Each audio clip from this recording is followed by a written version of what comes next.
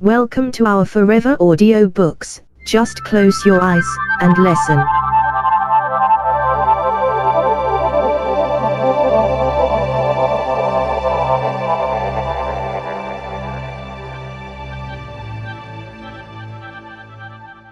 Halloween 4. The Ultimate Edition. By Nicholas Grabowsky. Based on a screenplay. By Alan B. McElroy. Prologue. Haddonfield, Illinois, at one time long ago had been a peaceful town, just like any typical town away from the boisterous rumblings of factories and packed, bumper-to-bumper cars and buses and cabs on busy streets and intersections. Instead of smog, pollution, and haze, in Haddonfield there was only clear air and the sweet smell of home. Baked apple pies calling goff on contraporques and the joyous cries off children slaughter, echoing forth from games of tag and jump rope beneath the shade of maple trees. This was a town of the seasons, a town where the magic of Christmas and the building of carrot-nosed snowmen waltzed with time's glorious dance of tradition where Easter agunt sandth. July 4th fireworks show down at Fallbrook Park were anxiously awaited by everyone, year after year. And then there was Halloween. Halloween used to be no exception to the thrilling festivities of yearly customs. Children never used to fear the night of October 31st, when they gathered their share of candy as they trick-or-treated down chilly sidewalks, usually getting treated and rarely getting tricked. But the horror began back in 1963, when the scream of murder broke the autumn silence in Haddonfield. And, years after, the horror returned, and this time to a more gruesome and terrifying magnitude. Time had been unsuccessful in keeping away the horror.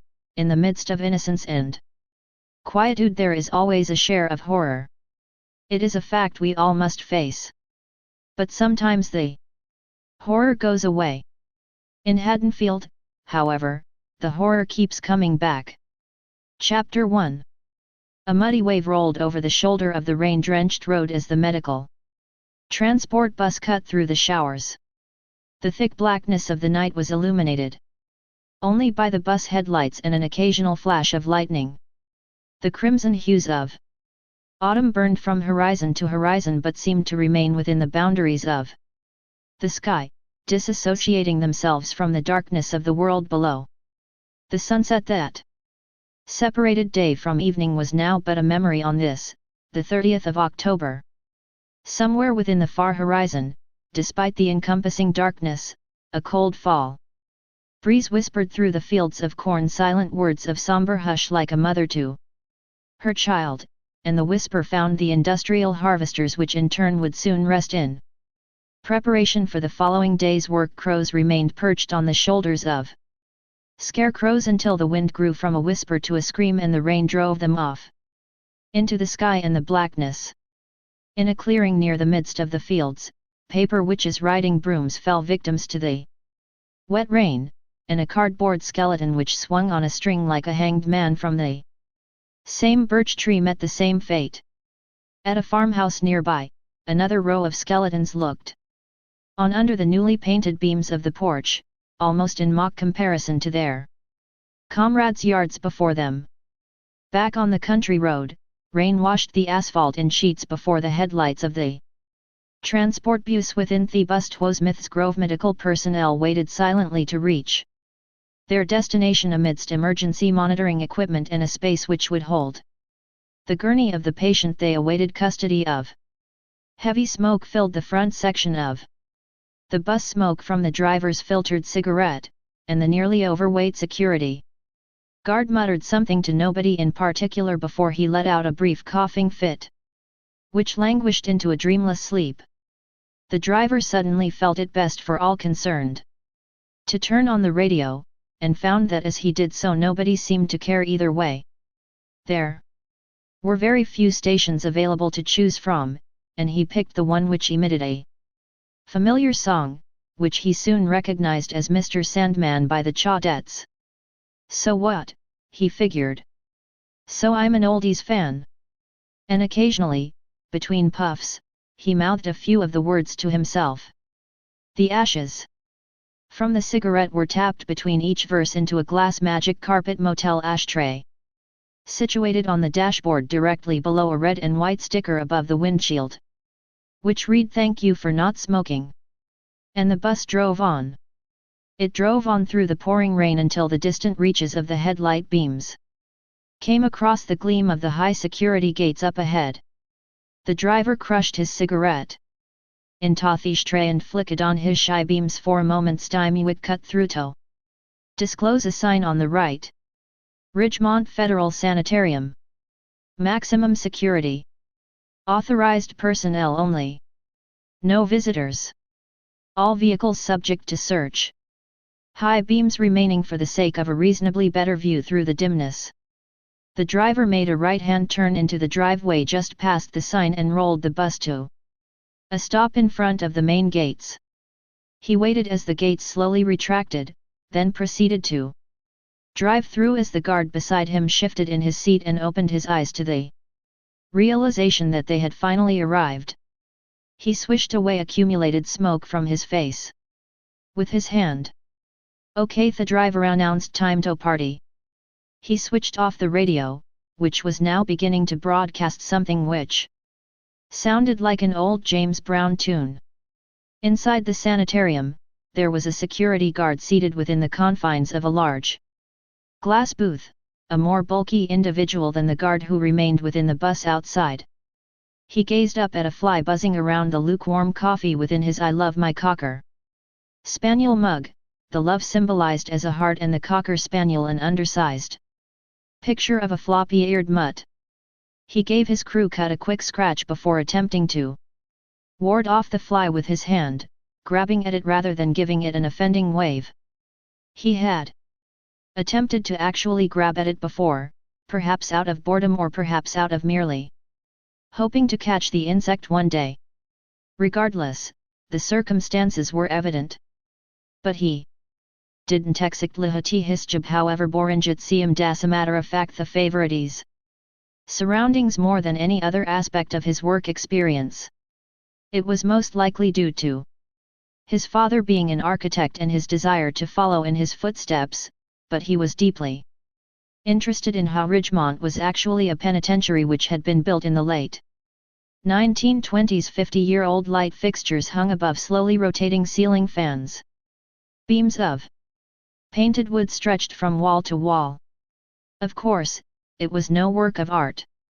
But the guard didn't exactly like Hirtha like Dald he liked nostalgia. Anyway, nothing could truly say much for his job now that he thought about it. He was still known to al office Friday night, but he sat Larry Sparris the guy who works in a loony bin. What the hell? Somebody has to guard this place. Make sure no crazy gets out. Sometimes craziest jetnan they don't even have to be the damn patients either. He tested the coffee with his finger to make sure it really was lukewarm, then swirled around what little cream there was floating towards the center. He thought he heard within the next second what sounded like snoring, and he turned and saw his companion guard on the stool beside him as always, and he was simply clearing his throat and turning another page of Field and Stream. Turning back to his coffee, the fly gone to return again. Possibly later the guard looked up and saw the two attendants from Smith's Grove. He withdrew his finger from the coffee and set the mug down next to a small build-up of paperwork. He gave his crew cut another quick scratch. "Good evening, Onoft," he attendant spoke cheerlessly. "Theater attendant, a woman." Looked on with much the same enthusiasm weary from Smith's Grove. No shit, the guard thought, seeing that it was written several times over their uniforms. "All metal objects synthethy tray on your left," he told them. There weren't very many objects forth astray and Thedward barely managed thema. Glance. He was busily sorting out the paperwork before him, found something on a clipboard, and proceeded to jot something down. He continued talking. "Purpose of visit. Patient pickup and transfer to Smith's Grove," the male attendant answered. Another clipboard. More jotting. Another sip of coffee. All right, he said, hold on a second, I'll take you down here myself. The guard grabbed the last clipboard and stood from his seat. His fingers disappeared. Under the counter and a buzzing issued forth the news that the two could now enter the glass door through the side. He joined them as the other guard with the magazine took his place at the window, reaching for the spaniel coffee mug. The guard with the attendants turned to him, noticing this. "It got Mano," he warned half-jokingly. The guard set the coffee mug down. The two attendants then proceeded to follow the guard down a silent corridor. "You relate," he told that while he wasn't angry, he was imply inviting conversation. "Yeah, well, you should be on therod," the male attendant exclaimed. "Hilovanite huh?" Thaguard said. "Real charmer." The guard led the two attendants down the silent corridors, silent save for the echoes of their footsteps against the grey stone floors. Soon enough, after they passed a series of small see-through offices, a janitor supply closet and employer restrooms, they arrived at what Thegward referred to confidentially as the corridor of Tekrich's the three eve. Them beheld locked ward doors bearing small square windows. There were faces behind the windows, faces of human beings. The degenerates of society. Some appeared to be distressed and physically damaged, but what they all had in common, the attendants swiftly noticed, was that each one of them displayed the same emotion, some sort of agony. For some, the agony was distorting their physical appearance, creating elongated arms and cheekbones as if from starvation. Others were beyond agony, simply staring blankly into empty space. Starin' forever staring. "First time here, Thaguard asked that wa behind him. "Hope it's the last time," Thuomon remarked. "You never get used to them," the guard said, keeping his eyes ahead of him. "Not looking up Yanivajita," said Totephases. As they passed, the three felt the eyes of the onlookers gazing out, watching them, gawking at them.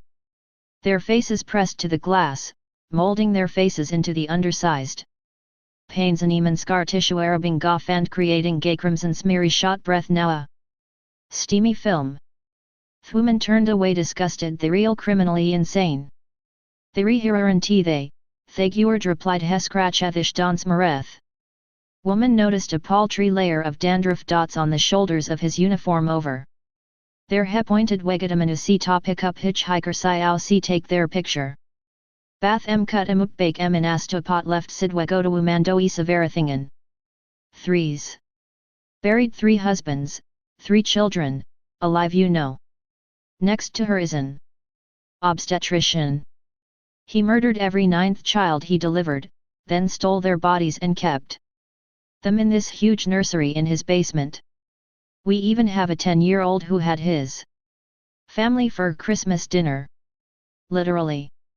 Took the leftovers to school and handed them out as sandwiches to his friends. A saneless wail issued out from one of the rooms as they passed, and the woman exhaled a languished vociferation of intermingled dismay and disgust as she caught sight of a small boy's face against at another window. Isaiaswooden to the extent that they appeared to be lidless. The male attendant uttered a slight groan. "Jesus Christ! Christ get nothing to do with this place," Thaguard muttered. Up ahead, the gaping mouth of an elevator awaited their admission, and they formidably obliged the invitation and entered. The doors joined, and the guard turned to them. He was neither smiling nor frowning, but his gaze was that of pure dread. "It was times like these a the hated this job he'd much rather beswirlen gis finger in lukewarm coffee back at the front desk, combating flies." Now, he was forced to combat fear. This Hesed is where society dumps its worst nightmares, the Harshwindingoff. Their mechanical descent was frighteningly boisterous, and the woman attendant thought it wise to simply keep her eyes glued to the level indicator and her mind not on the human abominations viewing them in the corridors, but rather harnessing it within her skull. As sub-levels ticked off one by one, the security guard had to raise his voice over the Reverberating Nwazita continue Theoniuri picking up justicking about gives me the willies. Decade ago, Halloween night, killed 16 people. Maybe more. Out to get his sister. Nearly got her, too, the poor woman. But his doctor of all people, his doctor shot him 6 times, and the bugger got away. The doc found him again, shot him, set him on fire both. Of em nearly burned to death. Glad to see Thysenegon, yes indeed. The indicator was now at the lowest level. The elevator jolted to a stop. The woman attendant drew her breath in. The guard looked at her. Welcome to L. He raised his hand to a wall-mounted lockdown latch, and the elevator doors opened too. Yet another pair of doors, steel-caged, which in turn came open with an agonizing creak, thus sounding forth their arrival. Truly this is hell, thought the woman as she was first introduced to the rush of forced air heating which greeted her out of the shadows. Of course this isn't the hell imagined. Growing Gupen Sunday chol with Theol fiery and brimstone beauty justice bad mabe wars. This place is silent warm, but somewhere within the warmness there's an underlying coldness, and it's dark, so goddamn dark. Ward E was just like that, with a few extra added attractions. There were virtually 2 people the guests could see thus far. One appeared to be an orderly swamping the floor with soapy water next to a steel bucket, nodding rhythmically to the music of his headset, which was attached to a small radio hanging from his front pocket. Probably the only measure of life around, both attendants figured coincidentally. At least by measure of life as they knew it.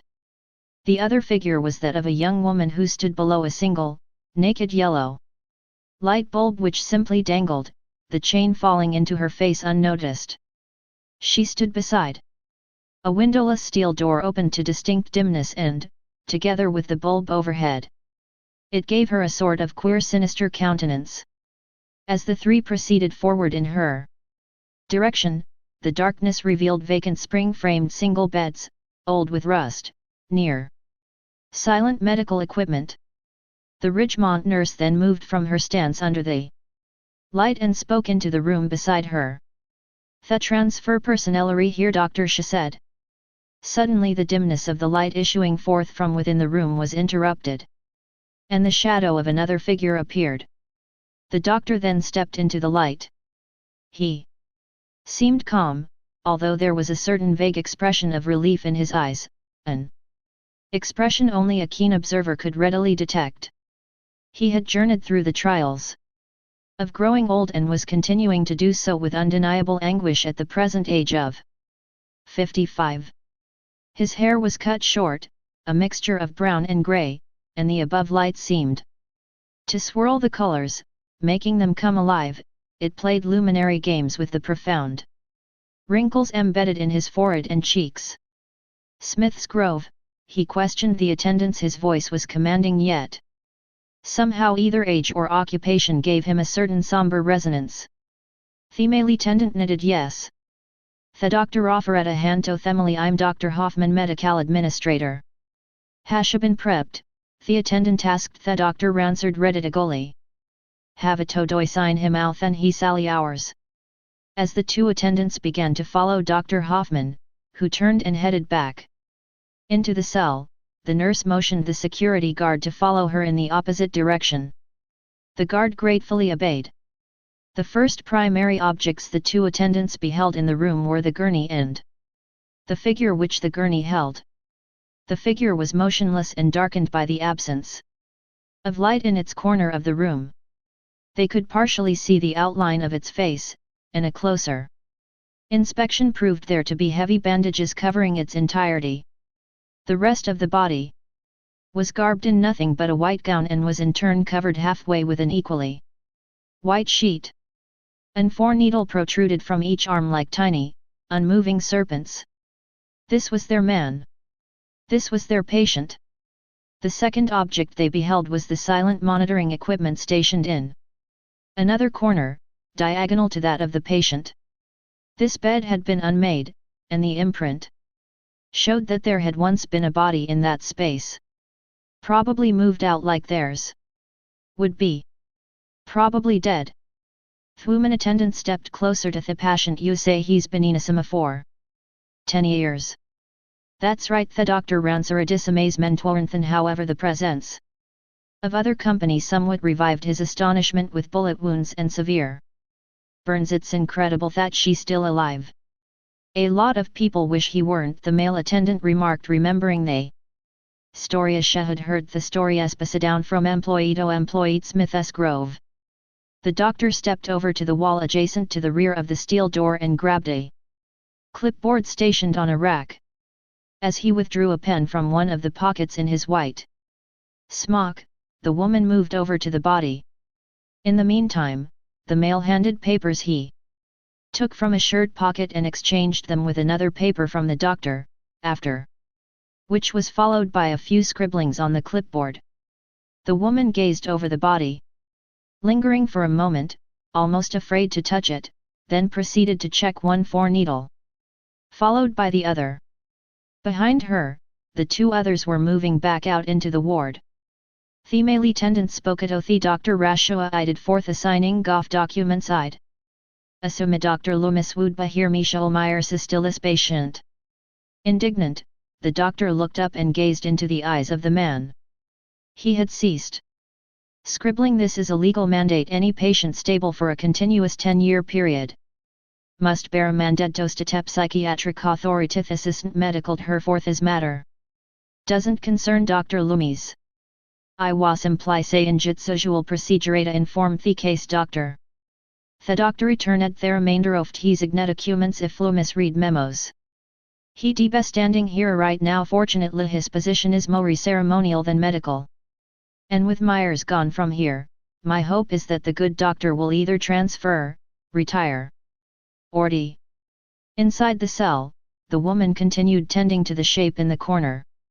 Pulse, pressure, breathing was slow and steady. This was the man the think the thad murder adult hose people she'd heard a buddy. Heard the stories. But they were all just that, stories. The same as reading a newspaper or a magazine. And here lay the story incarnate, right before her eyes. She gazed down upon it, upon those bandages. Pure evil, Simeon had told her before she departed from Smith S. Grove. Pure evil behind those bandages, those scars behind those bandages. She forced Hirias away, satisfied with the patient's condition. She called out behind her, all right, let's move him out. Just as she turned away, a naked hand slipped out from beneath the gurney sheet. The attendant, startled upon hearing the rustling, quickly spun around. Her hand went tremulously to her chest as if to ensure the restraint of her heart. The hand had simply fallen off the gurney. She had been checking the patient, checking the 4 needles, and the hand eventually slipped because it had been disturbed. That was all. That was it. Actually, it was more like she had been disturbed. The hand was now hanging there, limp, deformed by tight shiny pink burn scars, webbed with ropey keloids of knotted flesh, and it was doing nothing else. So, having placed herself back into the comforting analgesic of her senses, she was ready to move the patient. Outside, the attendants rolled the gurney with the comatose body up the pavement to the rear of the opened bus as the driver and the hefty security guard, who hated smoke, watched on.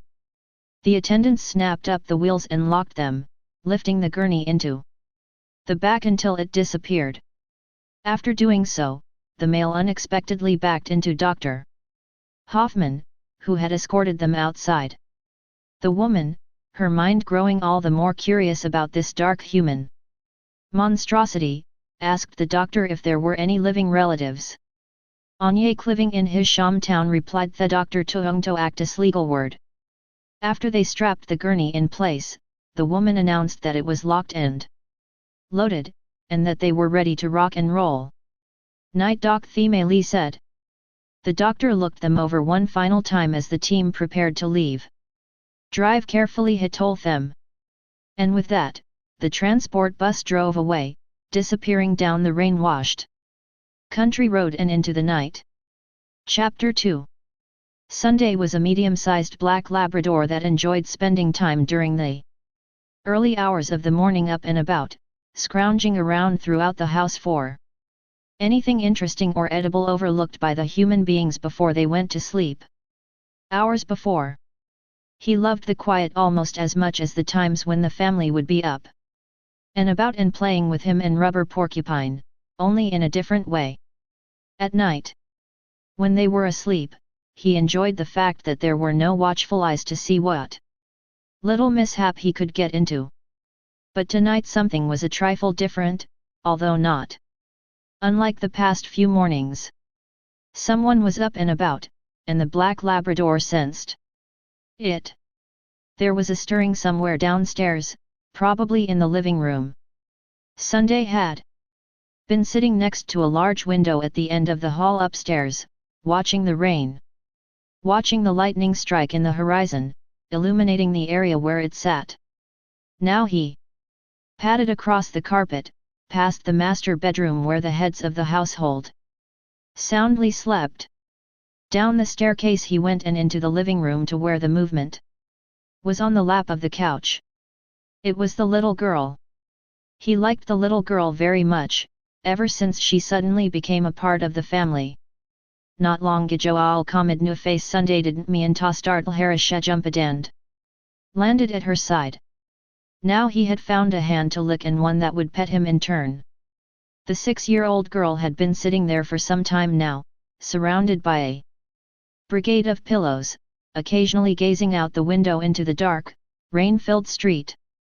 Gazing at the lightning, unafraid, much as Sunday had done. Her thoughts were not languishing tiredly as could have been supposed, her thoughts were numerous and upon many things. Thoughts of her past. Thoughts of her present. Tired, weary, melancholy. Thoughts of a time gone by and a time she could never again bring back.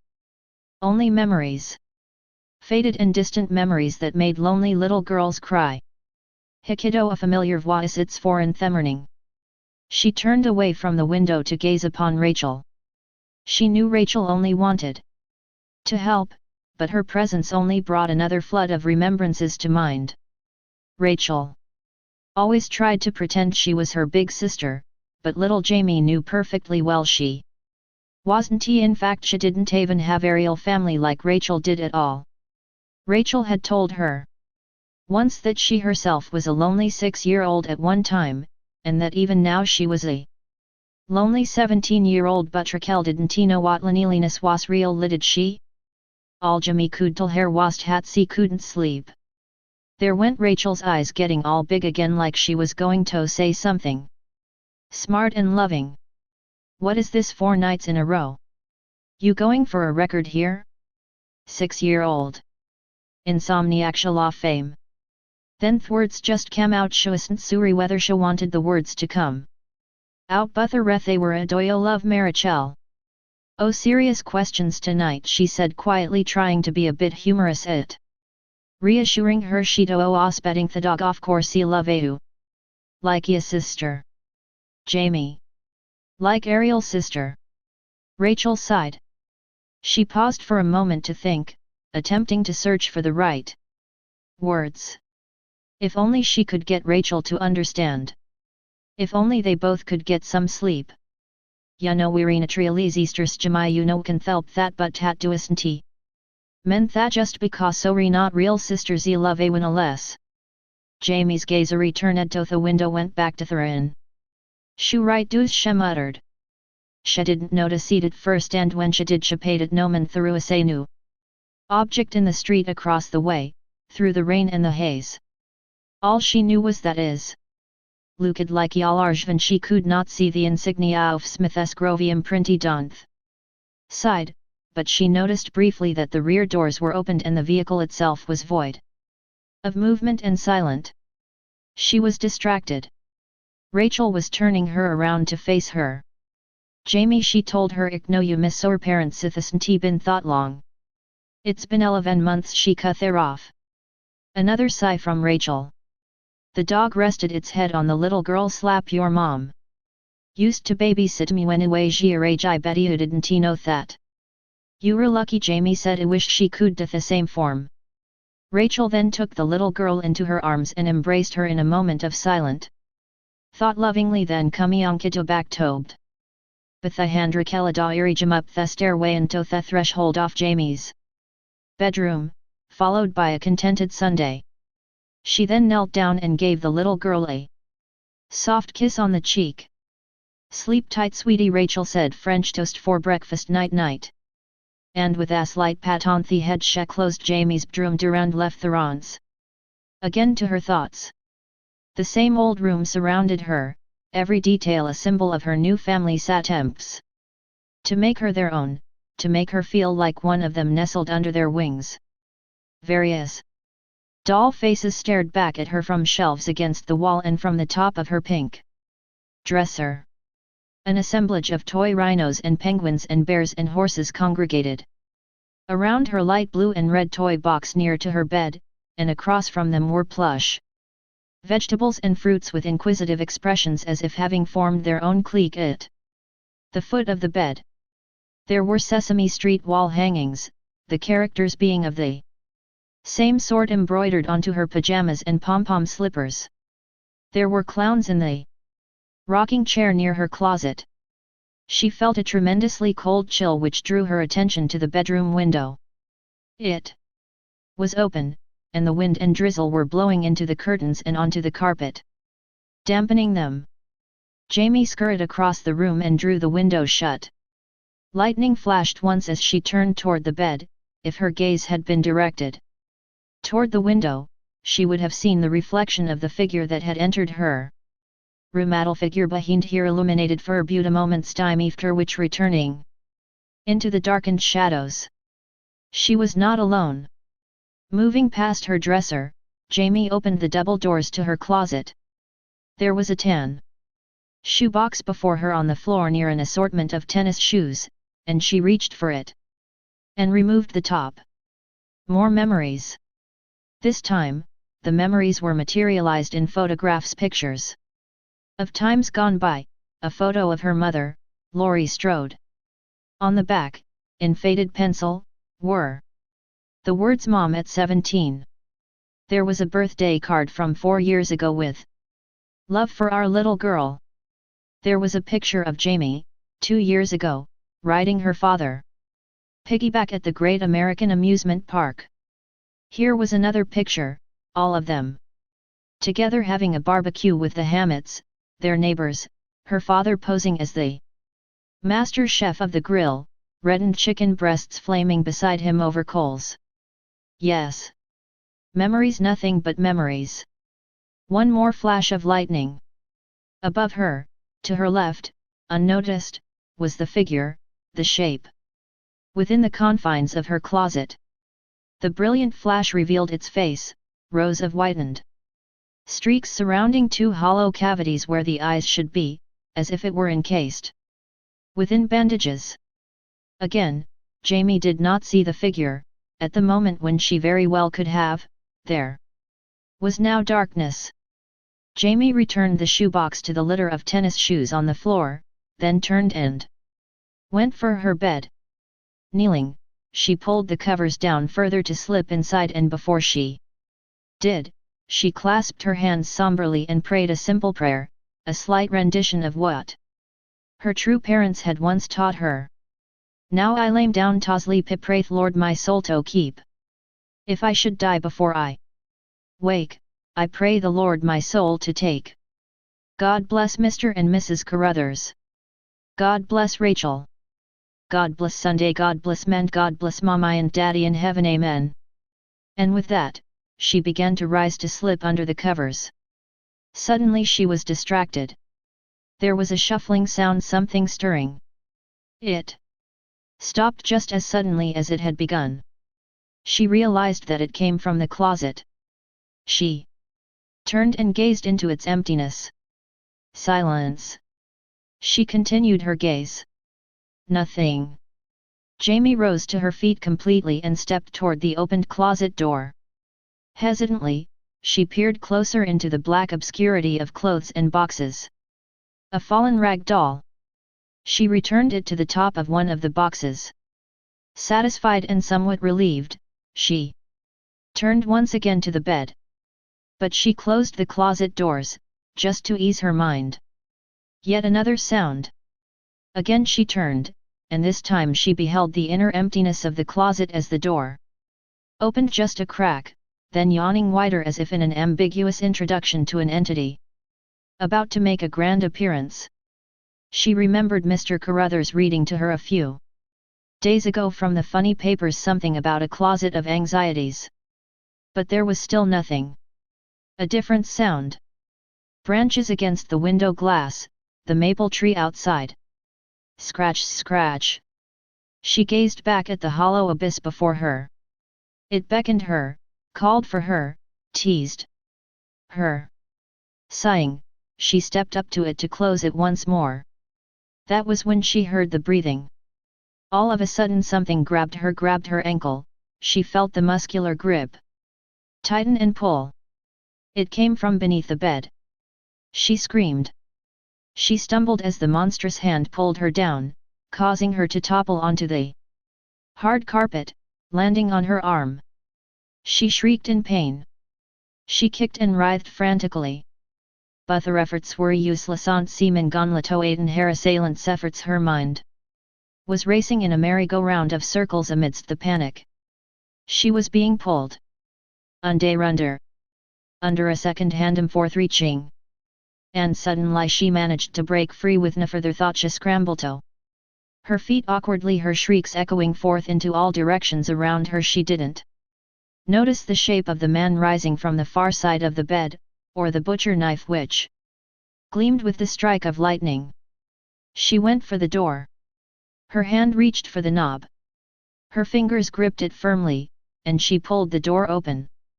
There he was, before her. It was no use. In the midst of her screams, death was raised. In the form of a knife. As it struck, her last thoughts within the haze told her that she would soon meet Mommy and Daddy. And then the closet door opened, the bedroom light streamed onto her face as she opened her eyes and stared into the desperate faces of Mr. and Mrs. Carruthers. Still, Jamie held tight to the shoebox, huddled with her in the corner, surrounded by hanging dresses and colored cardboard boxes and dolls. Mrs. Carruthers pushed some of the dolls aside and held the little girl close.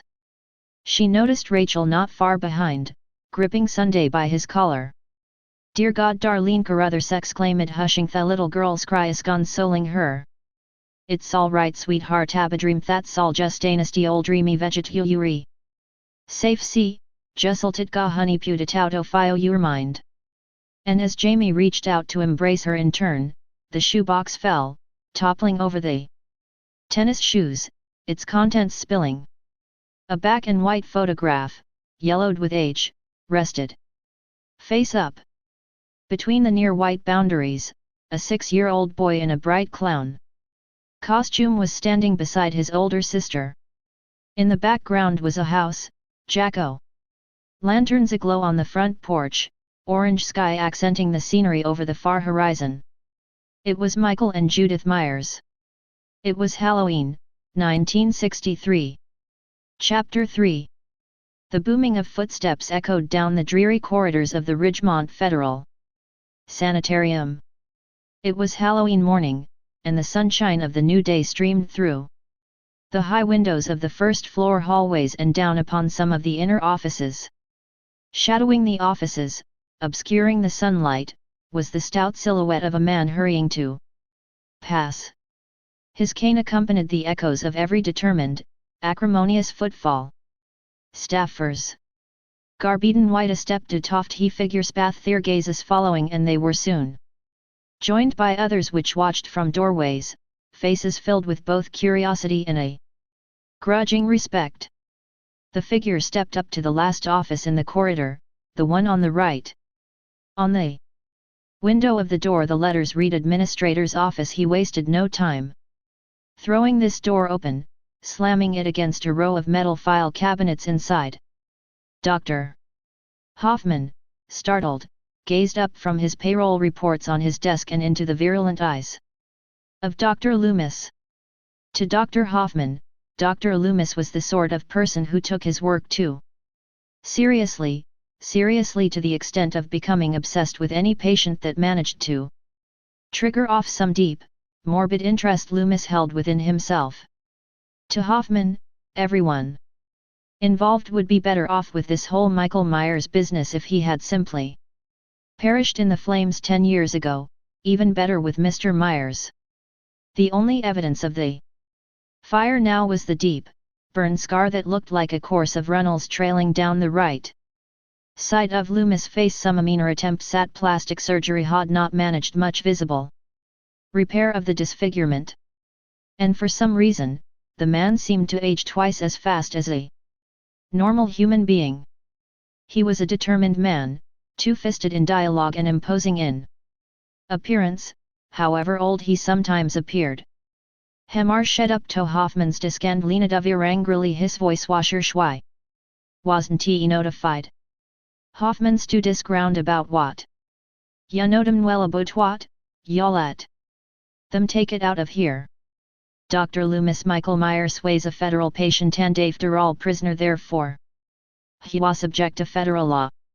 Loomis was furious. We're not talking about just another federal prisoner, Hoffman. We're talking Gabo evil on two legs. For Chris' sake, Hoffman complained, spare me the speech, I've listened to it for a decade. The fact is that your evil monster has been in a non-reversible coma for 10 years. And in that coma he will stay until she art and brains a stop. Loomis stepped backwards. He's been waiting. I've said it before, I think Curie Theonu who needs mental help you're obsessed with this thing thestaftals may stand 4 hours just looking gatham hesatuk within yashare. Leaning forward, as if he were about Tories, tell me objectively, Loomis, is this normal professional medical behavior?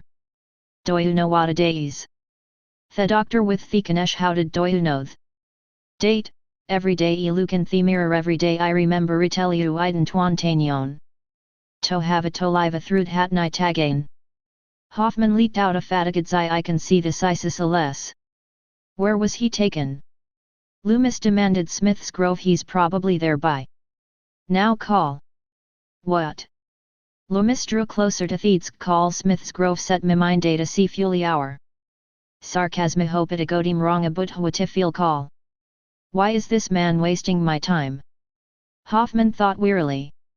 With the hell doesn't these man just take that goddamn cane of his and his goddamn Michael Myers horror stories and just leave me alone? Oh, what the hell? Hoffman picked up the phone to his right and dialed. At last there was silence in the room. If he could only get this over with. Yes, he spoke into the receiver. This is Dr. Hoffman at Ridgemont. We had a patient transferred through just last night, Michael Myers. That's right. Loomis waited, impatient. Suddenly Hoffman's face was overcome by a touch of dejection. Izzy Hoffman continued, all right, thank you, and he hung up the phone. The room remained silent for a moment, Loomis awaiting the inevitable. Hoffman continued his gaze upon the desk, not looking up, not ashamed that he had been wrong.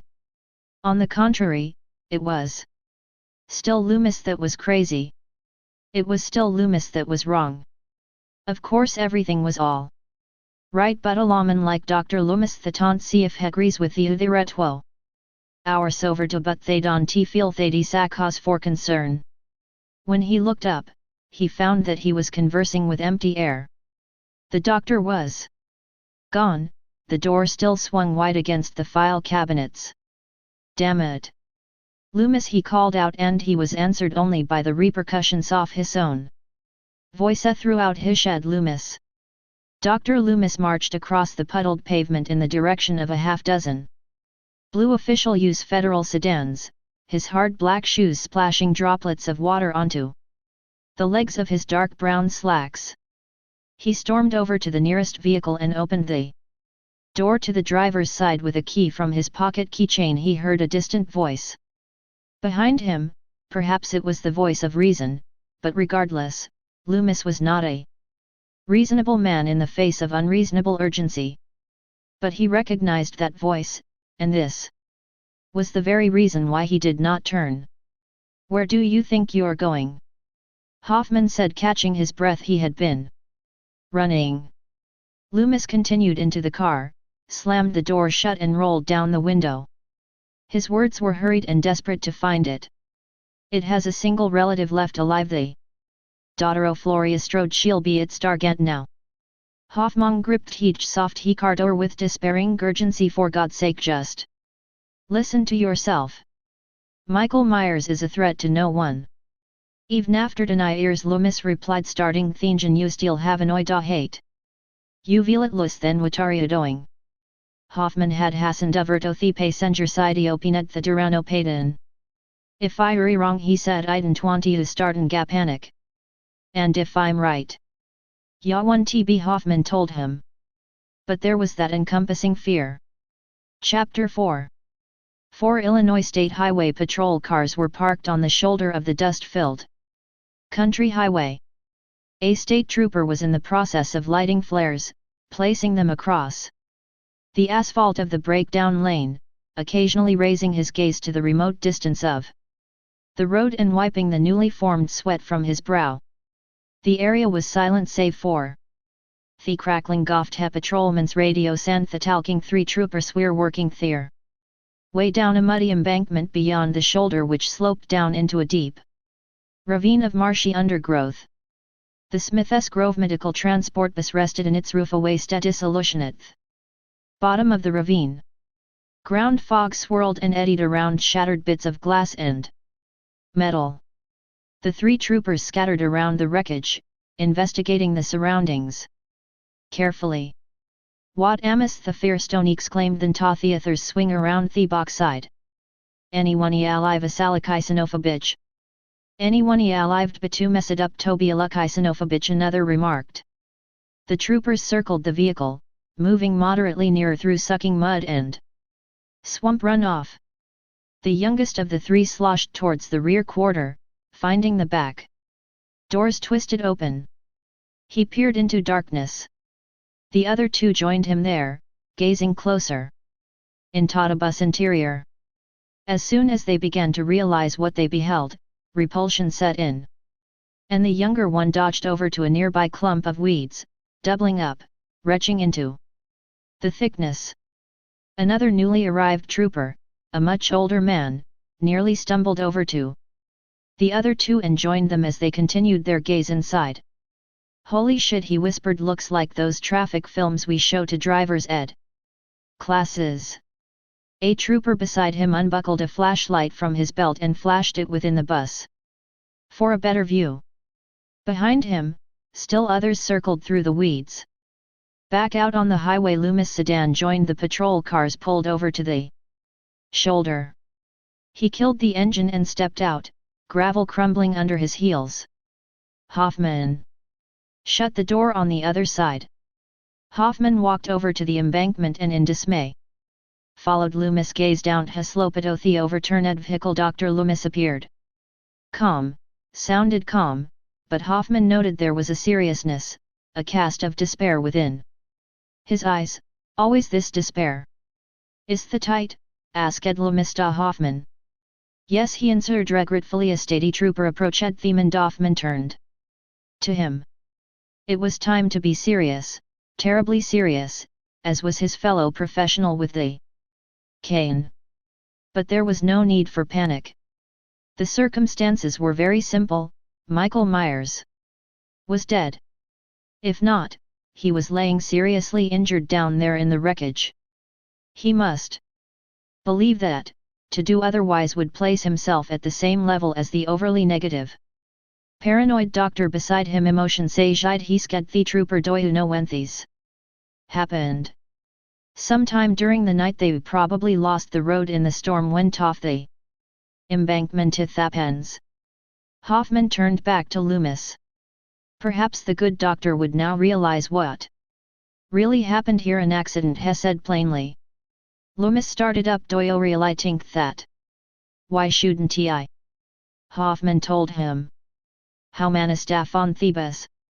Loomis snapped. 4 plus Myers. Loomis turned to the trooper immediately. The baldness of his forehead was streaming with sweat. How many body HAV you found? Hard to tell, the trooper answered, the real pretty good up. Determined, Loomis started down the embankment. The Ridgemont administrator called after him, Loomis, it's over, leave it alone. He threw his hands into the air in total frustration. The trooper beside him shook his head and gave a half-amused sort of grin. Ah hell, Hoffman went off down the embankment in turn. Loomis carefully approached the wreckage, not minding the filth and mud encasing his shoes as much as what he feared he would find, or, rather, what he would not find, up ahead. He scrutinized each piece of metal, studied every bit and portion of the accident as he passed. Finally, he reached the twisted metal doors and poked his head heedfully inside. Coming up on the rear, Hoffman in turn made his way to the twisted doors of the bus. Hemmet Loomis dismal frown. He's nother Loomis proclaimed, he's gone, damneth is gone. Hoffman felt a sudden sense of anguish, a sense of profound uneasiness. It was like waking up to what you thought was a nightmare, only to soak up the realization that the terror was truly taking place. He called out to a trooper nearby, have you found any other bodies?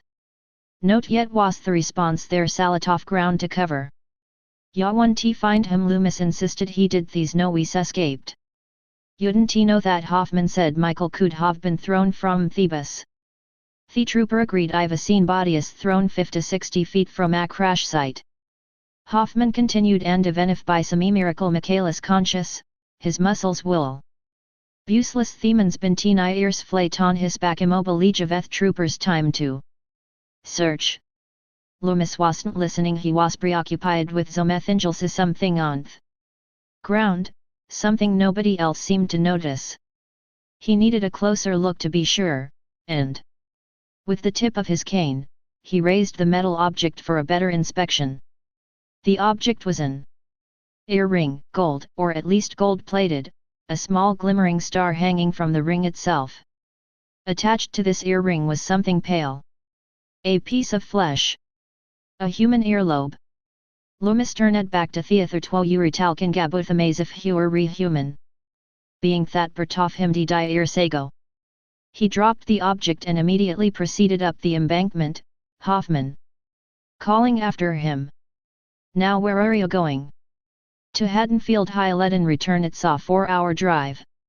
You can reach me there. Through T local police 4 hours should belong enough for you out of find him if he sheer. If I hadn't thenium sure you will. Hoffman and the other trooper gazed on as the doctor strode up the muddy embankment using his cane as a lever. For one moment, it appeared as if he were about to fall. He reminded Hoffman of some sort of Minican nobleman, waving his cane about in effort to gain footing up the slope. He gave a disconcerted sigh as Loomis disappeared over the shoulder and onto the highway. Even with all the pandemonium of tea searchers, Loomis Sedaningen could still be heard. Watch history, the trooper asked Hoffman. You'dn't want to know. Chapter 5. It was another peaceful autumn morning in the tranquil community of Haddonfield, Illinois. Birds sang gleefully within the auburn branches of maple trees, and the cool morning breeze scattered leaves playfully over grass dampened by the previous night's showers. An occasional car cruised leisurely down the quiet street, every so often catching a puddle and splashing it over the curb. In the distance, a lone paperboy was making his rounds, hurling morning editions with long-practiced ease from a sturdy blue bicycle. The very first sounds in the kitchen echoed throughout the Carather household, and soon afterwards were followed by the usual, daily hustle and bustle of hurried family members moving to and fro, munching down some sort of breakfast so they could hurry to work or to school, the kind of confusion which had become so commonplace that no one had time to give any thought to how confusing things were. Richard Carruthers had just finished pouring a cup of hot coffee into his I Hate Mondays mug. He was dressed in a white button-down shirt, grey slacks, and a silk tie which was now absorbing a new decoration while floating in the mug as he brought it to the kitchen table. Damnit hecker sadashanata seedathan called to his wife Darlene. The phone began to ring, and Darlene entered the kitchen in a hurry to answer it. Richard continued to call her, ignorant to the ringing. Darlene silenced him. There's a clean one in the laundry room next to your blue slacks. Then Chiselin said the phone hello. Richard followed his wife's directions and exited into the nearby laundry room. Darlene was a typical, clean-scrubbed Midwestern housewife, modestly attractive. She bore little resemblance to her 17-year-old daughter, Rachel, but what the two did have in common, aside from good looks, as Richard frequently pointed out, was gentle, compassionate eyes. Actually, Richard claimed that none of these traits were exactly hereditary. Darlene acquired her beauty from hanging around her husband for a long time. And Rachel, well, she was their daughter. Darlene always teasingly pushed him away. Whenever he joked around like that, a tradition he managed to keep alive within the Carather household. It was Rachel's turn to enter the kitchen, and the first thing she went for was the refrigerator, another daily tradition. She yanked open the door, peered inside for a moment, found what she wanted, and grabbed a carton of non-fat milk and a bagel. Richard complained yet again from the laundry room. Darlne thisti has a spot in it. I can't wear this today, I have eaten 30 with Chuck. In the phone Darlne told a MRS Biersto hang on than shouted na that tie. On the other side, Luksha spotted her daughter's breakfast that's notally eating unglady. Oh, he found it thony. Richard shouted back. Mom, Rachel explained, I'm on a diet. Yawant annoying for a daughter. Darlne dandra turned to the phone. Sorry, she said into the receiver. Do you think Susan could just bring her crutches? Stupid question. Tell her I hope she feels better. Yes, all right, that's fine, good. Behind her, Rachel popped the bagel into the microwave and set the timer. Richard re-entered the kitchen, almost bumping into his daughter, working a Windsor knot into his second silk tie. Darlene hung up the phone. Who's hat dear? He scared her. Susan's mother. She can babysit tonight. He peered half surprised as he began to down a mouthful of his coffee. Winnet. Susan broke her ankle last night at the ice rink. Rachel had been attempting a soundless escape into the next room from the inevitability she sensed even as her mother had returned the receiver to its cradle, her bagel still heating in the microwave. She halted a thermother's command. Mom, please. You have to Jemiah tonight, she told her. I can doit. Rachel complained. Not tonight, you know I have this date with Brady. You know how important it is. Well, tonight is very important. Your father and me this dinner party could sit your father up for omic deserved promotion. You wouldn't 20-hour date at home the tube. Now would I you? By this time, Richard had sat down to a warm plate of French toast, virtually ignoring the conversation. Knowing his daughter had to succumb, she persisted. Can't you find somebody else? It's too late, was the reply. Silence, save for the ding of the microwave. Wait, am I supposed to tell Brady? Rachel said. Wait, am I supposed to say, sorry? I vegato babysit me foster sister, go have a fun by yourself. Darlene sighed. It's nothing doft world, for goodness sake. Sure, I just sheer good I think tonight Brad was ready to make a commitment now. My future relationship, engagement, marriage, children, and your grandchildren have all been wiped out, and all because he have to babysit to Joy.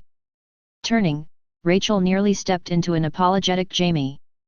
She was standing in the kitchen doorway, Sunday the Labrador at her side. Lucan Q. Patrickelsha told her faintly, I misery you in of everything if he wasn't he. Hirio could go out. Then she turned and disappeared with Sunday into the living room around the corner. Rachel was left, staring guiltily into the empty space where the little girl had been. She could feel her parents' disapproving stares. Good job Rachel, her father told her. That little girl needs sulfelavukangiv. Herndalio can think abudasayo yourself. Without looking back, Rachel left the kitchen in pursuit of Jamie. Raquel followed Jamie and Sunday and taught the girls bdrum jamidad and tibathar ta close the door on her, but ignored her presence just the same by slipping onto her bed and pretending to toy with a pink marshmallow doll. Rachel joined her, sitting close. A moment of silence went by, Rachel trying to summon the right words to say to her, the words that best suited a 6-year-old girl with a heavy heart. Finally, the words did come, and she hoped to God they would work. I missouri Jamia didn't mean it like that. I can go out with Brad tomorrow night. No. Biggie Jamia remained preoccupied with her doll. Hey cummy, and Rachel continued. Beautyo went to go out tonight. Jamia responded softly. It was clear that she was struggling to keep her voice calm. She was holding back tears, and being a real trooper at it. To it's me faulty o can tea. Recolad to think of something anything. Well, tonight we're going to do something better. We're going to go trick or treating. How's that? I didn't want to. Okay, let's try some angels. How about to pick you up from school this afternoon? And we go for easy cream. That didn't. Jimmy just couldn't hold back that smile. There was something about little kids and ice cream, and Rachel had long since forgot what. Maybe it just tasted good. Double scoops. Double scoops, Raquel said and smiled back. Thank God.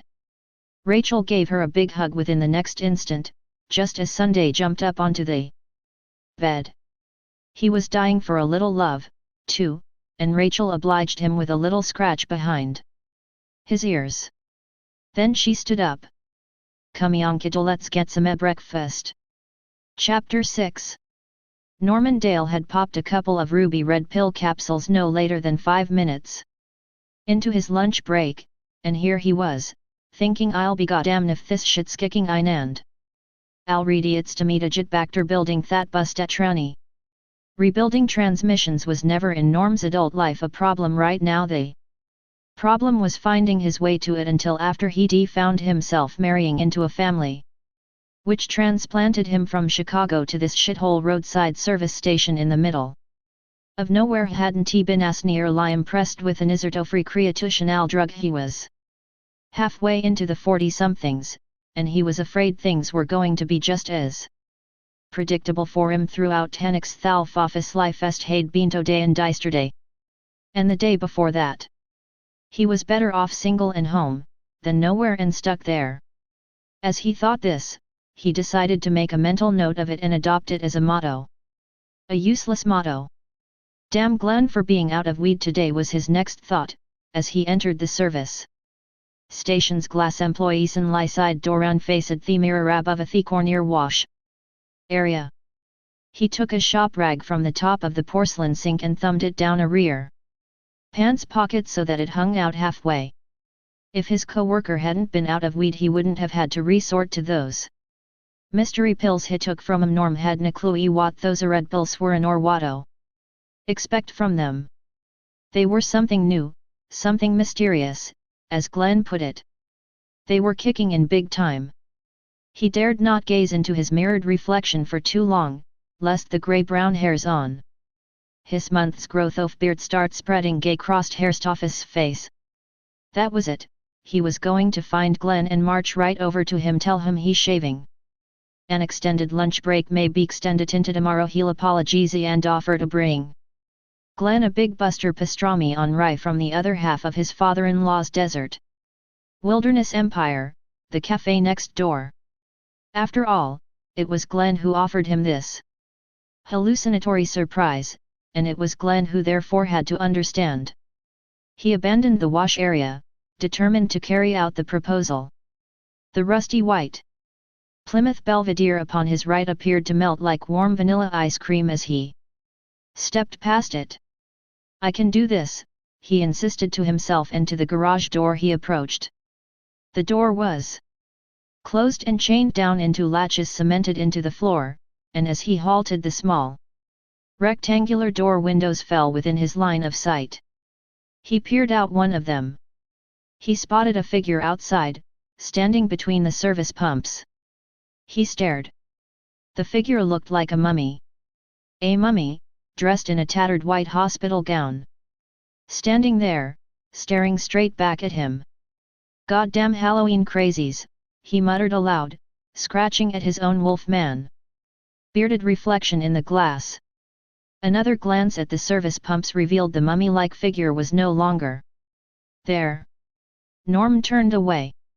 A sound distracted him.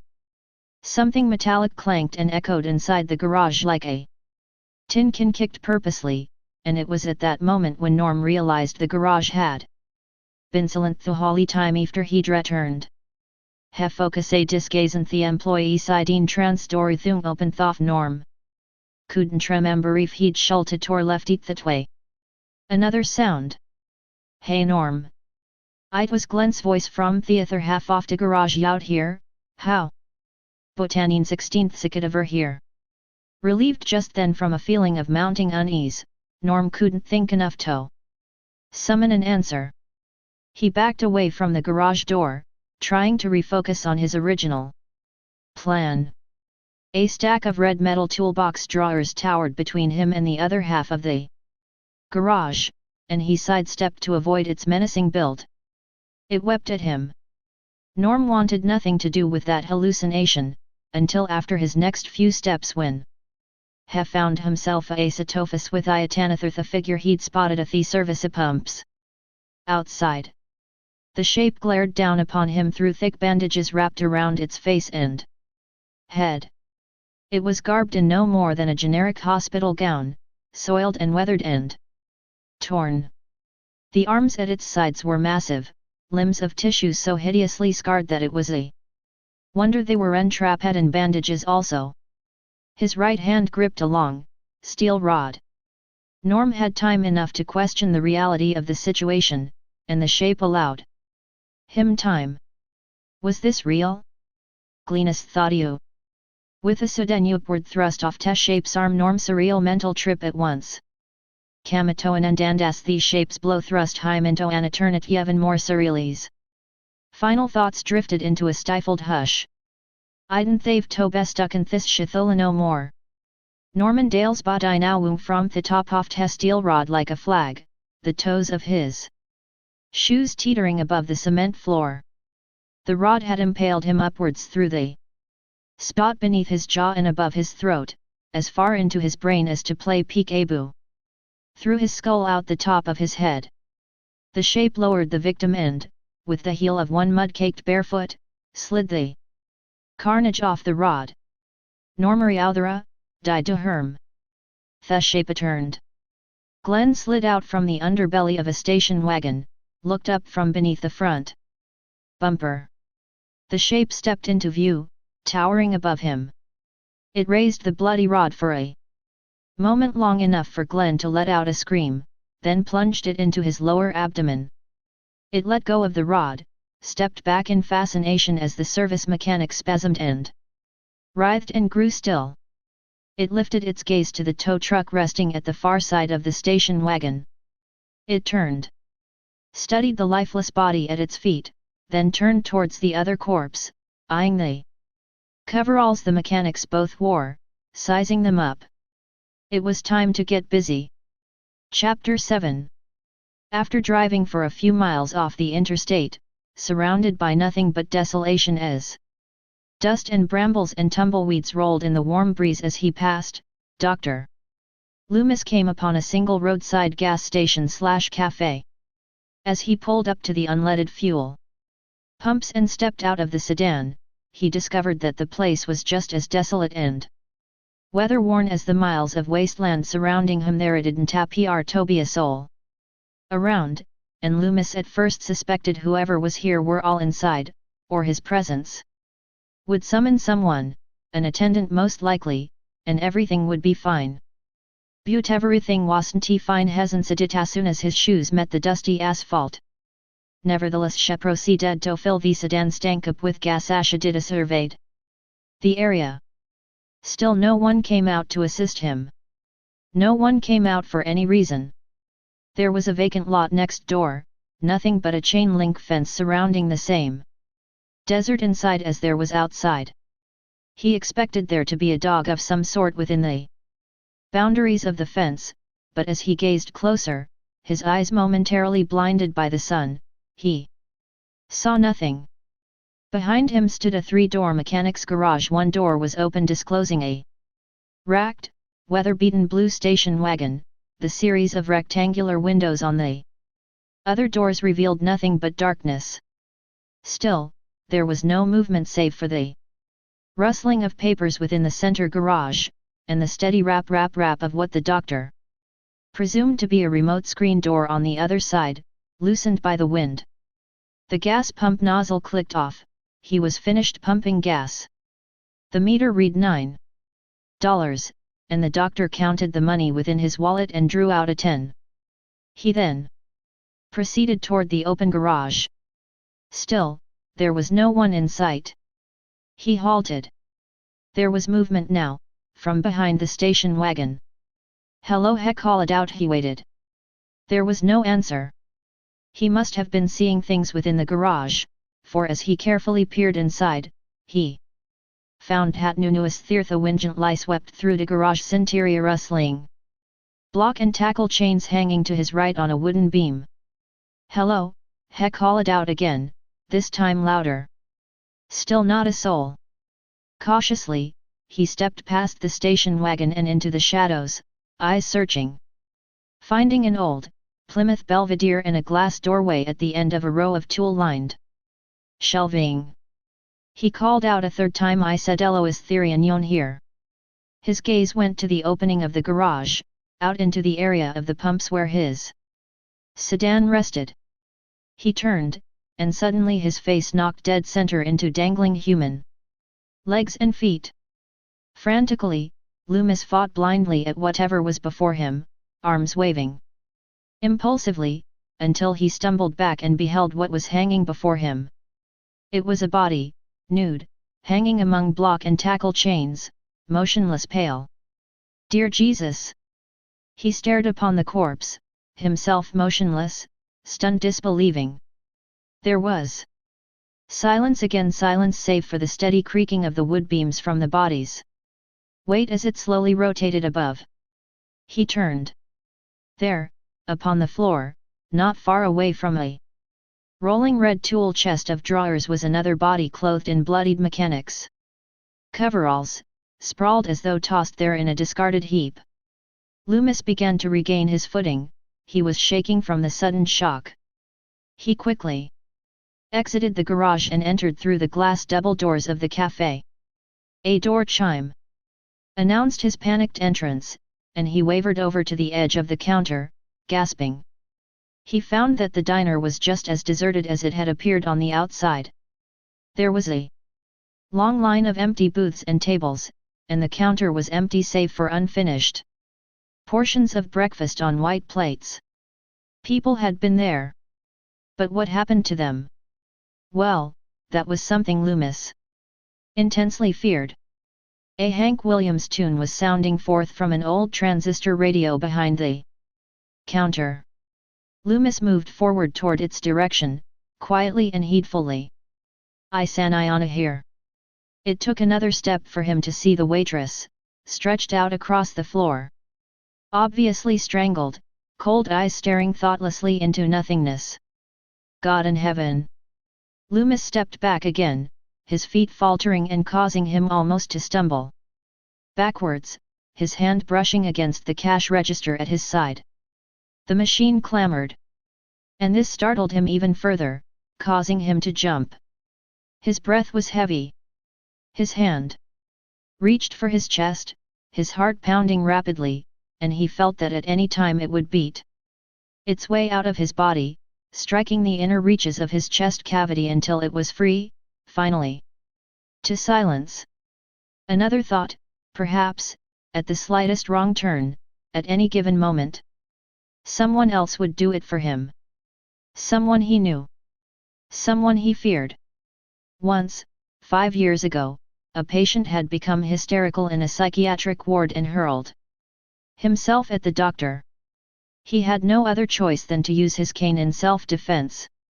It had become a sort of impulse. He realized he had left his cane within the sedan. No matter. In his coat pocket was a gun, a nickel-plated, 9mm Smith & Wesson. He pulled it out. For what he was up against, what he feared was still there, perhaps in that very diner. He knew that this gun would prove just as useless as the cane.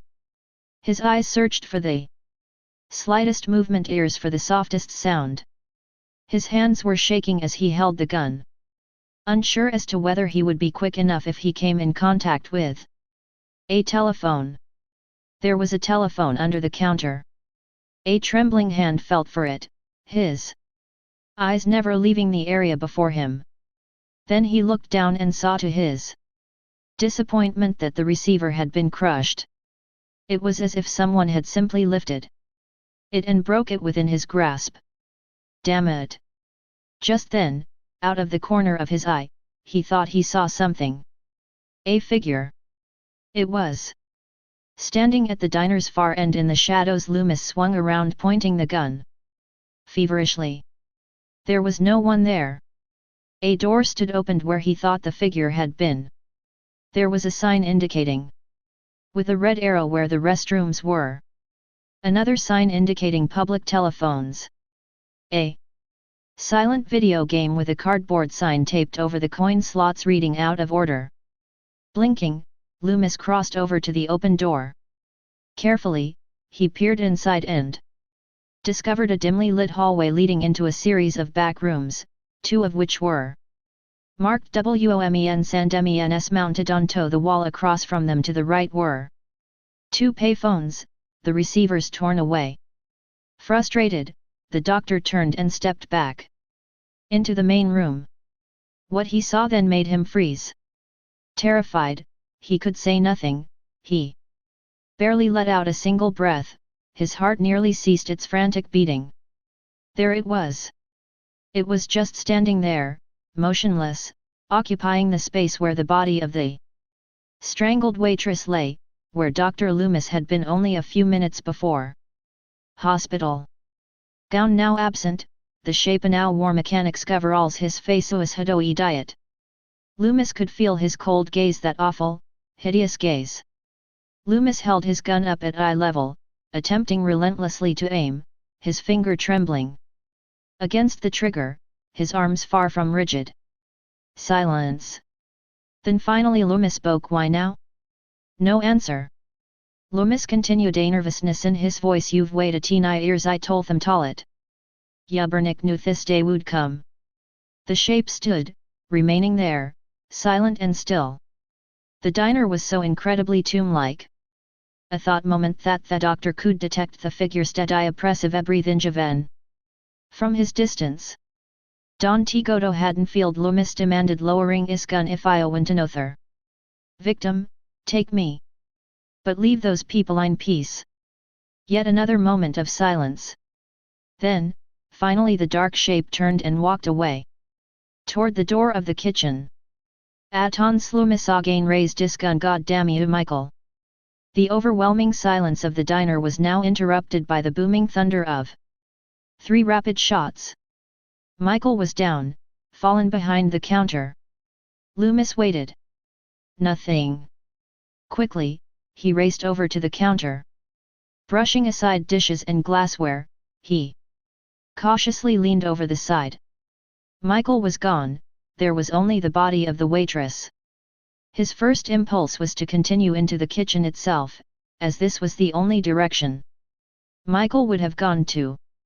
Still, he would have heard something, a shuffling, perhaps.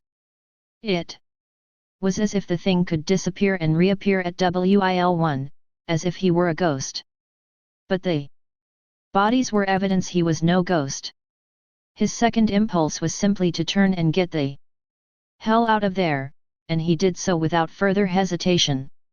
Outside in the warm breeze, he walked across the dusty expanse, the sounds of his Soleil on grit echoing throughout until they met the asphalt across which stood the service pumps and his sedan.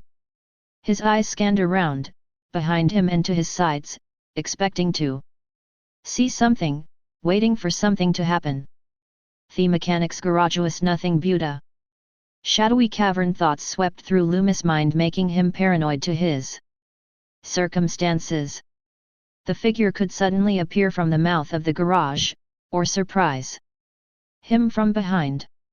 What a wonderful trick or treat that would prove to be. Or he could be. Did he leave his car unlocked? Yes, of course he did. As he drew closer to it, he slowly raised his gun, knowing, however, it would most likely do him no good. Suddenly there was a sound, it came from behind him. It was the sound of a car door slamming. He turned. It came from the garage, echoing, ringing in his ear, then silence. Michael, hekaladud amidst te quiet his voice joined the koft he kardorina. Reverberating dance with the flurry of the wind. His gaze went to the side of the building. The space between the chain-link fence. Suddenly, Loomis pivoted back to the front of the garage as the boisterous sounds of a truck engine emanated from within garage on the right. Loomis plummeted out of the way. As the tow truck burst through the closed door of the far left garage. Glass and wood. Splinters full when the truck's wake taking to the air and hurtling in a vira direction some. Soaring into the doctor's side, sending him head first into the gravel in a space near the chain-link fence. There was no time to lie there. There was no time to be stunned like a rabbit in shock. The doctor scrambled to his feet and ran, just as the truck thunderously collided into the station's fuel pumps and in turn crashing into the Ridgemont sedan, octane spewing forth. From all directions, sparks spreading through the air like fireworks. Occasionally turning back to witness the violent swamp of flames, Loomis continued to run. Suddenly the pumps explode into a brilliant, burning flash of black and luminous orange, flames scorching and consuming the ruptured housing of the garage and adjoining diner. In turn, underground tanks began to detonate, the destruction rocking the surrounding ground. The sedan burst into flames. Loomis fell to his knees. He gazed up in the direction of the catastrophe, an arm flung helplessly against the brilliant flashes, shielding his eyes. He attempted to shut himself out from the deafening flame roar and the concussive explosions shattering the remainder of the diner, first blowing out the windows, then in turn bringing the entire foundation to instant ruin. Meteors of wood showered in fragments around him, and he managed a feeble barrier around his head and face with his coat. He then brought the coat down from his eyes, his face pasty white with fear. Intense fear. His body racked with shivers. Suddenly he was no longer bent over in the dust. He was no longer bent over. There was no longer any dust. There was just simply flames, intense burning flames. And he could smell that charred flesh, his own charred flesh, as the men in long, heavy coats surrounded him, working over heaps of fire, and for a moment he swore he was in hell. Oh, Jesus! Oh, God, I'm in hell, in hell! And as they pulled him out, he was still burning, helplessly burning. And then he was back again, back within the surrounding dust and debris, but he could still hear voices. At first he could not recognize the voices, but then his mind somehow blotted out the rest, and he could hear something familiar, something crying out relentlessly. Don't save him for Chris Sake's. And he realized to his horror that it was his voice he was hearing, his voice long ago, his memories, distant and remote. But the flames were there, the flames of the present, the dust was there, staining his face and hands. Yards away, a telephone line junction pole burned, its base shattered by the explosion. Suddenly, the entire pole toppled over, away from the exhausted and terrified doctor. Phone lines began to rip loose and dangle, spurts of electricity danced and quivered on asphalt and gravel. The tow truck was nowhere in sight, but for that matter, Loomis didn't either to Luke. He knew where it was headed. He knew what would happen tonight.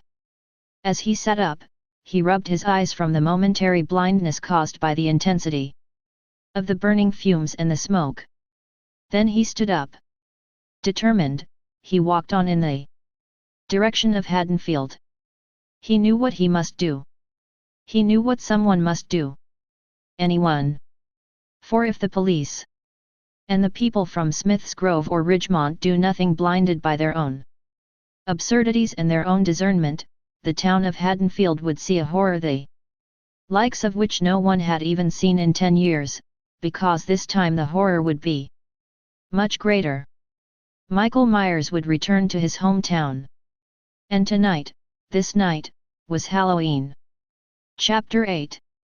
A bell sounded the anticipated ending of another tedious day of elementary school, and the many anxious children rushed from their classrooms and flooded the hallways with their presences and their shouts of laughter. They knew it was Halloween, and they knew that tonight they would once again get their bagfuls of candy and need-to-eat treats. They should be anxious, for this occasion only comes once a year to those fortunate enough to have costumes and participate in such a festive time of year. Jamie, however, actually was fortunate, for every little tyke her age who resided in Haddonfield had fortunate families to come home to. She just looked well, she looked odd. Being the only child in school without a Halloween costume to show off to her fellow classmates. Everyone else had some sort of outlandish costume, rarely did she spot someone with something ordinary or simple. Most every child had a parent who was virtually an expert with needle and thread, or had a few extra bucks to spend for that extra set of clown shoes or those furry, floppy ears to make that cocker spaniel outfit look just right. But Nujami didn't thavia costumia not samukasa mascondit wasn't because her parents were poor or her mother didn't thave to meet so anything Tagatha right was. Simply because she didn't want Tony. Now the ruisn't a sign and the tight wasn't a crime butever yother kid see him to think. So. Even that bratty little kid Kyle, the one with the clown suit with those stupid floppy shoes, couldn't the trip in shoes like that, had to make her feel like she was committing a crime, and a real nasty one at that. Hey Jim, where's your costume? She was just passing the playground, right near the monkey bars, on her way through the grass and headed out the chain link gate to the outside walkway. She turned and saw him. He was with a small band of cohorts and peers, and kids who simply came to watch little Jamie cry. It was like that, almost always. Almost. Yet another kid wears your mask, or are you wearing it? That ways at Jimmy had to speak I didn't need to wear a stupid costume. Kyle teased that's because every day is Halloween at Jamie's house right Jamie? Cause your uncle's the boogeyman right Jamie? Right Jamie? Your uncle's the boogeyman.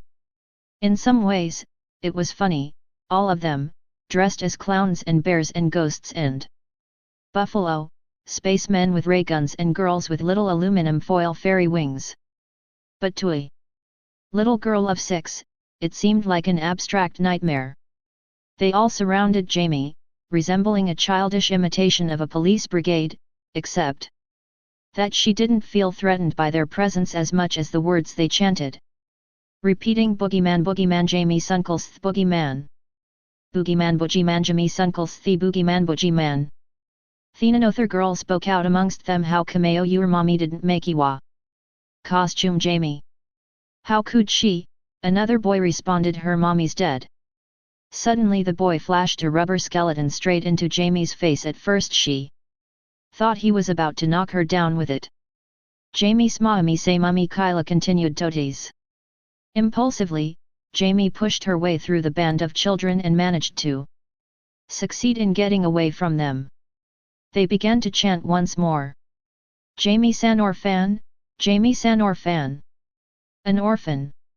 As the little girl stumbled her way through the remainder of the playground, herself. Control gone wild as she sobbed and cried, she barely heard the rest of what they were saying. Gon didn't carry it. Go live with your boogeyman uncle, Jamie. When you grow up, you can be just like him. And, between her sobbing, Jamie cried back, unaware that they could not hear her.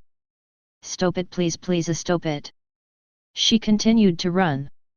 She ran out the gate, to the walkway and down a narrow asphalt driveway past a few parked cars, a parked station wagon, and out onto the neighborhood sidewalk, out of the sight of her tormentors. Had they followed? She turned, but could see no one. She hurried towards a patch of grass in front of a large home, and leaned against the maple tree there, exhausted and frightened. She tried to compose herself, as her mother taught her to do before her real mother. She tried to force those thoughts from her head, from her memory, and, very slowly, she managed to succeed as best as she could. She told herself to be calm. Just be calm. Everything will be all right. There it went again, the voice of her mother. The voice of Laurie Strode. It was useless. She wiped the tears from her eyes, sniffing, and as she did so she began walking again. It didn't matter where she walked, all that truly mattered was the distance she put between her and those children somewhere behind her. Just to be sure, she glanced behind her. Again, not they weren't there, but they would eventually show if she remained. She continued walking, past driveways and green lawns littered with deadened leaves.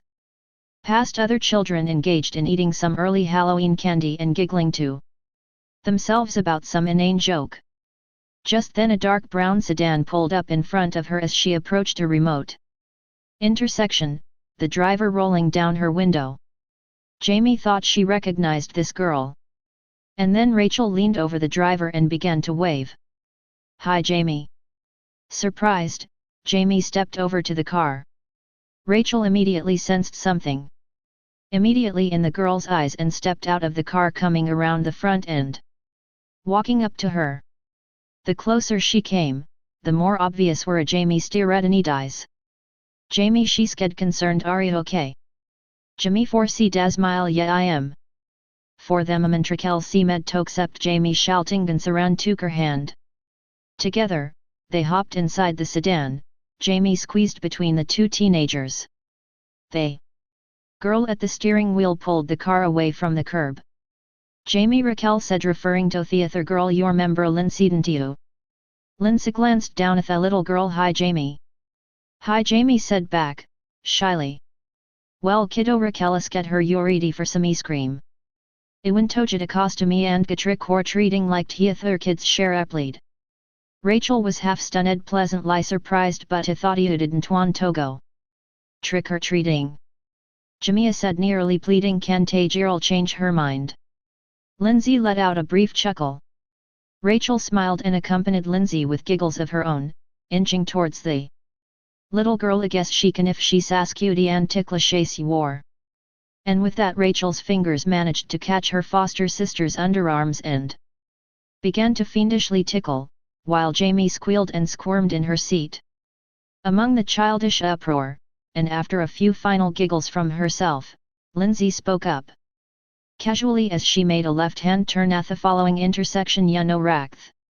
Discount March shaving Gasalian Halloween costumes. Sly, Lind, real sly. Brady's working 3 to datel sign o'clock, Raquel told her, knowing that was the reason behind the suggestion. Ik no, Lindsay said, confirming Rachel's thoughts. Don't want to talk to him. Yes you do, Rach. You gotta admit it. I didn't want to Luke pushy share up lead, ya want Luke pushy. I didn't want to come on too strong, she said. Guy shati Gerald swo come on too strong. Fragile gasandal that. Ya want come on too strong, Lindsay repeated. I didn't want to seem desperate or anything, facey trach war desperate. Righty war, it can't be denied. The way Lindsay glanced at her helped to apply the conviction. No, seriously, Lindsay continued, Yuri just going in to buy a costume for Jamie. Perfectly legit. Rachel sighed. I didn't know. Lindsay impatiently awaited a definite answer. Well, do I dropey what they discount? Martyr, do I dropey of at Dairy Queen, which is it? Rachel realized she must first ask the girl who actually started the whole predicament. Jamie. The discount mart, Jamia said. Then can we get a sea cream after? You bet, Rachel said. Another turned to the left, and the sedan went in the direction of a series of apartments. After which was a shopping district. They didn't notice the truck at a Lingathi intersection a block away. Chapter 9. It was afternoon and it was hot. To Dr. Loomis it was hotter as hell compared to before, with the exception of the magnitude of temperature in what he had witnessed earlier that morning. He had been out there, what was it, 5, maybe 6 hours? He had lost track of the time, merely guessing at when he departed from the smoldering station and diner. He was walking up the road in the breakdown lane, and he realized as he went that if he kept an even, languid pace, he seemed to be all right. If he walked too fast, he would stagger and fall. He found that out the hard way a few miles back, when he staggered and hit his head on the asphalt. No damage done though, at least none that he knew of. Hell, he'd been through worse. The distant sound of a motor engine. He turned and spotted the station wagon. Yes, it was a beige station wagon, and there appeared to be a family inside, a family with children. They looked like the kind of people who would help a desperate man in the middle of scorching desert. He could now cast aside his fear of being picked up by a gay rapist or a drug dealer ex-con. He held out his thumb. It didn't look like the station wagon was going to stop. It didn't he? Well, so much for that. He came across a road sign. Eden, ill 59 miles.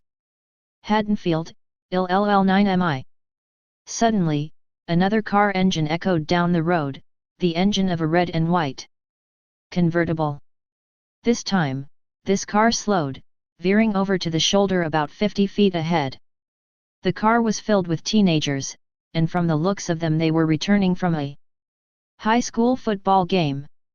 2 girls, cheerleaders complete in skimpy yellow and black outfits with megaphone patches across their chests, began to wave him towards the car. Thank God. Thank you, Loomis called out to them, trotting towards the vehicle. Thank you for stopping. Just as he came up to the car, barely close enough to touch it, the rear wheels began to spin, propelling a rooster tail of dust into the air around the doctor. The teenagers gave a hearty laugh as they proceeded up the road a short distance, then they swerved to the right. And the vehicle halted again momentarily, leaving a trail of scorching tire marks upon the road. The car faced him sideways, encompassing both lanes of the highway. Someone struggled with his clothing in the back seat, and in the next moment a couple of pasty white, bare-naked ass cheeks hung out into the open air. The car then drove away, off and into the distance like a bat out of hell. Loomis was left alone, angrily beating the dirt from his clothes and the coat he carried in one arm. As he looked up the road he noticed what appeared to be a beat-up old pickup waiting in the center of the asphalt up ahead. An older man lifted his head out from the driver's side window and yelled to him. Getting old man int godel judgment day in my assist day in smackdown. On this where it belongs. Loomis approached the vehicle, walking a bit too fast and almost staggering, until he came up to the passenger side. He opened it and climbed inside. Thank you, he told him grateful, panting, still unconsciously wiping dust from his shirt. Anything for a fellow pilgrim, the old man replied, weary along a quest sometimes. We need help getting where we got to be milk dud. Excuse me. Loomis saw the small yellow box on the man's dashboard and shook his head politely. Occasionally, Loomis would glance at the old man, each glance revealing something different and curious. He appeared to be in his late 60s, with wheat-textured tufts of whisker san scalfair theman warrior preacher scholar around his neck, and he was holding a fifth of corn whiskey in each hand, one appearing as if he were on the verge of spilling it as hestier dan dis namuas. Jack Sayer just a pilgrim trotting this here earth in the guise of an old country preacher tryin' to save few per damn bastards from taking a divine to Helantu. Oh Loomis, Dr. Sam Loomis. Sayer motioned to shake his hand, then declined, not knowing where to rest the corn whiskey. Loomis felt slightly uncomfortable, and at first he feared the man would run the truck off the road at any moment, but it was a fear that subsided as the miles steadily went by. The man was definitely a preacher. A crucifix hung from his rear-view mirror like a guardian angel.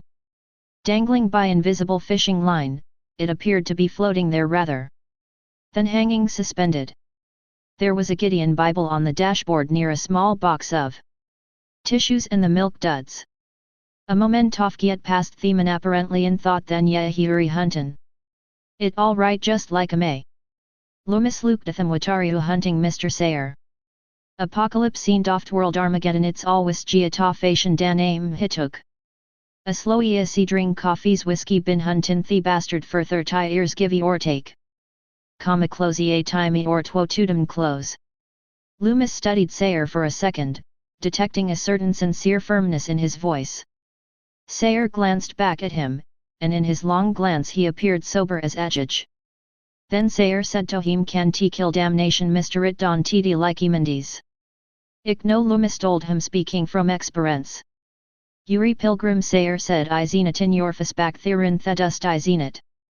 Clear as breasts and blue suede shows drink. At first the doctor's impulse was to decline, then he figured on second thought might as well.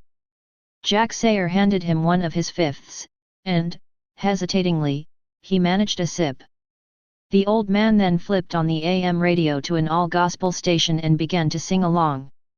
With an unseen choir at the top of his lungs, proudly but off-key. When the roll is called up yonder, when the roll is called up yonder, when the roll is called up yonder, when the roll is called up yonder, I'll be there.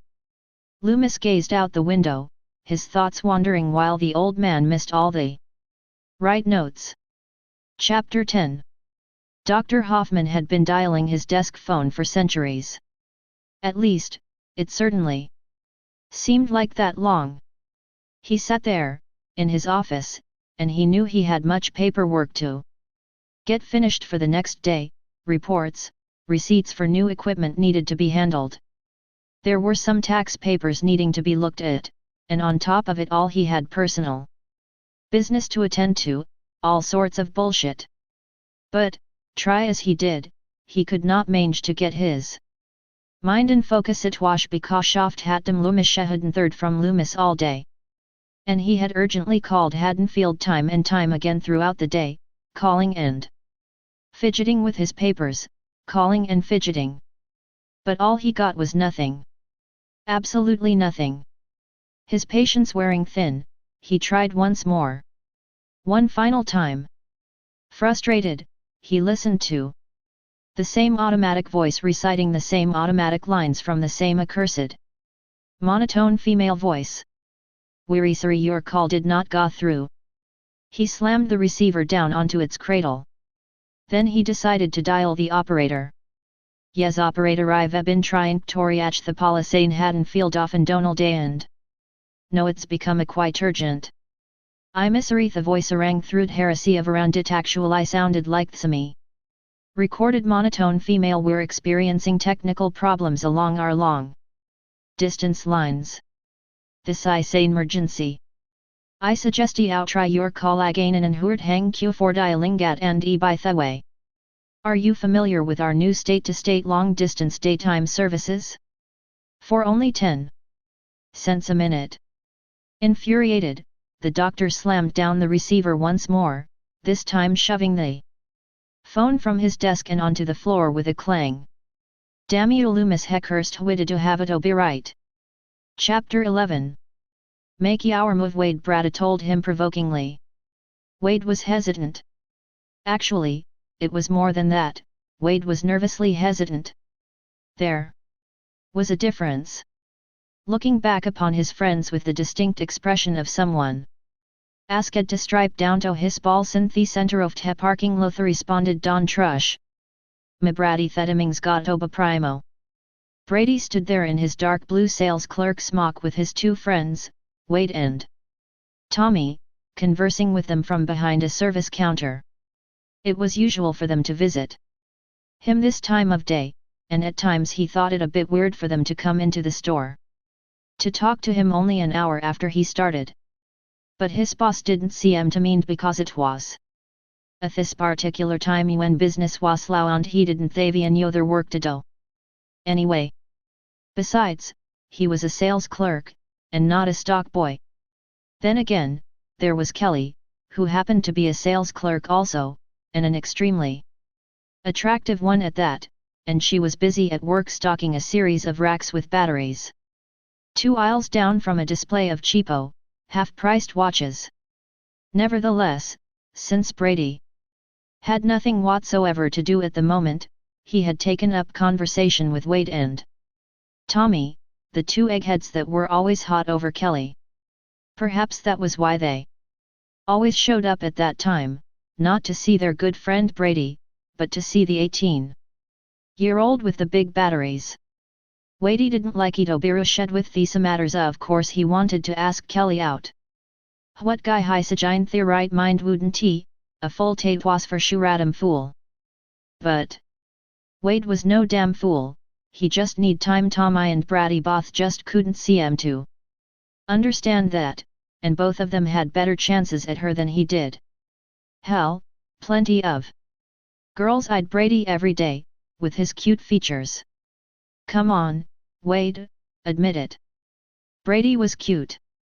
And all Wade just wasn't the hate thought word cutie. It was a mething girls had an affinity for that word. Then again, maybe he hated that word because nobody ever said that about him. He looked at Brady irascibly. I didn't see you asking here out you got the best chance. Yuri the jock, Brady responded.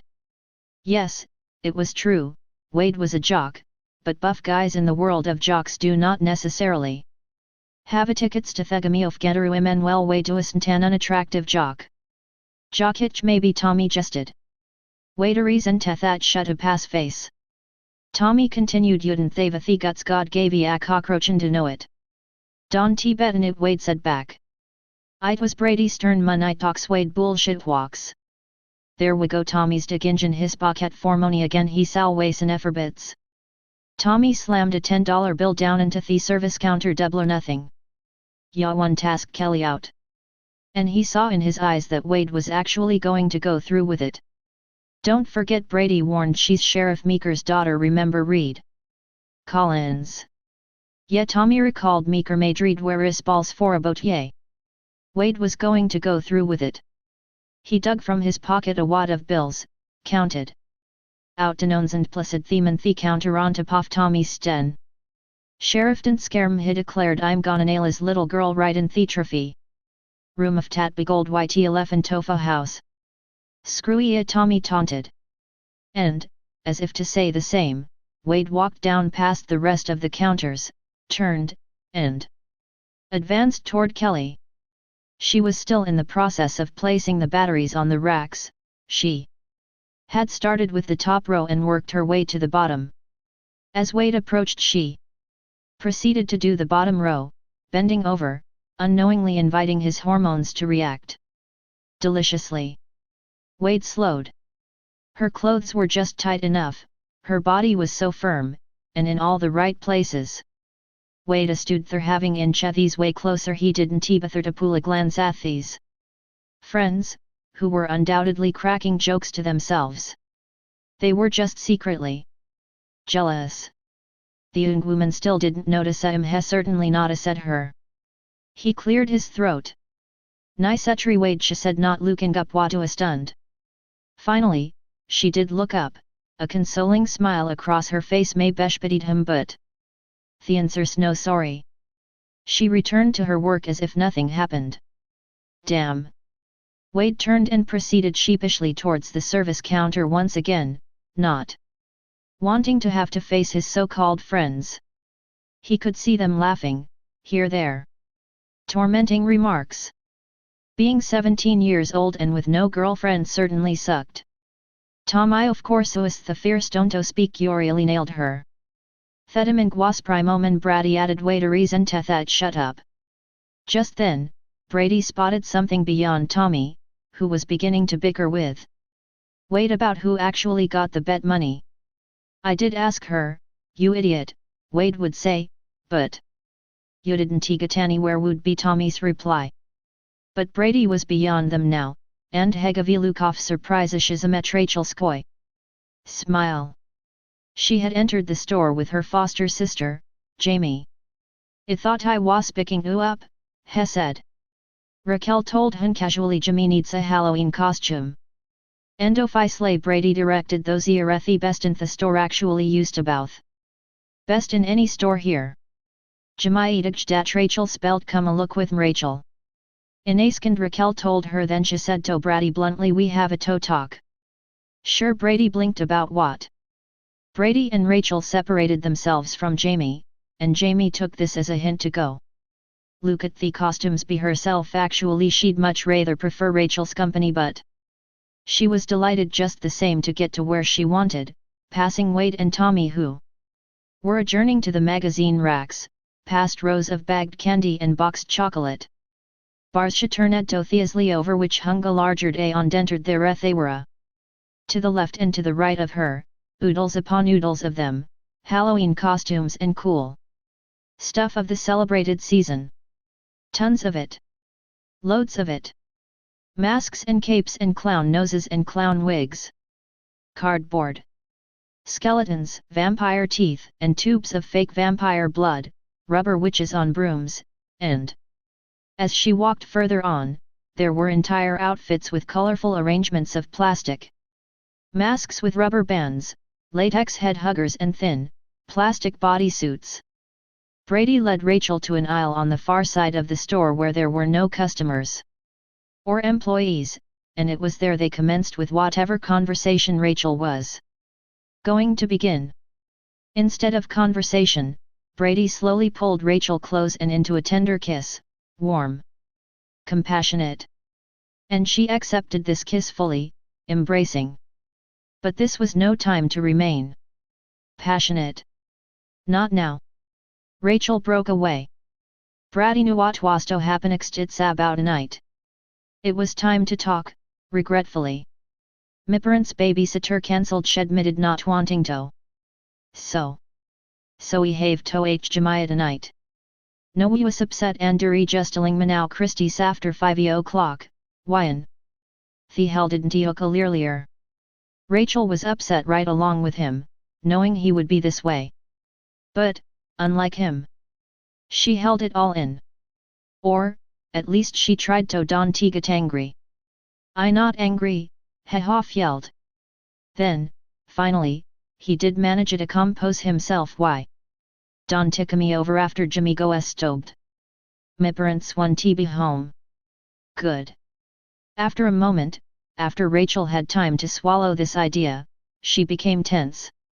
Uncomfortable identino brad my parents. Exhaling frustration, Brady turned to get back to whatever work he was doing. As he did so he spotted Kelly at the end of the aisle. She'd been watching them, maybe even listening, and offered him an alluring smile before she disappeared down the way. Just then, something echoed through his mind, something Wade had said. I didn't see you asking here out you got the best chance. No. There was Rachel. But you got the best chance. But then, perhaps by his will, the voice faded. Jamie stood at the rack of costumes, looking each one over carefully. Well, almost each one, there were so many. There, she thought, this one, I like this one. Beyond the Wolf Man, between the Casper and the Ronald Reagan, was a clown outfit. She pulled it out. There was something interesting about this particular clown suit, something reminiscent. Something vaguely familiar. It was red on one side and silvery white on the other. Pom-pom-like buttons trailing down the middle and voluminous, white nylon ruffles about the collar. Removing it from its hanger, she looked around for a mirror. There was one down the way near the wall. She walked up to it and stood there, holding the costume out before her at first, admiring it. Rachel, she called out, found the perfect costume, see. She held the clown costume up to herself and gazed into the mirror, imagining how nice it would be, how splendid it would look when she wore it. Then Kyle and the other kids wouldn't they would see how wonderful her new clown costume was, and they wouldn't say anything, they would just leave her alone for ons, perhaps they wouldn't even recognize her in this outfit, partly because they wouldn't even expect her to be wearing one, so they wouldn't mention Uncle Michael too, they wouldn't say anything about. Oh my God! Her reflection in the mirror had changed. What, this an illusion? Yes, now it was gone. She thought for a moment that she was no longer gazing into the mirror at herself. It was the image of a boy wearing her clown costume. He had a knife, a butcher knife, and he was grinning back at her, grinning mindlessly, as if there were no real thoughts behind that grin, as if the grinning were only a reflex from evil. Startled, Jamie blinked and stepped away from the mirror, unbelieving. Alarmed, she turned and began to run, but the legs of the shape she thudded into made her halt. She gazed up to his face at the precise moment the dark figure slipped a pasty white Halloween mask over his features. She was stunned, and for a second her mind was shaving difficulty perceiving Uncle Michael. Silent light iltingish downwards the shape's bulk I hand scamatagatheran started. For her. Once again she turned, slamming head first into the mirror behind her.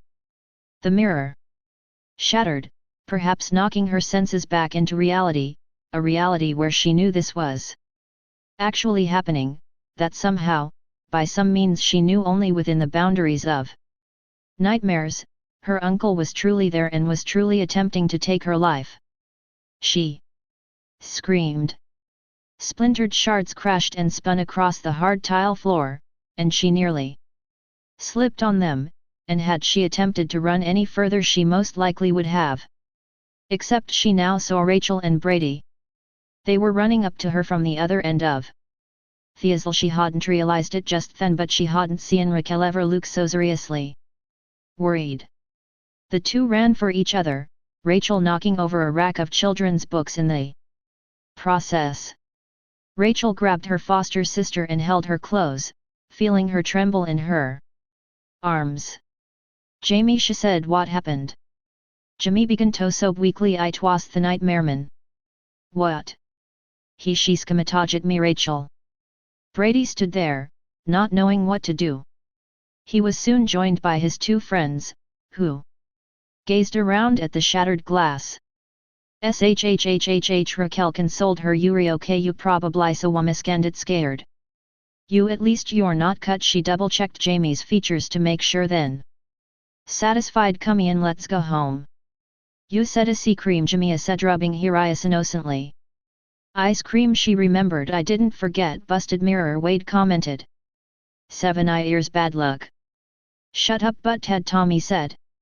And as they began to escort the two girls out to the front of the store, none of them saw the shape, his reflection staring blankly from the dozens of shards of glass amidst the masks and some stray children's books. Better, Raquel asked Jamie. Yet the sun prepared to set upon the two girls strolling down the sidewalk. They each carried double scoop cones of ice cream, their long shadows accompanying them as they went. Ready for tonight? Rachel said. Jamie smiled expectantly. I'll get lots of candy. Lots, Sheen's word, but let mom go through it first. Sometimes people play mean tricks and kids your mom's realness, Rachel. She's your mom too, and pretty soon Wick knows maybe my parents will make idle. Casually and happily, Jamie continued to lick her cone until she caught sight of something ahead suddenly, and she froze in her tracks. Up at the end of the block, standing partially within the shade of the tree on the front lawn of the corner house, was the shape, the dark man, the one she ran into unexpectedly. At the discount mart Theonja didn't frequently winteranito ever again. It was the nightmare man. It was Uncle Michael. Raquel turned and looked at her Watts themeter. It shim Jamil but whispered. Raquel was confused who. She turned only to see an empty distant shadow beside the corner house. At least, that was where Jamie seemed to be casting her fearful gaze. Rachel looked around. There were only a few children Jamie Sage walking on Theoposites Idoft Hestry Tanda Plymouth. Passed them by. Nothing more. The nightmareman Jamie answered, still staring through his distant far away. Stare deep within her eyes, as if she were entranced. Rachel also noticed a certain shade of terror within thought Lucor was at momentary shock. Regardless, Raquel was concerned he was next to Thothouse. There was no one there now. I'll go look. Okay. Raquel told her to hick. The little girl didn't at first reply. Then, as Rachel proceeded to walk over to the shadows, Jamie cried out diffidently. Rachel Dante. But Rachel continued, and as she did so, she stepped around the edge of the corner house and out of view. Long seconds passed, too long for Jamie. Her worry ached within her, growing into an irrepressible panic. Now Raquel had joined at the shape's absence. Rachel. Jamie called out. Nothing. Rachel, she repeated, dialing. Her ice cream cone slipped from her fingers and dropped upside down on the sidewalk. She ran to the front lawn of the house at the corner, ran right through the shade of the tree, crushing multitudinous fallen leaves, stamping through a wide river of water formed by a water hose stretched across the darkened grass, ran until she arrived at the other side. No Rachel. There was a white wooden fence that ran along the edge of the house until it gave way to a separate wall crawling with English ivy. She again called out for her foster sister. Raquellery will right. And around the other side of the ivy-covered wall, a middle-aged German shepherd, startled, began to lunge at her, held back only by the length of its chain. Jamie jumped backwards as the dog barked and snarled, backed right up into a figure. She screamed. "No nightmareman," Raquel told her, "just our imagination." Chapter 12. Twilight rose with the new moon and cast its dim light upon the first evening trick or treaters on their quest for the very things their mothers had always said would make their teeth fall out. At times, one could see some of these very mothers accompanying their children upon the night sidewalks, but for the most part a majority of the children's overseers were fathers or big brothers and sisters. The tranquil silence of autumn gave way to an evening of festivity, a tradition the likes of which Haddonfield, along with the rest of the country, had seen year after anticipated year. Actually, however, no one really anticipated Halloween, at least not as much as most other holidays. Halloween just arrived. Sure, as the days grew closer to October 31st, the children grew more excited and the parents made ready the costumes, and the churches began to spread flyers about their fall festivals and hay rides, but it just seemed to come natural. Not like Christmas, surrounded by all the hustle and bustle of shopping and tree decorating and whatnot. Then again, Halloween, when it finally arrived, did have its own very unique magical properties, as do all holidays. Tonight was no exception to that magic. But sometimes that magic can be deadly. He was watching. He was watching those children, watching as they strode from house to house with their plastic bags or papers bags or plastic jack-o'-lanterns.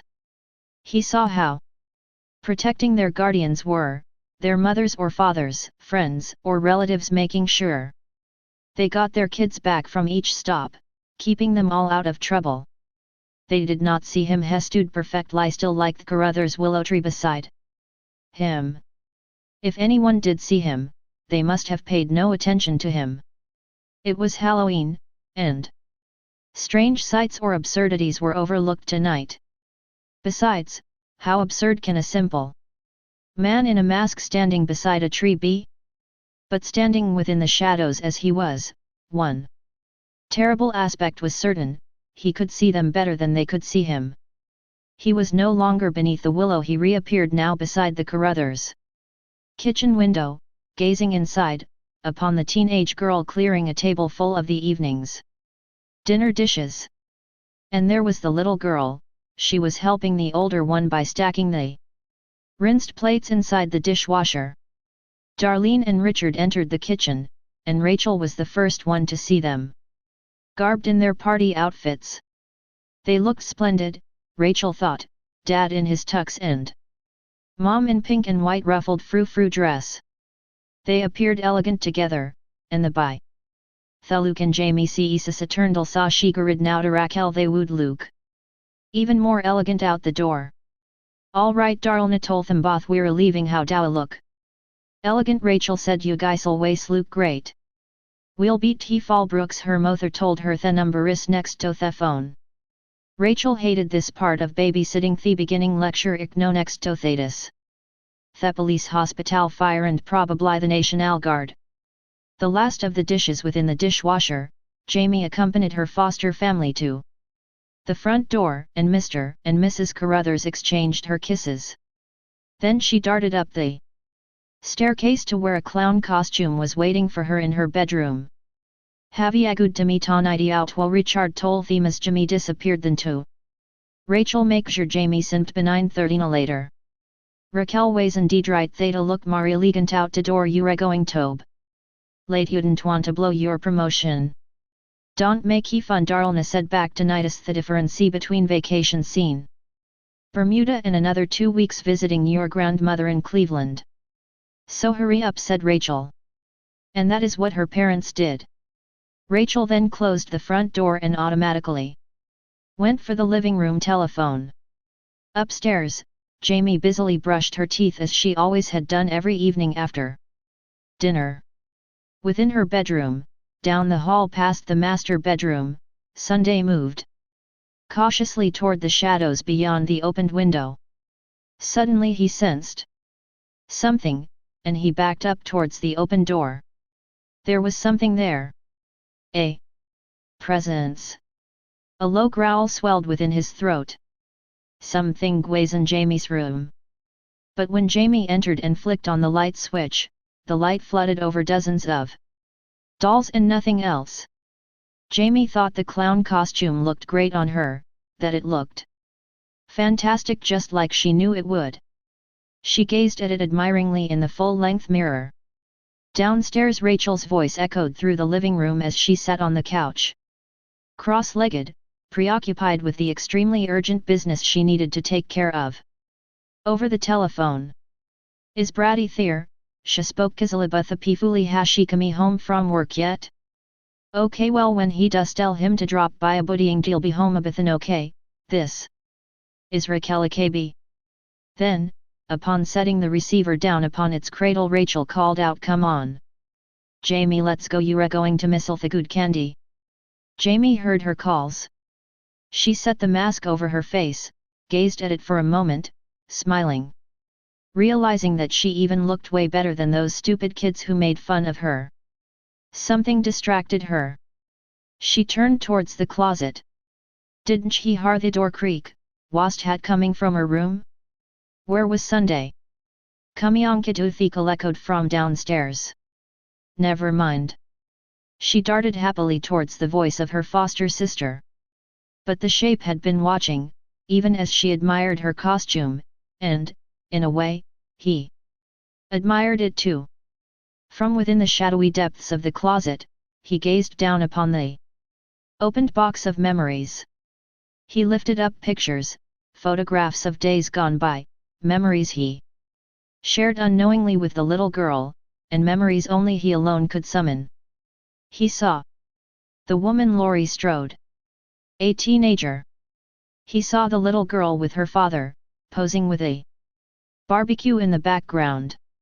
And he saw himself, in the ever-familiar clown costume, the one the little girl even now wore proudly, and he was standing next to his sister on that Night so long ago yet so recent. That night was here again. Downstairs, Rachel was checking the stove burners in the kitchen. She grabbed her jacket on the rack near the front door and checked her pockets for the house keys. Finally, satisfied, she turned to Jamie, who was just then coming down the stairway. "I thought you were ready," Jamie said, observing Rachel slipping into her jacket and returning to the kitchen to turn off the lights. "I'm ready, Sheriff Lead, I'm ready, okay let's go." The shape at the top of the stairs watched silently, silent with the exception of the ragged breathing which seemed to reverberate through the darkness surrounding him, as the two girls disappeared out the door. Back within the depths of the closet the dog slow girls were forever stifled now. Lay in a bloody heap, its neck broken and its head hanging loosely over blood-stained rag. Dolls silent, unmoving, its unseeing eyes gazing out into the horror it last beheld. Forever gazing. Chapter 13. Jack Sayer brought Sam Loomis all the way into Haddonfield, right up to the parking lot of the police station. Throughout wilderness and farmland and miles of empty highway, the old vagabond Reverend Grewal themere curious of what was behind the doctor's desperation it was the face of the apocalypse. Yes, that was what Loomis was searching for, and Sayer had paused many times from his sing-along anthems of old-time religion to toss out a few questions. There was much to talk about, or much not to, out on the endless open road. The doctor's answers were generally evasive despite the near-empty corn whiskey bottle which remained in his hand. A sign of a good pilgrim was being a good drinker. Loomis was a good pilgrim. Sayer had plucked a new bottle from behind his seat after having discarded the other. He'd been working gone and Loomis often wondered if he would make it to Haddonfield in one piece after all. Still, Loomis was grateful for the ride. His manners clearly revealed it. He had no intention of drinking as much as he did, but his mind remained clear and focused, and his desperation was even more heightened to reach the town in time. His mannerisms revealed that, too. By the time they arrived in Haddonfield, Sayer had already made up his mind about a few things.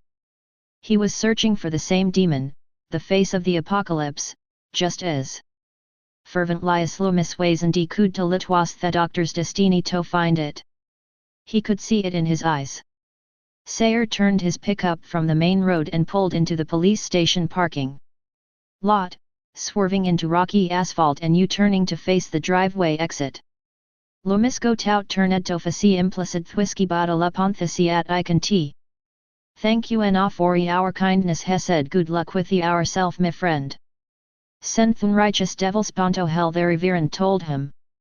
"If only I could accomplish that," Loomis replied and shut the door. Sayer looked up and into his rear-view mirror, watched as the doctor hurried away past a couple of parked sheriff's vehicles and towards the station. "Godspeed, pilgrim," he said to the reflection. Then he gazed about, studying his surroundings. A library shared the police station's parking lot beyond rows of hibiscus bushes down the street and in the direction he'd come from ways as Riasoff House and Asmal Storage Building. Up the street were more houses. Directly across from him was a homey little Presbyterian church, its steeple piercing the darkening sky like a lance. Sayer took another swig of whiskey, capped it, set it down at his side. He pulled his pickup onto the street and crossed over onto the vacant side lot of the church. He maneuvered the vehicle around to the church building's rear stairs, kicking up pebbles and dust. He looked around for signs of life. No one was around. "Praise the Lord," he mouthed, and found a nice spot on the other side of a garbage dumpster with a perfectly hidden view of the police station's front door. He parked, switched off his engine, and he waited. Perhaps it would be a long wait, but to face the apocalypse, challenge it, defeat it, the wait would be worth it. Loomis would lead him to it. And besides, there was plenty of whiskey to tide him over until then. Chapter 14.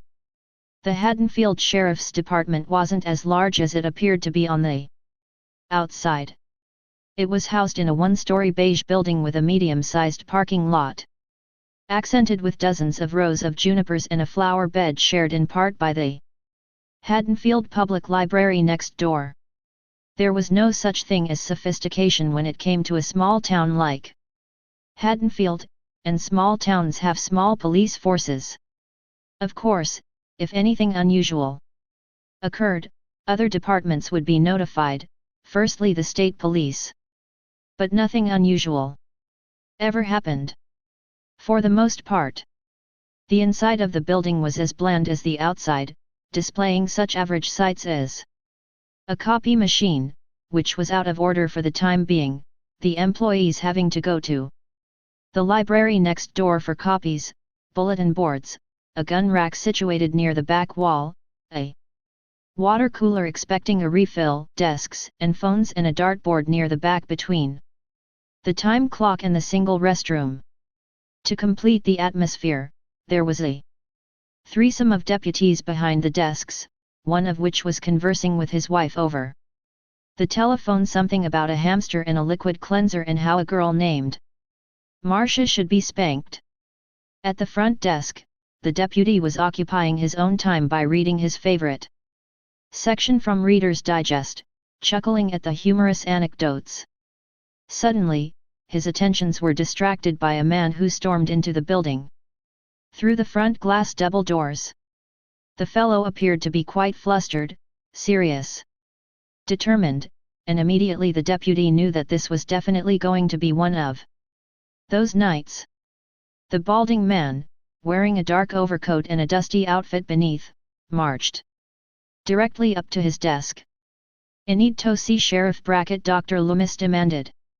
The deputy set the open magazine face down on the green blotter before him, leaned back casually in his seat, and gave a hearty laugh. "Of course Athiski couldn't be serious. He told Theman that you need to travel bout 3,000 miles south of here." Loomis was suddenly confused. What? Bracket retired in 81 Thedaputian format him upand movisto st Petersburg we get a postcardy very Christmas. Well, who the hell is the new sheriff? I am spooky another voice Ben Meeker. The doctor's gaze a shot beyond the deputy and saw a husky, solid 200-pound sheriff standing to Theman's left. He had inquisitive ardent brown eyes and a brown crew cut, and by the look of his height and stature he appeared to be over 6 feet tall. If people were cartoon animals, this man would have been a grizzly bear. "The doctor wasted no time Sheriff Meeker my name's Loomis Meeker finished for him his voice pan commanding folks around. Here aren't likely to forget our face. At least, not cops. What the hell brings you back here? After 10 years. He sounded resentful, but there was something within his tone that the doctor detected. As weariness Michael Myers he told him he's escaped Ridgemont he's here in Haddonfield. That's impossible Meeker said he supposed to be an invalid. But through his seriousness in his eyes he sheer sheriff. Meeker was the kind of sheriff who was known for possessing a very deep sense of humor. Deep, meaning that in order to be able to find it, you would have to dig deep into his personality.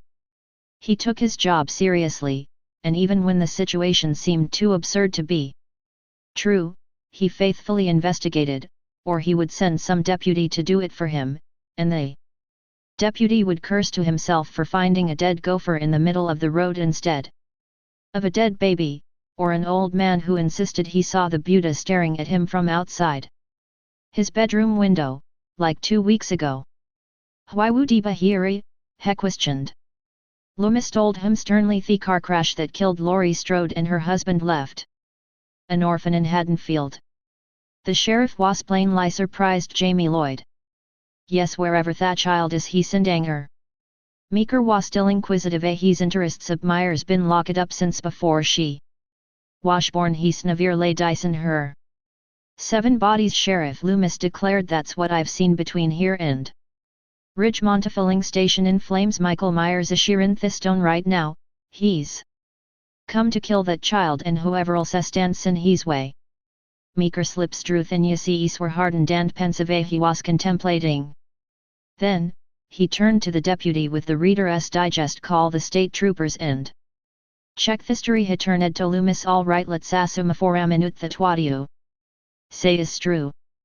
It is true, Sheriff. Heinz ist das het deputy obeyed and began todial. The sheriff continued, fine if it's true if inuent tok no wathi hel wecken dodo. Avoider epi at often I ear sago. We have it to find the little girl. Loomis instructed gather some place of call. Local television tell them to get everyone off the streets and behind locked doors. The deputy internet from the phone I can get long distance sheriff operators as they phonalinis are down. This was cause enough for the sheriff to move. His tremendous build swerved around the convocation of desks until he came to the shotgun rack.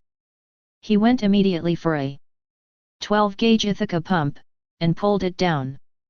He knew his profession well, everything was automatic, flowing like clockwork as he loaded shells and pocketed anything remaining. Then he turned to Dr. Loomis, striding back toward the front desk. Coming. Note until Isio Uhrman make that call. The deputy began to dial at the sheriff's command and satisfied Loomis turned back to Meeker. All right, the sheriff told him, let's go check in the girl. As they started for the front double doors, they could hear the first few sentences of the deputy as he spoke into the receiver. Yes, sheriff's office calling for Bill Miller. Bill, deputy. Pierce, we got an emergency situation here, we need everybody off the streets pronto. Chapter 15. Rachel swore to herself that she never had been as thoroughly excited about Halloween and trick-or-treating as Jamie was this night. Nearly every single time she would visit the doorstep of some cheerful neighbor who would smile and say something sweet and dropped a few pieces of candy into her plastic bag, she would politely but hurriedly blurt out a thank you and be well on her way to the next house, half running.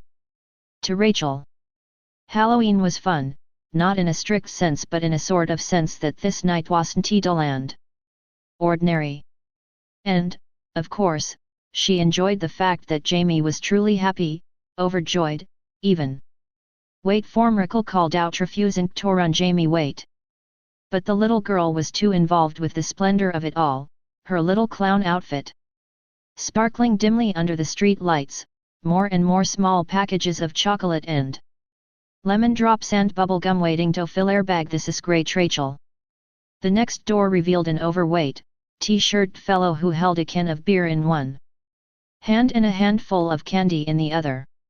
Alcohol undoubtedly blending his thoughts into a jelly of drowsiness, he nearly plopped the half-empty can into her sack before catching his actions and withdrawing, chuckling to himself. Jamie joined in the laughter and frolicked merrily away. Cute kid, Themon remarked to Noonie and closed the screen door.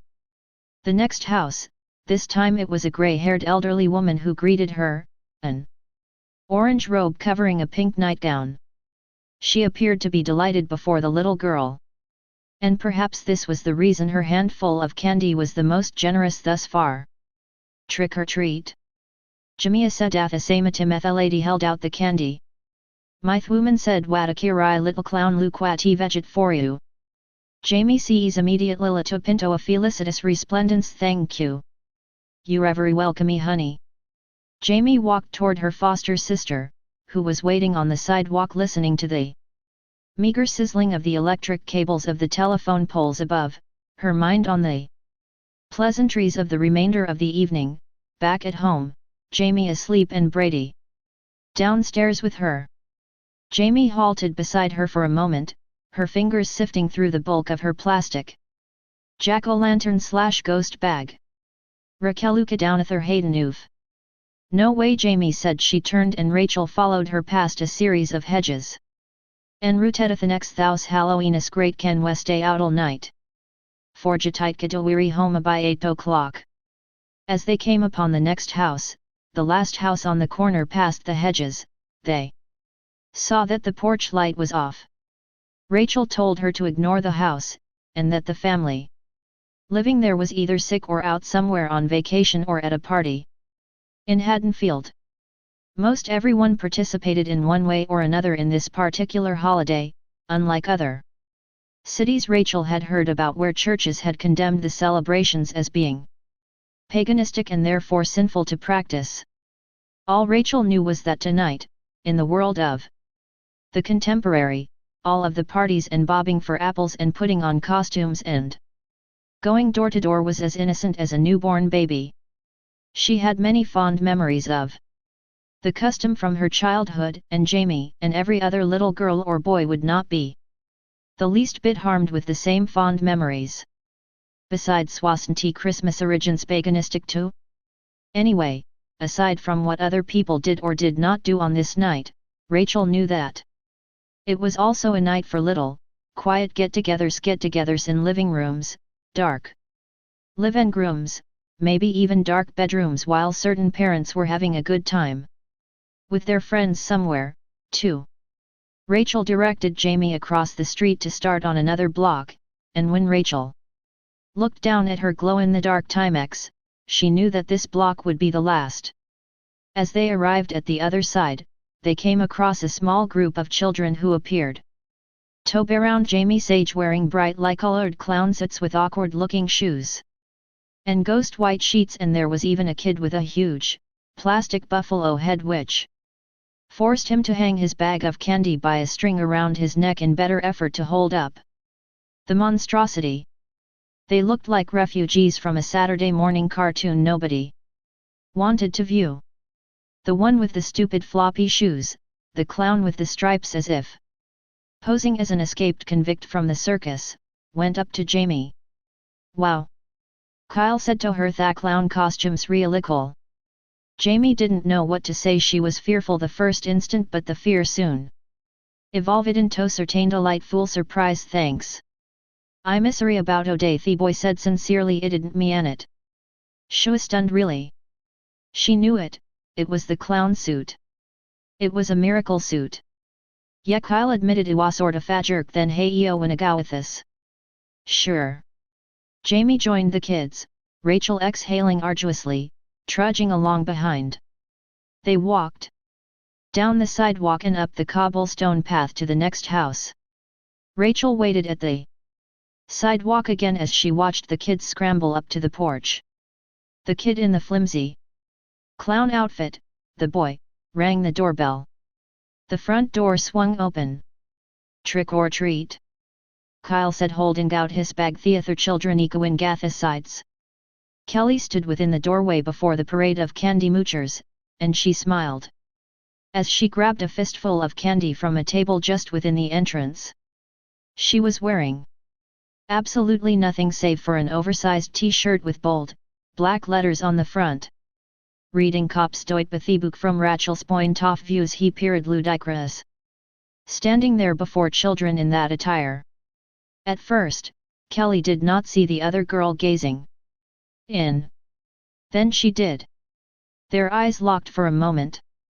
Rachel noticed something etched across Kelly's face, something like and overwhelming shock or guilt.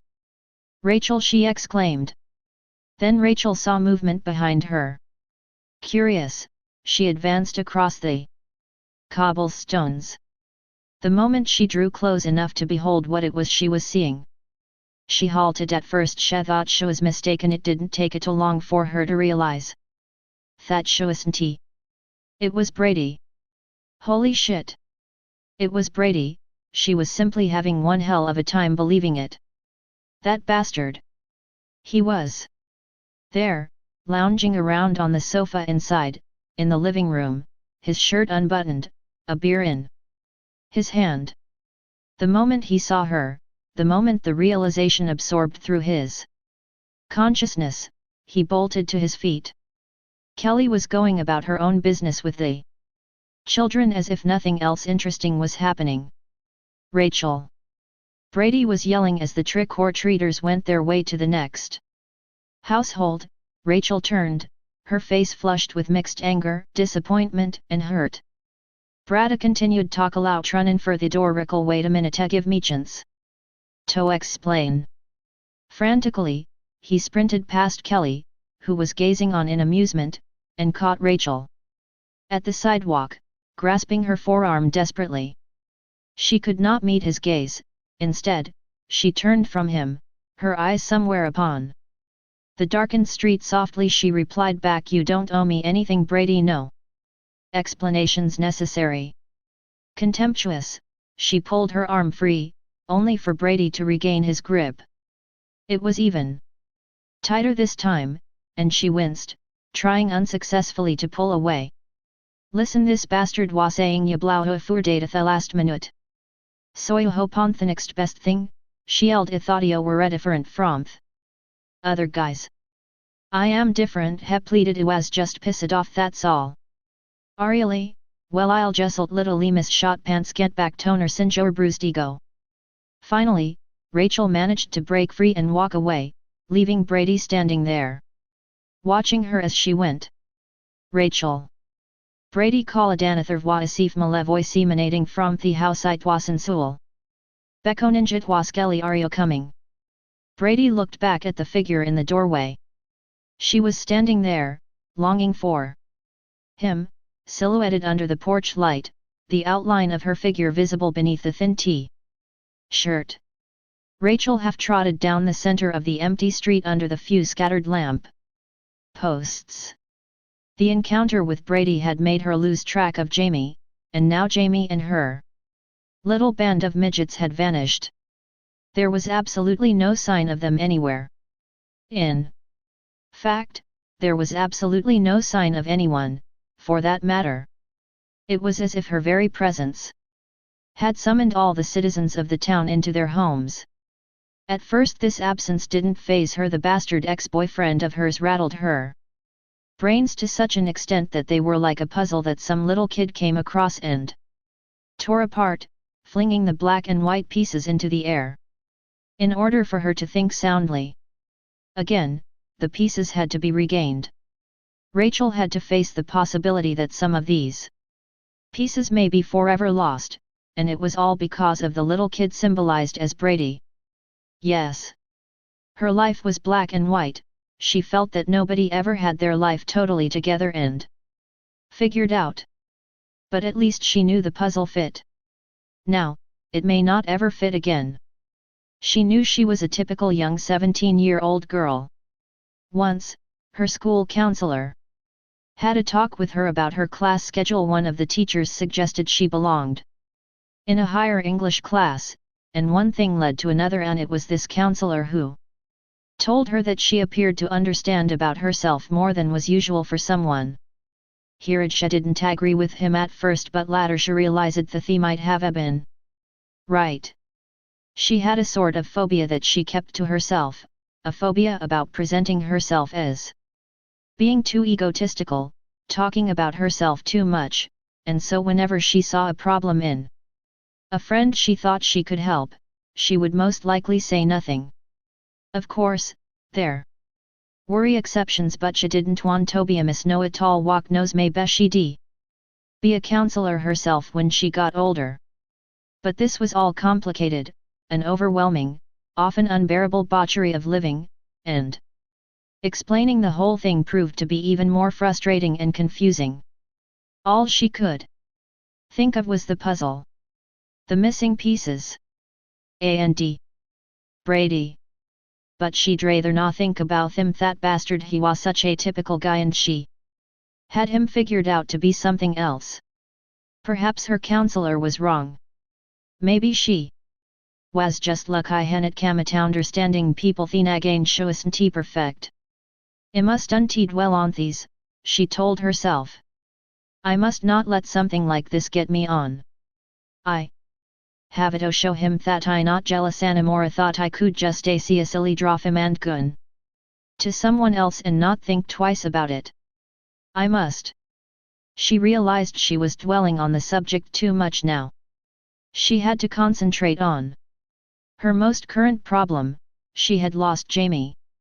Well, not lost wasn't that putting things a bit drastically, actually thought her was no other word she could think of to replace it. Yes, Jamie was lost. Jamie was. Jamie, she called. There was nothing. Not a sound around her save for the rustling of maple leaves. Around her feet and down the street and sidewalks, the gentle swaying of the trees in the wind, the shutters at the windows of nearby houses to the left and to the right. Jamie, she spoke louder. Still, there was no sign of life in the streets. Just great Rachel grumbled to herself, just wonderful Rach, first you lose your boyfriend, then you lose your sister. She could not seem to be able to get over the fact that there was absolutely no one around, where once there were dozens of clusters of trick-or-treaters and opened screen doors. True, the porch lights of many of the houses were still on, but was Halloween over with? She checked her watch. Suddenly she thought she heard something almost behind her and to her right. She recognized a ortofalaudi crackling sound like that of a hate. Did it sound like a twig? It was the sound of a twig snapping amidst the rustling of the leaves. She turned towards the sound. There, a half of a block away, hovering in the darkness beneath the phantom-like blackness of a tree alongside a parked car, was a face. It was a white face, suspended there. And as close as Rachel dared squint her eyes to see, she could not visually detect the presence of a connecting body. The shadowy white face just hung, no, floated, there, like the Kabbalistic configuration of a mime wearing nothing but black save for a painted-on face. But this face did not seem to possess any specific features. Of course, she was too far from the figure to tell, but it appeared as if whatever it was she was gazing at had no eyes. But this glimpse was momentary, and within the next second the whiteness was gone, having suddenly withdrawn into the obscurity of the night. She stood there, profoundly startled, looking fearfully into the space where the thing, whatever it was, had been, or she thought it had been. It didn't take her very long at all to realize that the streets were empty, so totally empty. And she was a girl alone in the center of a lonely street. Slowly, she drew in a breath and managed to call out, attempting to show no signs of fear. Who's there? But there was only the forlorn answer of the wind rustling against hedges, and of the leaves. Her frustration with the recent past had now switched dramatically to fear of the present. Nonetheless, she knew she had to find Jamie, had to find anybody, even if it was Brady, just to feel safe again. She advanced a step, then her pace quickened down the street once more until the dark figure appeared abruptly in front of her. She halted. She could see now that there was a body attached to it, a body of extensive proportion. Amon's body, and she could see the thuis garbidinarajed mechanic's coveralls hat appeared not to fit him properly. He remained there, at the end of the block, a tall, unmoving figure, standing as if engaged with Rachel in an old-fashioned showdown she'd see in the old westerns on television.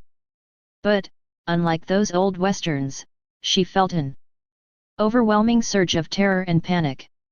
For another lingering moment, neither Rachel nor the shadow figure moved. They simply stood there, eyes staring into hollow eyes.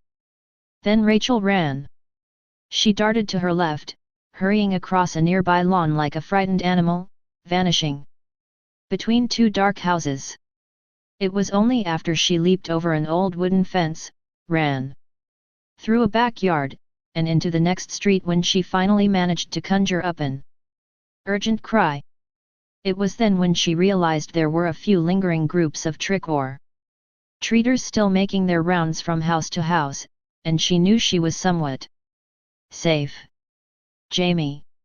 She called out the name of her foster sister, this time in desperation, and she slowed in her running as a few children turned their masked heads in effort to see what the commotion was about. Regaining her breath, Rachel managed another anguished cry. Chapter 16. A precipitant crash generated from within Carruthers' home, and the sounds echoed to all hallways and rooms, lightly vibrating windows and the glass chandelier situated over The dining table, the room adjacent to the kitchen. The front door had smashed completely in, splintering partially and knocking a painting of clowns laughing on a beach from the wall. Carefully, cautiously, letting his 12-gauge lead the way, Sheriff Meeker entered.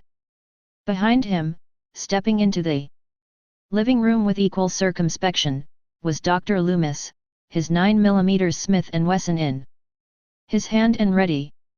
Meeker had been a deputy in those cold, horrific days when death walked into the quiet streets.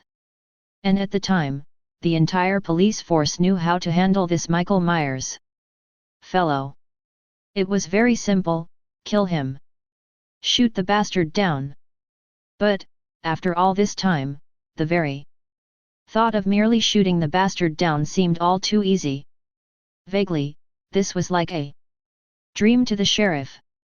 A hazy, obscure sort of dream at that, and he feared that somewhere within the confines of the next few minutes, this obscure dream would detour into the terror of nightmare. Regardless, Meeker knew that, no matter how hauntingly miraculous the circumstances were, or at least seemed to be, Michael Myers was stoppable. 2. Meeker, the good Dr. Loomis, was a desperate, complicated man who had been through hell, and that very same hell was what this damn doctor was somewhat responsible for. Sure, the government stuck their asses in the situation somewhere, but the doctor could have done something, could have fought the orders to first transfer this ungodly murderer 10 years back. He could have taken the matter to court, could have could have done some goddamn thing. On the other hand, he had suddenly developed somewhat of a sense of trust for Loomis. And this trust was built upon the fact that nobody knew this monster better than he. Good ol' Dr. Loomis, good ol' goddamn Dr. Loomis. But Meeker knew what he was doing, too. If this was true, if Myers had somehow escaped captivity and returned to Haddonfield, the sheriff was sure as all hell that he was not about to let a repeat of 10 years ago unfold this night. He grew up in this cozy Illinois town, and he was not about to let it go into oblivion at the hands of a psycho. But this man was more than a psycho. He recalled how Loomis had informed him dozens of times that he's no tamer a psychopathy. You must understand, he soon adulterated evil. But, the sheriff thought to himself, soon enough he's gonna be unadulterated dogshit. That is to say, if he's actually here. Loomis felt for the wall-mounted light switch within the darkened room and flooded theorem with light ways. A little girl's bedroom, complete with dolls and overabundance of themed brightly colored little girl's toys and address around bed sheets, and, he noticed, the window was open, the wind blowing eerily through the pink curtains. He went over to it, inspected the area outside momentarily, then shut the window and disassociated himself from the cold. He turned, and his attention diverted toward the opened closet. As he held his gun directly before him, he gently used his feet in moving the doors of the closet further open. When he was quite sure all was definitely clear, he eased his way inside for further inspection. There was a scattering of photographs at his feet, and he bent down to examine them. There appeared to be at least a dozen of them. It did not surprise him in the least when he met with the familiarities of Laurie Strode, her husband, and there was their little daughter. Their little girl, Jamie Lloyd. So innocent. His gaze met yet another familiarity, and the mere sight seemed to stiffen his senses momentarily. There, to his left, was the photograph of Michael and Judith Myers. Shuffling to his side it was Meeker, stepping up to join him. Loomis raised the picture to eye level. Something. Meeker spoke. He's been here, Loomis told him plainly. There was a slight tremor in his voice. Meeker stepping closer, his eyes focusing on whatever it was Loomis shelled. How do ya know? And with that, the doctor stood aside, disclosing yet another discovery. The mangled heap of the Labrador. it was Meeker's turn to experience the coldness hat the doctor now felt.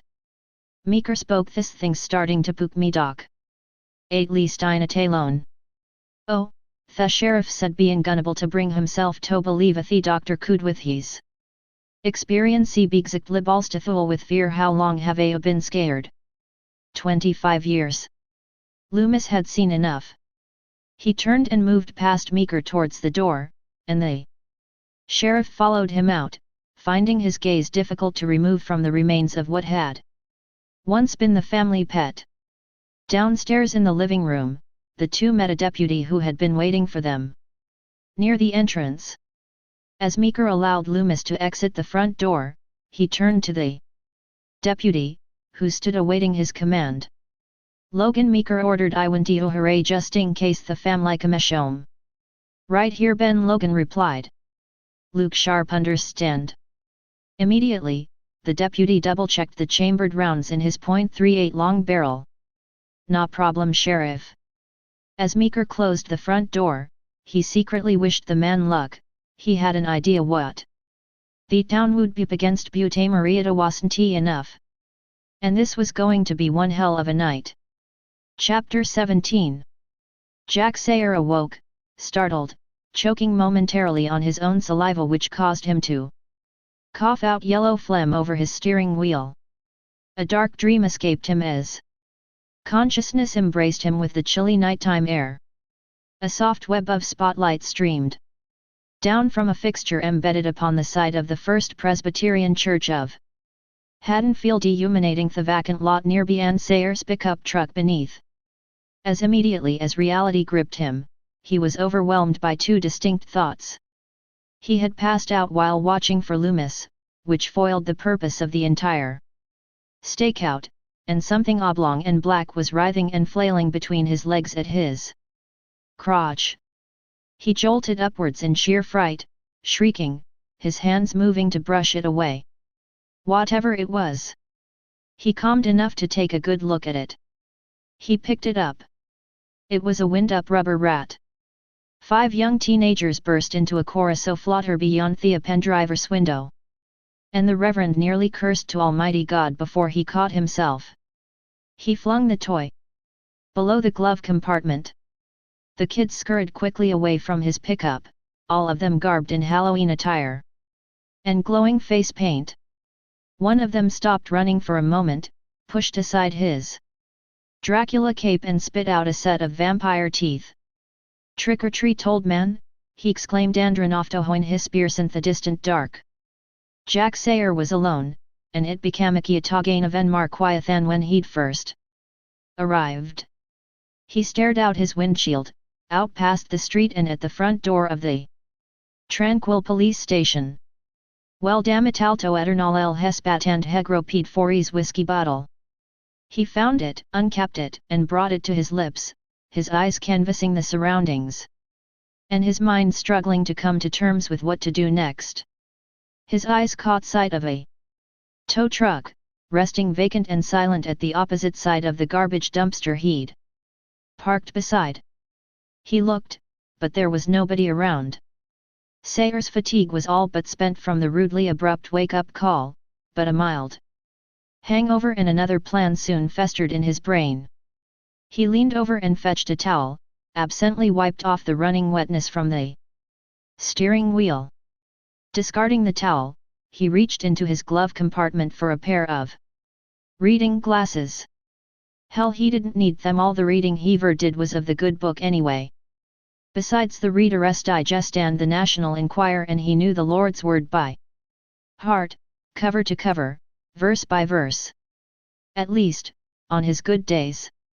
From now on, those glasses belonged to Dr. Loomis. That's it, old Reverend. Devised, I'm gonna walk right in tot Hathara station, let em know the good doctor left these glasses in my cabin desk for his whereabouts, so as I can deliver them proper back into his hands. Whether the plan worked or not, it was up to Jesus. He discarded his whiskey and emerged from the cab. As he shut the door of his vehicle, he gave the abandoned tow truck a second glance. Gripping the spectacles, he made his way across Hestry Tan towards the of the police station as la sheriff Sidon Satin. The parking lot as he passed it. He arrived at the front door and entered the station. Inside, Deputy Pierce rose up from his desk to the front counter to immediately meet him. Can you help you? Maybe you can help me there. Viren spoke he just a disclergy call around Voltuda. Raspy cough. I was good enough to give Dr. Loomis a lift into town, officer, and I believe he left his glasses behind. Could you be good enough to allow me to return them to him? Whereabouts do I suppose he's gone off to? If you'll just leave them with me, the deputy replied. I'll see to it the doctor gets them. If I hadn't mind, I'd like to return them personally, Sayer told him. The town stat of emergency, said the deputy. Leave them here, I'll tell him you dropped them off. Don't worry, a good motel's up the road a quarter mile, I'll tell him. Yuri staying theory if I wish to meet up with him, can't tell how long he'll be off. This isen helovanite, it's all I can do for you. You can tell him that there, Viren said, but I'll keep these for image if you understand, suit yourself. Sayer nodded to him, clutching the glasses, and solemnly bade him farewell. The face of the apocalypse would have to wait, he figured, but he knew fate would inevitably cross their paths someday. It was his destiny. It was its destiny. A motel, a quarter mile up the street at Wazelheha joing for him now on the nights. Lodging would do him good. Turning, he made his way to exit into the night. He opened the door, stepped outside. There, directly before him, stood the face of the apocalypse. Sayer gasped. The eyes behind the chalky white mask stared down upon him, emotionless, cold. The glasses fell from the Reverend Shan's dropping gonto the ground, taken gas step. Away from the abomination, the heel of his shoe met with them, crushing them. His screams echoed into the cool breeze and, for a moment, no one heard them until it was too late. Chapter 18.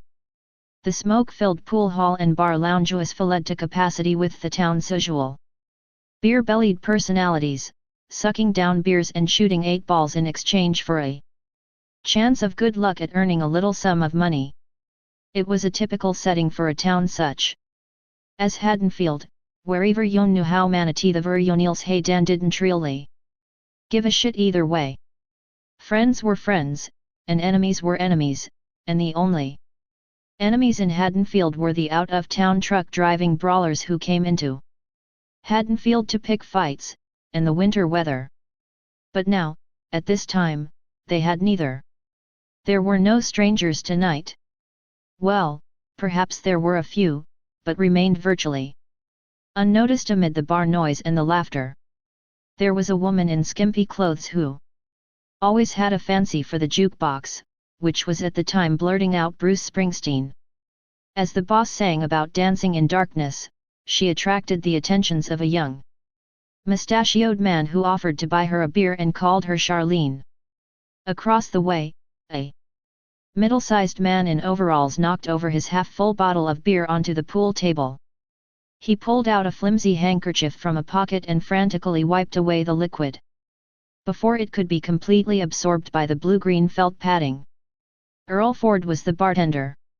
His son, Mel, had recently turned legal age and now assisted him, and occasionally there was Huey who helped him on busy nights like this.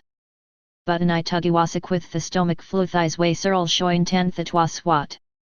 The tattered baseball bat read in bold, black lettering up above the half-sized swordfish on the wall behind him. Earl was pretty close to 45, but his true age was somewhat of a mystery because he always liked folks to keep guessing. It was a belief among Semethitol. Earl never really knew his own age, or that he somehow forgot. His face was like that of a bulldog, and he had the body of a professional wrestler, but he, in fact, despised wrestling. With a passion he would often tell people didn't he quite rightly know why he hated it so. But perhaps it was the fact that the matches were so damn fake.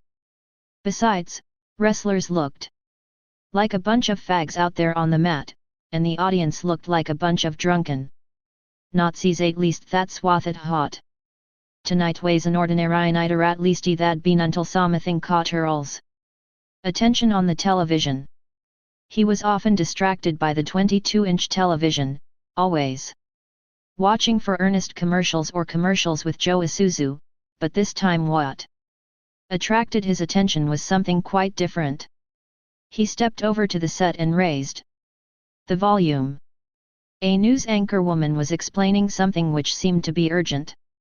Hell, of course it was urgent. Anything that said special bulletin in the background was unusual and urgent, and from what Earl Sears picked up it sounded like the woman was talking about evacuating the streets. What the hell? By order of the sheriff's office, the anchor woman continued, all citizens of Haddonfield are asked to clear the streets. Still, the bartender could not hear. God damn it! Everybody shut up a goddamn minute, he yelled out, and the bar quieted heads. Turning still, some people just could not hear straight. I said goddamn it, everyone shut up. Silence. The anchor woman continued. Remain indoors until further notice. All businesses are asked to close as soon as possible. Stay tuned to station for updates. Adelman and Wesley called out, what salt hats hat Earl? That was exactly what Earl was about to ask Meeker himself, or whoever the hell was. Athefis immediately moved to the bar swall mounted phone, he picked up receiver and dialed hurriedly. Ho Euclin, another monasked. Earl replied, police station I ain't closing down without a good goddamn reason.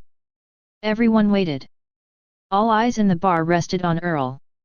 In the background, a few men continued to quietly resume a game of pool, ears open.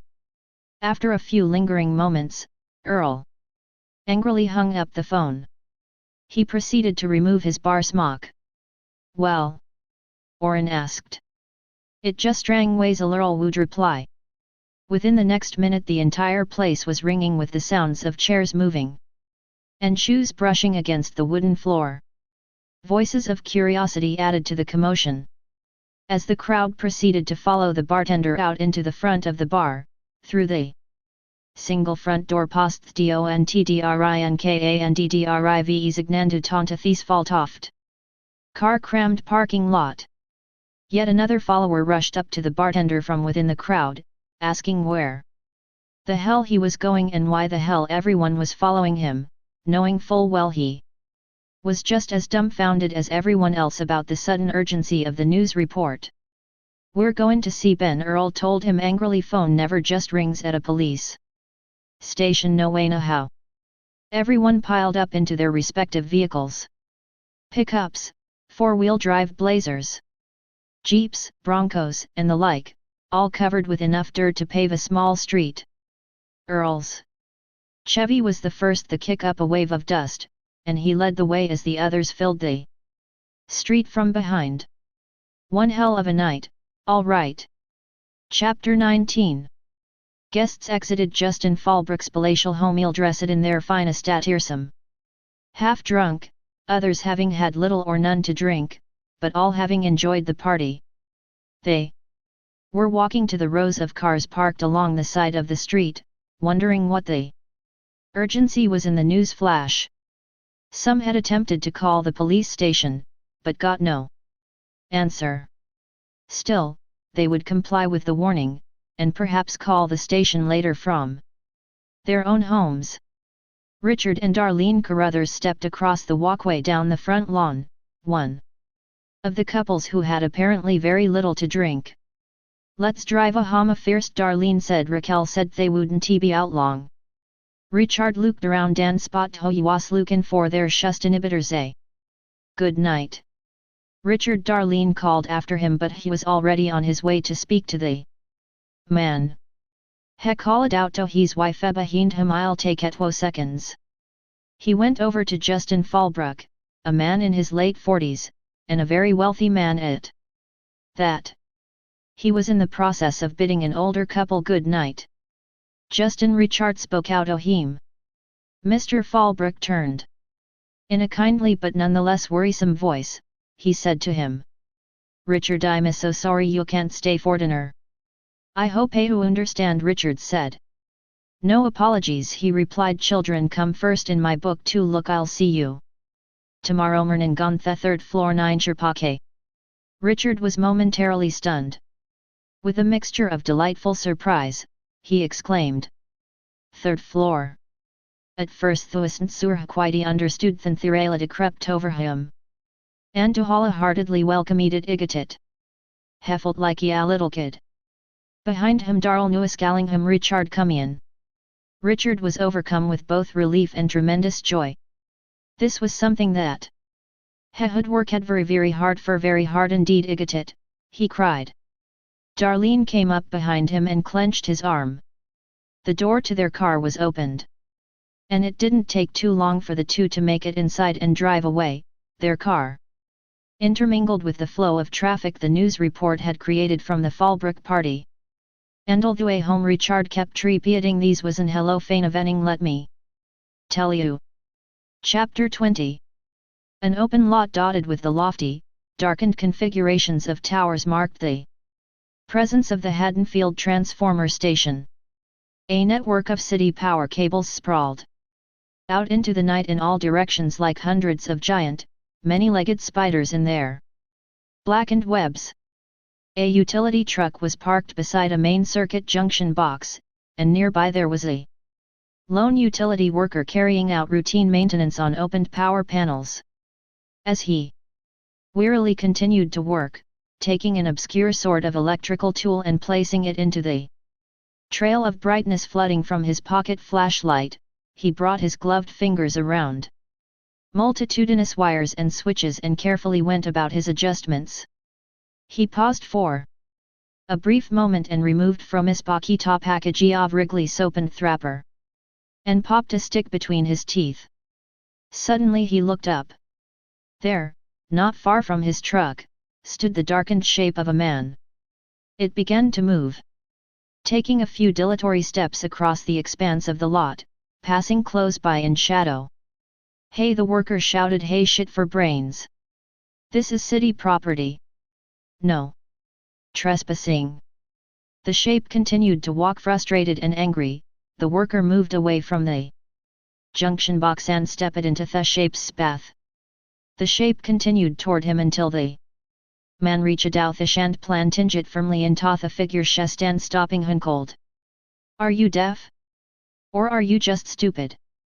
Absolutely nothing from the shape. It stood motionless facing the worker. I could have you arrested, asshole. Still there was no response. The worker could hear the breathing sounding in slow, hissing emissions from behind whatever the hell this man was wearing over his face, something like a large, distorted white mask.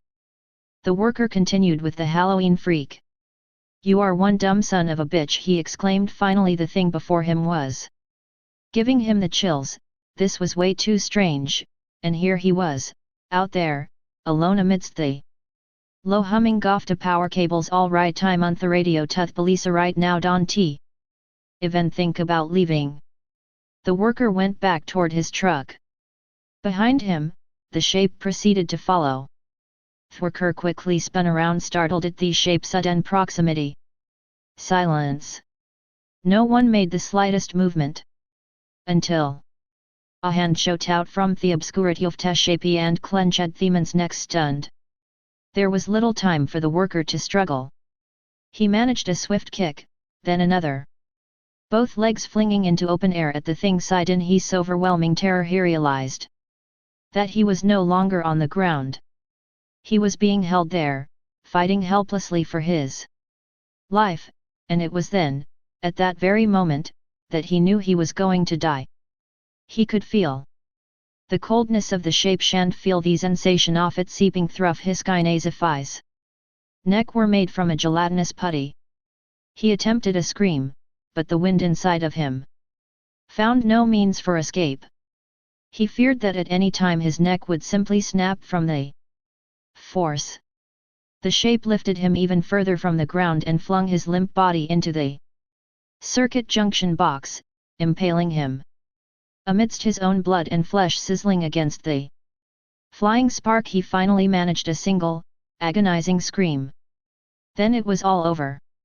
His dead body remained quivering there as the shape watched, its head cocked in morbid fascination. The box continued to short-circuit around the body, and all around the encompassing area the transformers began to shower a spectacle of sparks. Lightning arcs. Off rampant power surges began to shatter cables, the station's transformers began to turn into a forest of flaming brilliance, storms of electricity erupting from all directions. The shape continued to walk on. The last of his presence developed into a silhouette against the festivity of powerful light, then it disappeared in the direction of the town end. Into the night. In the streets of Haddonfield, true and ultimate darkness set in. Chapter 21. Throughout the entire town, darkness set in as the electrical power died. Parents rushed their children into cars. Others pulled their kids from the sidewalk and behind closed doors. A sense of undefined panic clouded their faces. Panic indeed. It ran rampant through Haddonfield this Halloween night. Panic of not knowing what was going on, panic spawned by what the news people were saying on their television sets intermingled with the sudden power failure. Some didn't take the mysterious circumstances all too seriously, thinking that the whole thing would all blow over shortly and that the town would be up again on its feet. But there were the others. Terrified, not knowing what to do except to heed the final words of the news report and to stick close together with their families behind locked doors, huddled close to burning candles and emergency kerosene lamps. Jamie wandered through the darkened streets as the last remaining children were scurried into cars and driven off, including the small band that she had joined. Kyle had been suddenly picked up by his mother, who had scolded him for failing to come when she called him over the first time. Now, she was left alone. She didn't understand what was going on. All she knew was how the lights in all the houses and all the street lamps around her had died, and right before that parents had shown up, grabbing their kids in a frantic rush and taking them home. Something was certainly wrong here, and not Jamie was certainly scared. She looked around for Rachel, but her foster sister was nowhere to be found. Rachel, she cried out once, and once was enough. Her own voice frightened her. Perhaps because its echoes made her realize how alone she was in the darkened street. Now, there was only wind and silence. She turned and began to cross the deserted street, eyes darting this way and that, searching for any sign of Raquel or even somebody as long as it wasn't the nightmare man. Nah, please, no, she didn't want to think about that, not now, not ever. But there, in the darkness, whenever yon suddenly deserts you, all little girls' thoughts could run wild. She dare not think of him, she dare not think of how she stepped into hirunka yet. The discount marred how scared her, how reached out. Then it hit her. Maybe that was why everyone suddenly went away. Maybe it was because the nightmare man was coming.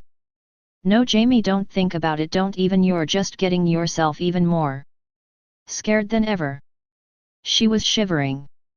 She realized she had to look for Rachel, and that Rachel was probably looking for her, too.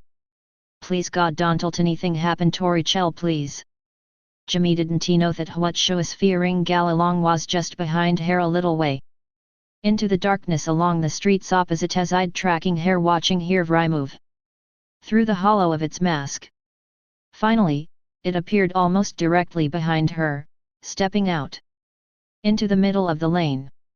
Jamie reached another corner and stopped. The sound of another pair of footsteps continued for another second longer from her rear, then stopped as well. Quickly, the little girl spun around towards the sound. There was nothing but emptiness. Rachel, she called out, there was a cracking is thought you. Still, there was nothing. No answer. She turned and proceeded around the vacant street, the eeriness of her haunting surroundings growing, aching throughout her mind and tugging on her nerves. Stopping in her tracks once more, the second echoing steps continued. They were closer now, Then they halted. The little girl turned again. In a firm but innocent voice shaking Shatol the darkness whoever you are I veget. Abigdig with mhebites. But yet again there was no reply. She stood still, waiting to hear something, anything, but all there appeared to be was the encompassing darkness. But as she stood there, she heard the footsteps once again. They were approaching her, and she could not see a single soul. Her eyes searched frantically. You hear my vegetadog, she managed to speak out, Butaiton Lai sounded forth in a mere whisper. She tried Torrenthistomy but she found that she couldn't show us frozen ein plus estive. Like a terrified rabbit knowing that there was a python in its cage ready to feed but not knowing where it was. The footsteps were growing closer. Closer still. Until suddenly she miraculously began to run. Her movements were fast and swift, the wind on her back helping her along. In the midst of her panic, she nearly fell. She was paying more attention to what was behind her than where she was going, panting and gasping tremendously, barely being able to breathe. She almost swore she was going to simply die from exhaustion before whoever it was that followed could get to her. The world before her now was a whirlwind of blinding haze, bucking and yawing in one fantastic fit of frenzy. Then she ran directly into a figure, nearly knocking it down and her along with it. She uttered a startled scream as hands grabbed at her, and she fought them blindly.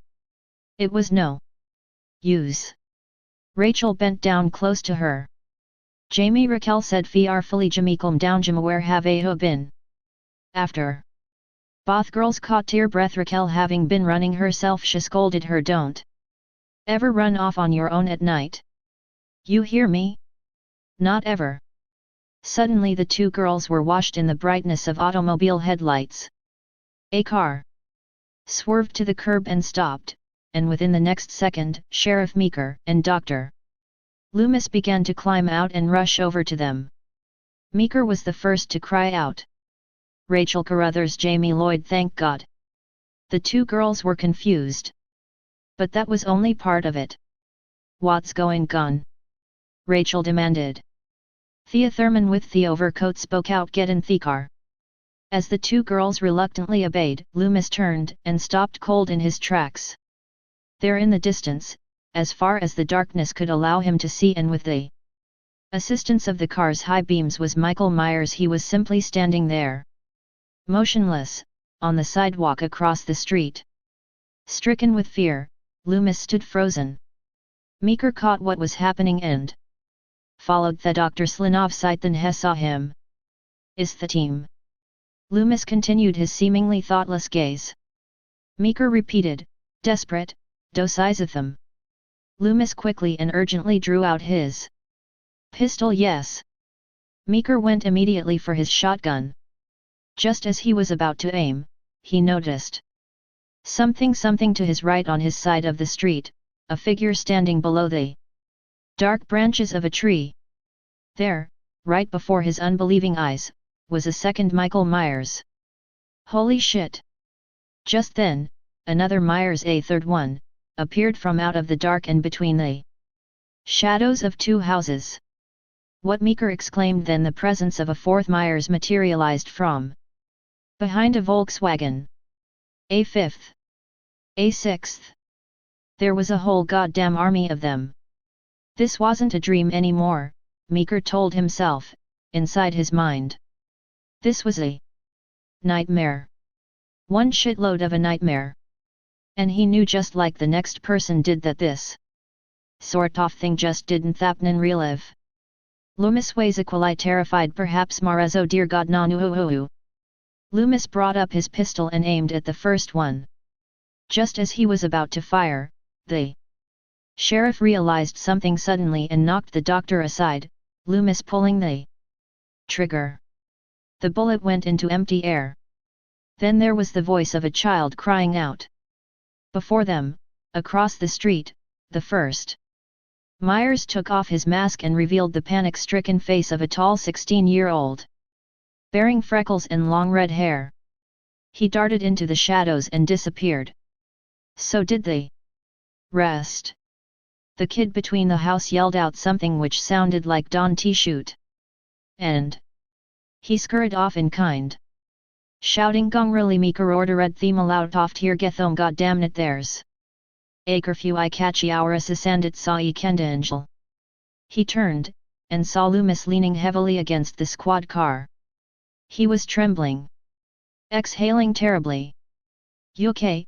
The sheriff questioned him.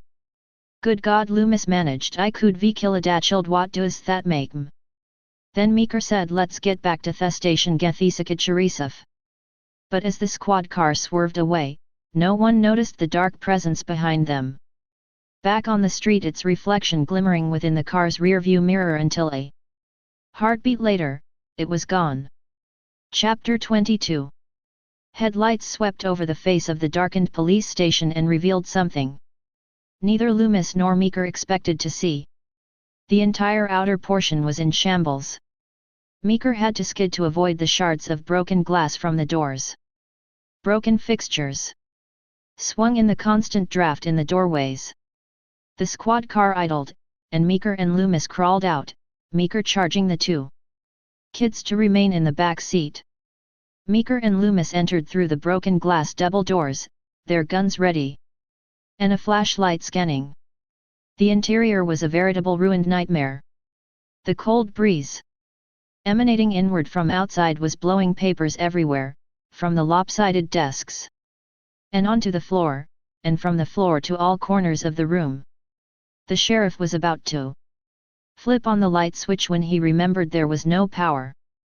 He shone his flashlight in the area ahead of him and proceeded forward, with utter caution, the doctor coming up on the rear. Meeker could not understand what his men were doing to allow such a catastrophe to take place. Couldn't he believe a Thatanimong could actual Lidolthis and whereth hell were his men, anyway? They wouldn't they've given up without a fight, Meeker said. Loomis told him they didn't know what they were up against. Glass crunched under their shoes as they continued inward, past broken desks and desk chairs, past broken telephones and scattered trash. They went around to the side, near a closet door. The flashlight came across a pool of what seemed to be blood from beneath the door. It was blood. The sheriff was merely having difficulty believing it. He made the light crawl upwards until it came upon a pale hand, closed in the door jamb. It was clutching a .38 revolver. Reluctantly, Meeker opened the door. There was no body. The hand fell and tumbled, dismembered, splashing into the pool of blood. Christ, Meeker exclaimed. Something caused him to look up, and when he did, he jolted backwards just in time to avoid the pasty white, blood-drenched body of Deputy Pierce, which leaned out of the darkness near the ceiling, then tumbled to the ground before him in one tremendous splotch.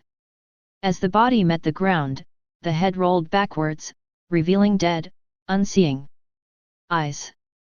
The throat was slashed, and thick blood seeped from the gaping wound until it rested at the sheriff's feet. Meeker gazed down in horror upon what was once his best deputy, not to mention one of his best friends.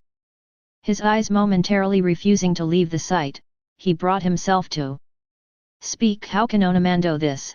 How, Loomis? Tell me how. He's Notaman sheriff. Then Watashay. Meeker demanded, trembling. What the hell are we dealing with? Evil Loomis replied. Anthatwazel, he said. Outside, Earl Ford and the other townies were pulling up to the station's parking lot. Driving past the library and halting near the sheriff's squad car, Loomis was standing in the doorway, Meeker coming up behind him. Rachel and Jamie gazed on with extreme interest from within the back seat of the squad car. As the men from the bar stepped out of their respective vehicles, Meeker informed the doctor quietly, Theathertorian Thebak dead.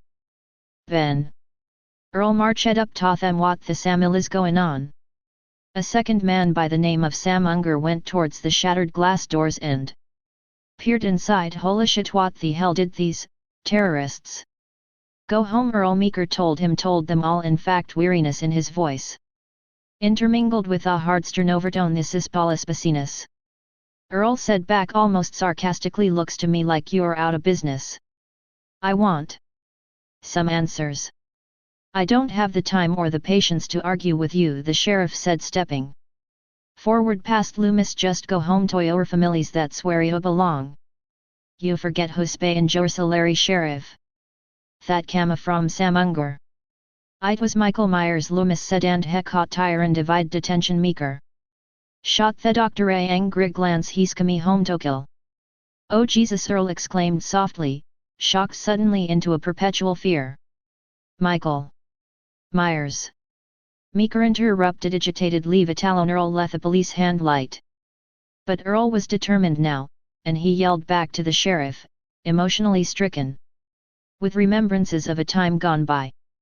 That terrible time, 10 years back. Let the police handle it. Like the last time? How many dead back then? How many kids? Alhura hellas this boy deny ears back na thistami benial hand lethisamion. Way, the husky bartender turned to the others. We're gonna fry his ass. Get your weapons, boys. You real gonaddy.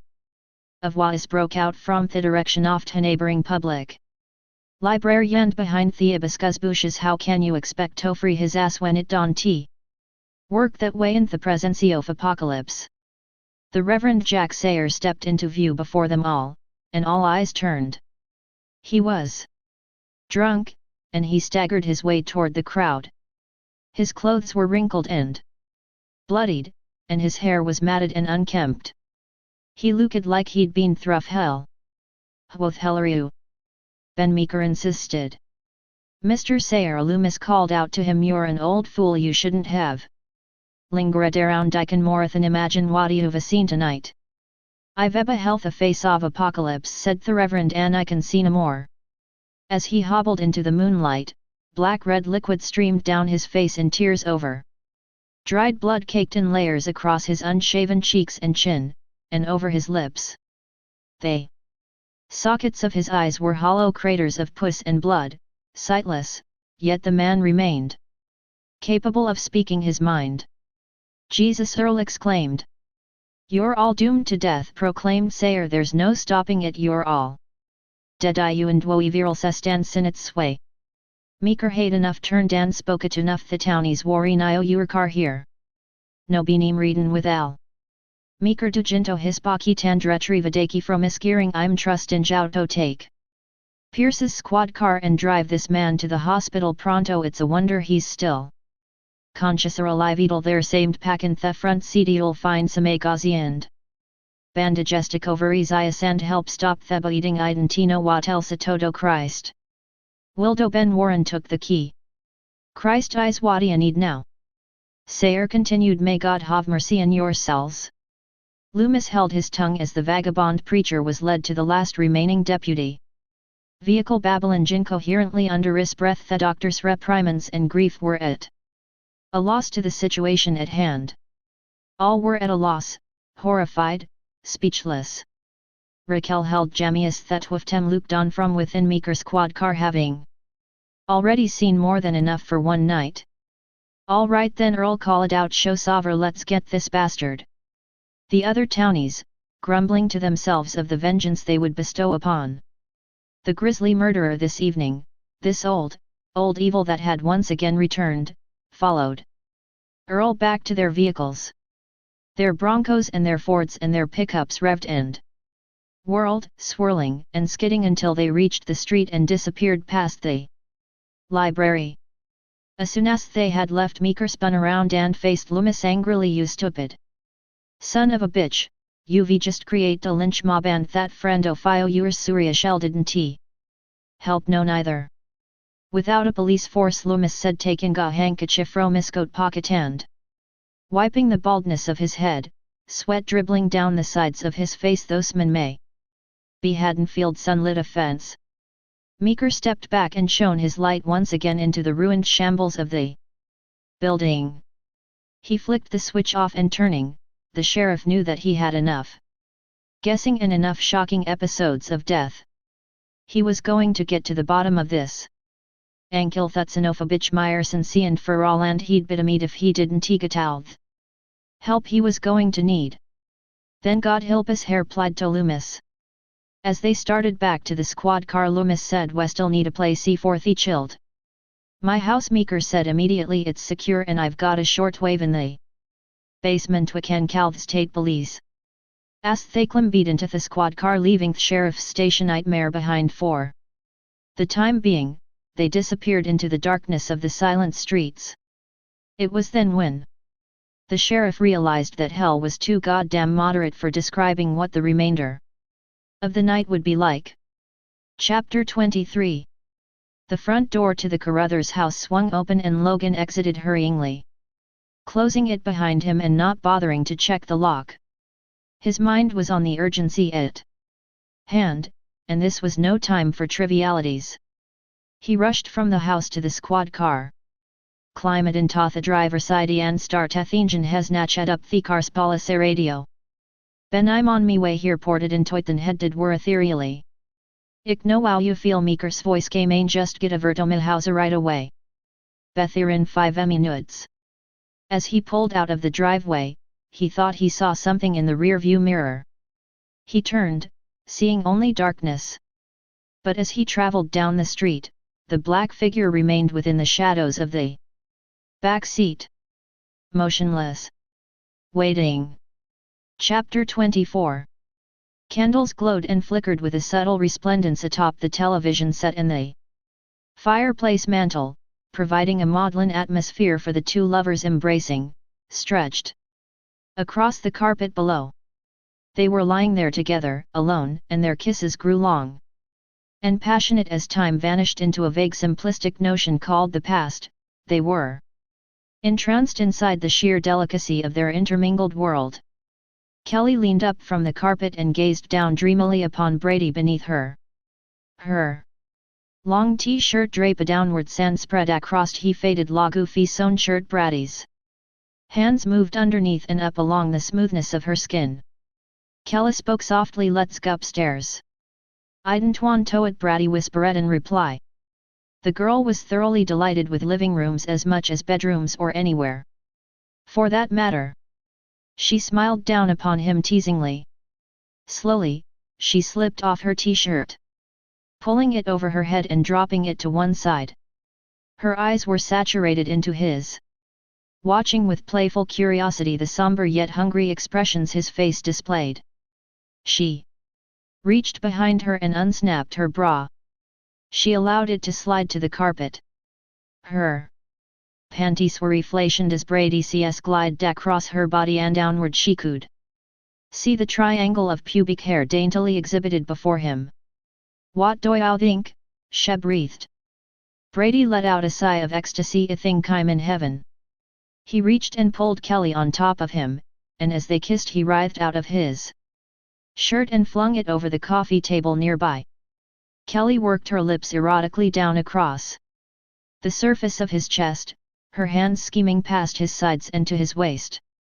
Her fingers played with the buckle of his pants until it separated, and she drove her mild hands into his underwear, searching and grasping, afterwards sliding his pants down to his knees. His skin rippled with desire. He brought her down to him once again, and as tongues caressed, he held her, his hands moving down the backside of her voluptuous body, finding her panties and bringing them down to her legs. She kicked them off of her feet. The two fondled and caressed there within the sensuality of the semi-darkness. As the minutes ticked by and the quickened heat increased, Kelly wrapped her legs around his welcomingly, and he moved his body upwards to enter her. Ooh, Brady shemo and oh shit. Headlights flooded the living room mingled with the whining sounds of a car engine. Brady sat up in terror. Kelly joined him, sitting up also. Immediately, her hands went for her clothes and she proceeded hurriedly to get dressed. It's me dad, she muttered, if heck hatches like the shale skin you olive for starters. For starters. Bradapanicadrechin foriscloas in a frenzy Christ omen. Nothing seemed to fit right for him, and he nearly put his pants on backwards. God knew his underwear didn't feel right, and he thought he heard the ripping of its pliant fabric. Outside, Sheriff Meeker brought out his house keys, fussed for one, and inserted it into the doorknob. Behind him, Rachel and Jamie stepped up to the porch, followed in turn by Dr. Loomis. "Where's the deputy?" Loomis questioned anxious. Meeker answered him as the door opened. "He'll be here in a minute." Just as the deputy's presence was mentioned, Logan's squad car approached. High beams piercing through the darkness of the driveway with near blinding brilliance. It pulled up and halted, Logan stepping out onto the cement. Meeker turned and entered his home, all others following in turn. As he stepped across the foyer and into the living room, his eyes beheld his daughter and the boy. Their gazes met but for a moment, the two standing dead center near the fireplace and the television amidst the moderate blaze of the candles. Their appearance was as if they had just complete the night's rest, but their faces were sweaty with guilt. The burly sheriff's gaze a shot past them as if they virtual lidded not exist. "My God, he senioringus," Brady told himself, trembling. "Holy shit's gon' act like we're theory and then he's gonna let me have that siddle to have it when I least expect it and then thur one t beneath ingolf toff metto sent back home." Meeker surgeon's eye and alertness confused the boy momentarily until it suddenly struck him that the sheriff had more important matters at hand. He remembered what the announcer said on television. Then he saw Rachel, and their eyes met. Quickly, and with utter embarrassment, he turned away. "Rachel," Meeker promptly ordered, "take your sister upstairs, last door athened off the hall." Rachel nodded and took Jamie upstairs. Her mind swirling amidst T-brip confusion, Kelly went to her father, Dad Watts. "Going gun. Hiterned to here iserius and demanding I went auto secure all the downstairs windows, cover all the downstairs windows." "Why? Just do it." Without further hesitation, Kelly complied. "Where's the radio?" Loomis said. Through the kitchen to the basement door, Meeker directed, "Take him a flashlight." Loomis reached and took the flashlight Meeker held, turned, and exited out the kitchen. In a hurry, nearly knocking Meeker's daughter's hue and about their business. "Now for the boy." Meeker turned and grabbed him, clenching his arm firmly. Brady broke out in nervous perspiration, knowing he was about to get hurt. Instead, "Ya know how to handle gun," Meeker said. "What?" Meeker repeated himself. "A gun know how to sion." "Yes sir," his voice shook. At the same time, Logan entered through the front door and joined them, standing awaiting the sheriff's next orders. Meeker took the boy over to a closet door down the hallway near a back storage room. He opened the door, revealing racks of various shot guns. He let go of the boy and reached inside, immediately gripping a double barrel.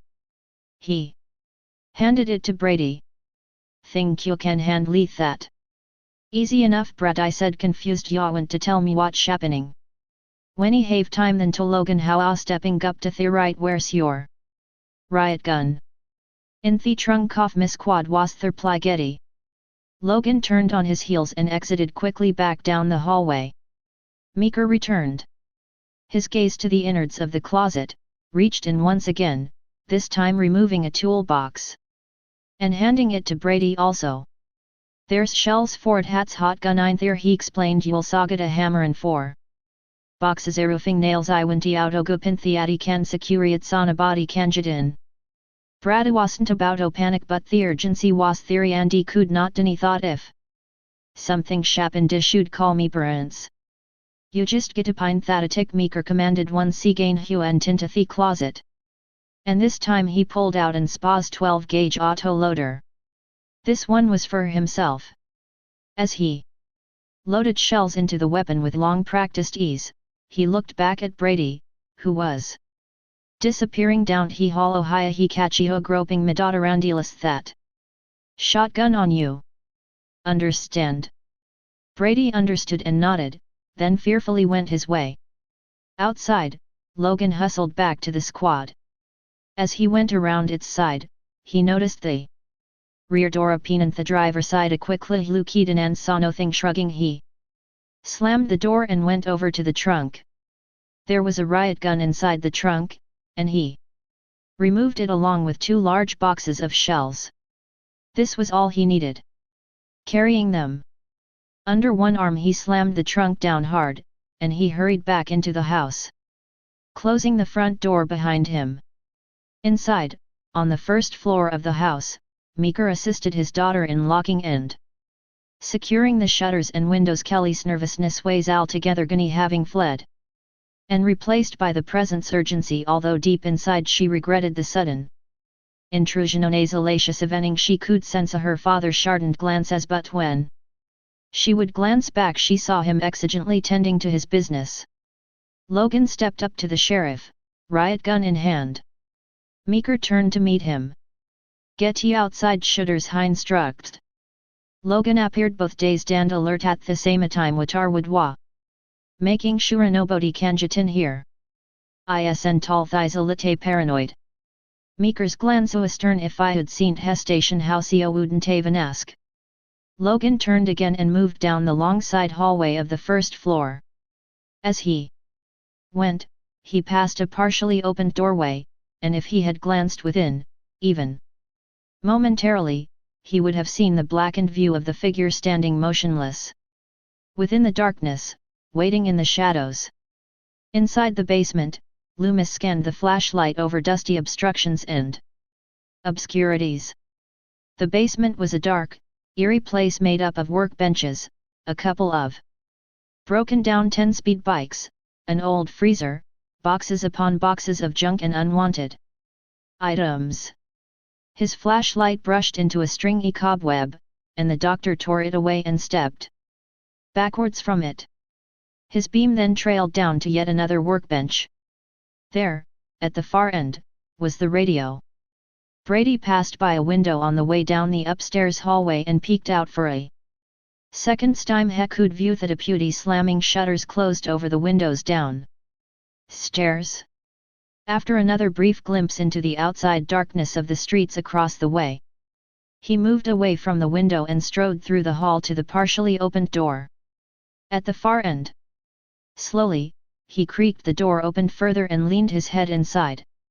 There, in the shadows on the bed, were Rachel and Jamie. They were sitting there, ever so quietly, Rachel holding her younger sister protectively yet calmly. "Are you out okay?" Brady asked, breaking the silence. "Raquel didn't bother tottern." "We've been better," she replied sourly. "What's going on?" "Michael Mears." "Who?" Raquel then finally looked at them. "Tina ear say go Halloween, he's Jamie's uncle." "Thicket sat shulwerite," Jamie interrupted, and suddenly she began to sob. Rachel turned her gaze away from Brady and rocked her gently, comforting her, wishing they were someplace else, someplace far away. Far away from uncles, far away from Brady. Far away.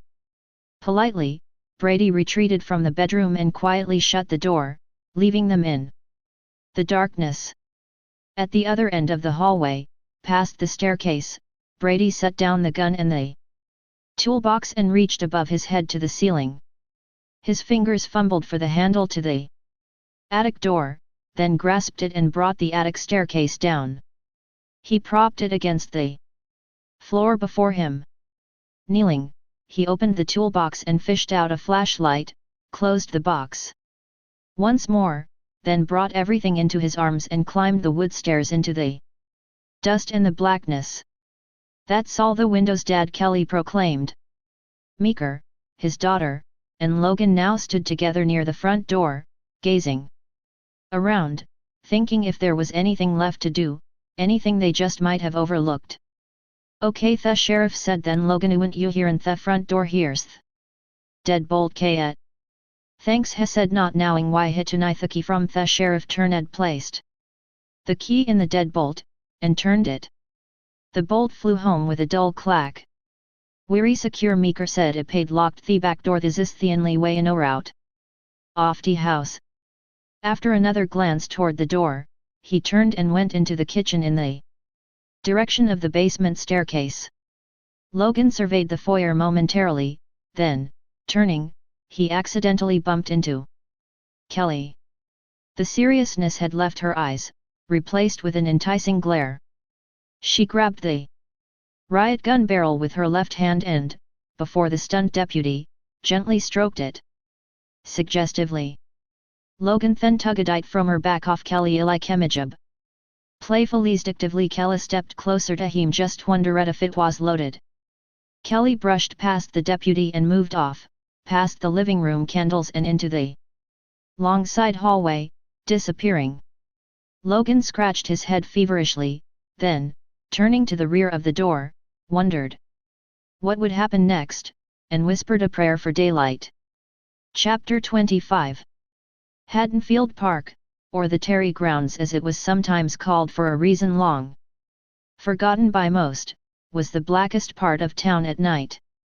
This was due to the fact that someone had flung bricks at the two light posts situated at both ends, and since that incident a few days ago no one had time to fix them. The darkness was interrupted by the brightness of the headlights of a pickup truck, and the air became filled with the roar of an engine and the multitudinous voices of townies. Earl Ford's pickup rounded the corner slowly making its way past the park, high power flashlights shining from the hands of the men at the back, scanning the surrounding area carefully.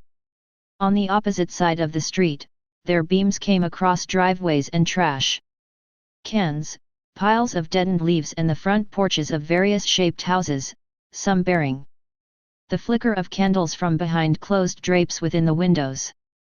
The men were armed, some with pistols and others with shotguns, ready for any encounter, grumbling to themselves about catching the son of a bitch who had returned to wreak devastation once again upon this town of theirs. Suddenly, one of them, the one called Orrin, raised a pointing finger and called out, "There, Hayes!" From the front seat, Earl snatched his Remington 12-gauge pump beside him and immediately bailed out of the truck. The men hopped from the truck's bed and joined him, Orrin continuing to point out the direction which he referred to. Earl slowly marched up toward that direction, pumping the shotgun to ready. Orrin came up beside him, leading him further, then stopped in his tracks and rested his finger in the direction of a series of heavy bushes beside a modest colonial house. Eyes in his face, filed right here, Earl, right in those bushes. The other men readied their rifles and shotguns and pistols, all nervous, all shaking, but all as damn well ready as they could ever be in such a desperate moment. Fingers were tense on triggers. There was a long pause of silence before the bushes began to rattle and rustle, then there was a flash of something pale white which darted across the steady beams of their flashlights and seemed to move toward them. It was then when Earl shouted fire. The air turned thunderous with the intensity of the pandemonium of shotgun blasts as the men opened fire upon the entire range of the bushes. A deafening firestorm of buckshot grew into a violent crescendo which echoed throughout the expanse of the town, and various front doors in the surrounding area opened, curious and startled heads popping out to view the commotion. Quickly, the bushes began to disintegrate under the constant blasting, and several languished seconds passed before the last gun finally emptied completely. Smoke eddied above the ruined hedges. Leaves and branches were blasted virtually to dust. The entire row of what was once hedges stood naked and bare before the determined lynch mob. Nothing was left untouched, toothpicks and sawdust was what their flashlights now beheld, and as the group of men slowly advanced, their flashlights beheld blood. Then the pulverized body of a man. One man cried it in horror. Shitterled Hatstead Hollister. Earl swung around to Orrin. You told me who saw Myers. Orrin backed away, defensive, yelling, "You told us to fire, not me." Earl dropped his shotgun and hurled a fist at the man, smacking into his left jaw. Jolted backwards against the grass, Oren rose to his feet and roadblocked Earl into the nearby dust. As both men began to wrestle, others tried despairingly to pull them apart. Chapter 26. The darkness of the attic tended to be a bit haunting for Brady as he finished hammering another window shut. Then again, considering the unnerving circumstances, he had every right to feel scared. He remembered the stories about Michael Myers, and he remembered standing theorist ambulances and paramedics surrounded various stroads. House after the bodies had been found. He was only 7 years old at the time, but tonight the images were crystal clear in his mind. Jamie's uncle. It was difficult to believe. Yet the whole thing sounded vaguely familiar to him. He was almost certain he heard this about Jamie Lloyd before, but he figured he must not have paid any attention to it. It was like a dream, or, more precisely, like déjà vu, this sudden news. And Jamie's uncle was somewhere within this very town. God only knew how many people have been killed already, somewhere out within the depths of the blackout. Realized it could have been him outhreaded ladder to bedriven. Away on a stretcher with dozens Sophias gazing gone after him buthuas and tout terra now. He was in here. He was safe. Thinagain for some reason he didn't feel safe. He felt vulnerable. Yet he had no reason to be. He was truly safe here. Everyone was truly safe here. They had weapons, and there was Sheriff Meeker and a deputy there to protect them. And he would protect Raquel and Jamie Eo, and he would protect Kalita. Mustn't forget about Kelly. That was another matter. As he moved on to the very last window, there were only 3 windows in the attic, each side by side towards the front of the house. He remembered a few of the momentous times he had shared with Rachel, and he remembered how each one of those times ended with a slight shove from the girl whenever Brada would try to go for Kelly. Wasn't like that in fact with Kelly headed and Taven have to make the first move. It was like he was a magnet to her, and she just came to him. Some people called her a slut at one time, with the suicidal boldness to even do it in front of her. Father and Theordel went in until I tended with rock salt to paboy sass from Meeker's gun. So when it came to notions about sluts, well, let's just say I twazel hush hoosh. Besides Kelly was a babuisnch he, and there were definitely a few horny guys out there who hoodie just see what brat I saw tonight. But Rachel, well, that was a different story. A final swing of T. Hammerland dead painfully on Brady's chump, the surge off pain shot up through the throbbing bone, and he let out a sudden yelp. Jesus!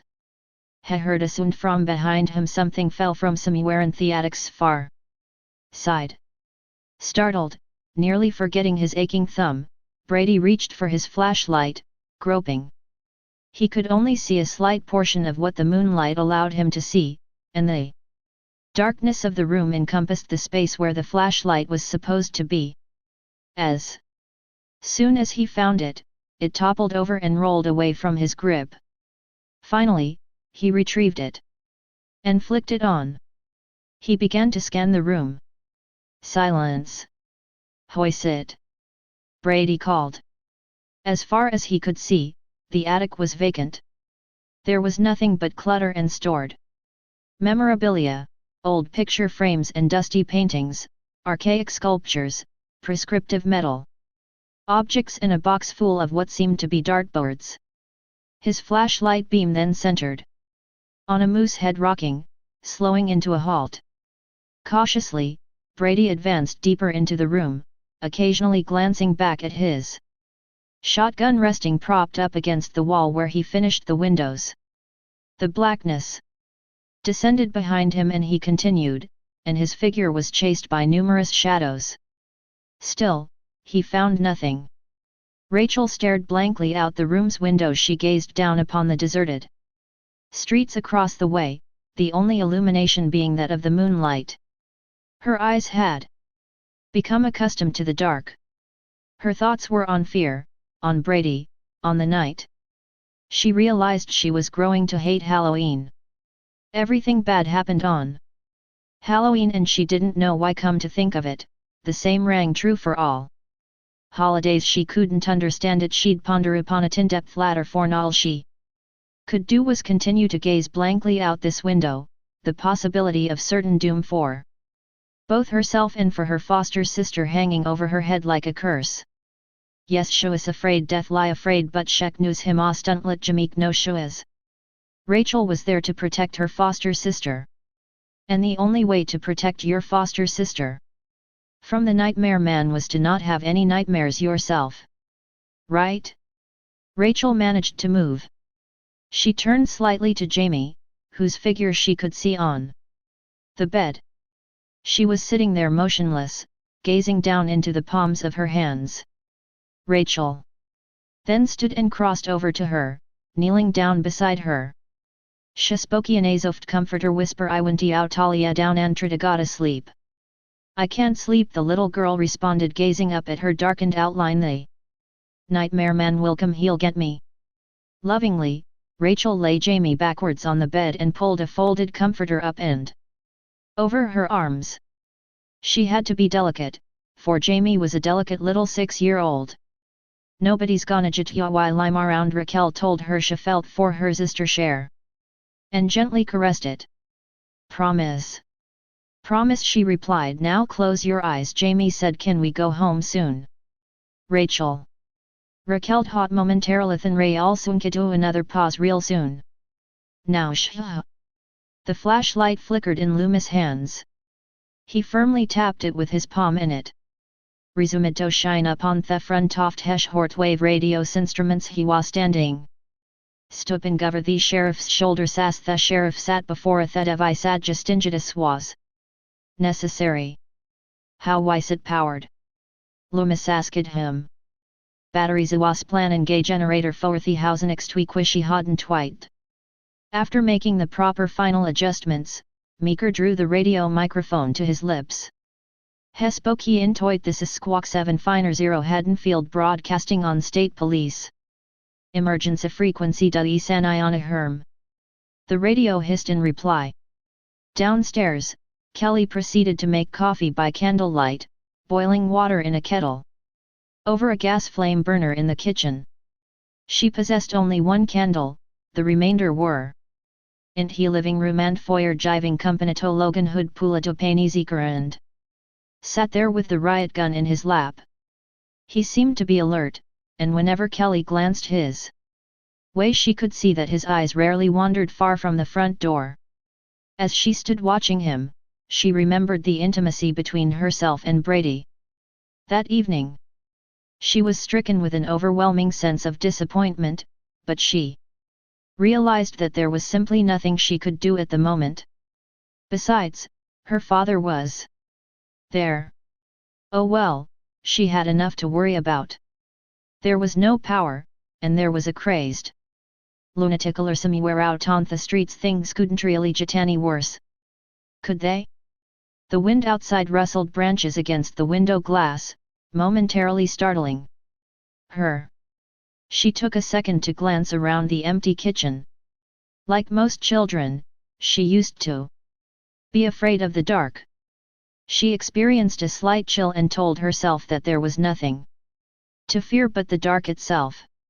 Or did the saying go, there's nothing to fear but fear itself? Anyway, it was something like that. But regardless of how the saying went, regardless of how many excuses she could give herself or how she tried to explain it away, she knew she was afraid. Upstairs, in the master bedroom, Rachel stood and leaned over her foster sister, lightly kissing her forehead. All was quiet around the two girls, and Jamie was finally dozing under the comforter. Rising, careful not to awaken the sleeping child, she gave her a final glance, after which she silently exited the room, leaving the door ajar. The hall was nearly pitch black and had just meant Rachel see a shad of Elapedto. The lack of light didn't seem to ide Harold that much. As she felt for the side wall, she made Hair way down he how ways blackness she cursed herself or not be injected with the flashlight. Surely the sheriff himself possessed other flashlights hidden somewhere around the house. She could have asked, but at the time she simply had given no thought about it. Barely up ahead, she could view the ghostly outline of the top of the staircase. She reached out and grabbed part of the top portion of the banister. Slowly, she began to descend. Step by careful step, she made her way down to the bottom end and into the glow of the living room candle light from the fireplace and the television. There was the deputy, seated in the easy chair, his body facing the front door. As soon as the young lady moved into his line of sight, he spoke to her and she turned. "Everything okay?" "Jamie sleeping," she told him quietly. "The dark atmosphere hate a certain property, which made ever yon seem to is no curious and still however she didn't mind. What she did mind was getting the hell out of the situation. Jamie sleeping, when can we go home?" State Police Lacom Logan assured her not long after hat Don Turi. "I'm trying," she said. Actually, she had plenty to worry about, for the figure that watched from the shadows behind them, the figure that stood there, motionless, that eventually drifted back into the confines of their shared darkness, was waiting, his unearthly mind contemplating patiently. Behind the pasty white blankness of his mask, Meeker tuned the radio's receiver again for a clear message and a voice began to fade in. Loomis leaned close to the speaker, listening intently. "I hear Simeon," he said.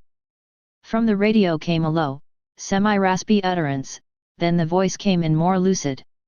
"This is Frank Beauty over in Tuckerville. You get some kind of emergency."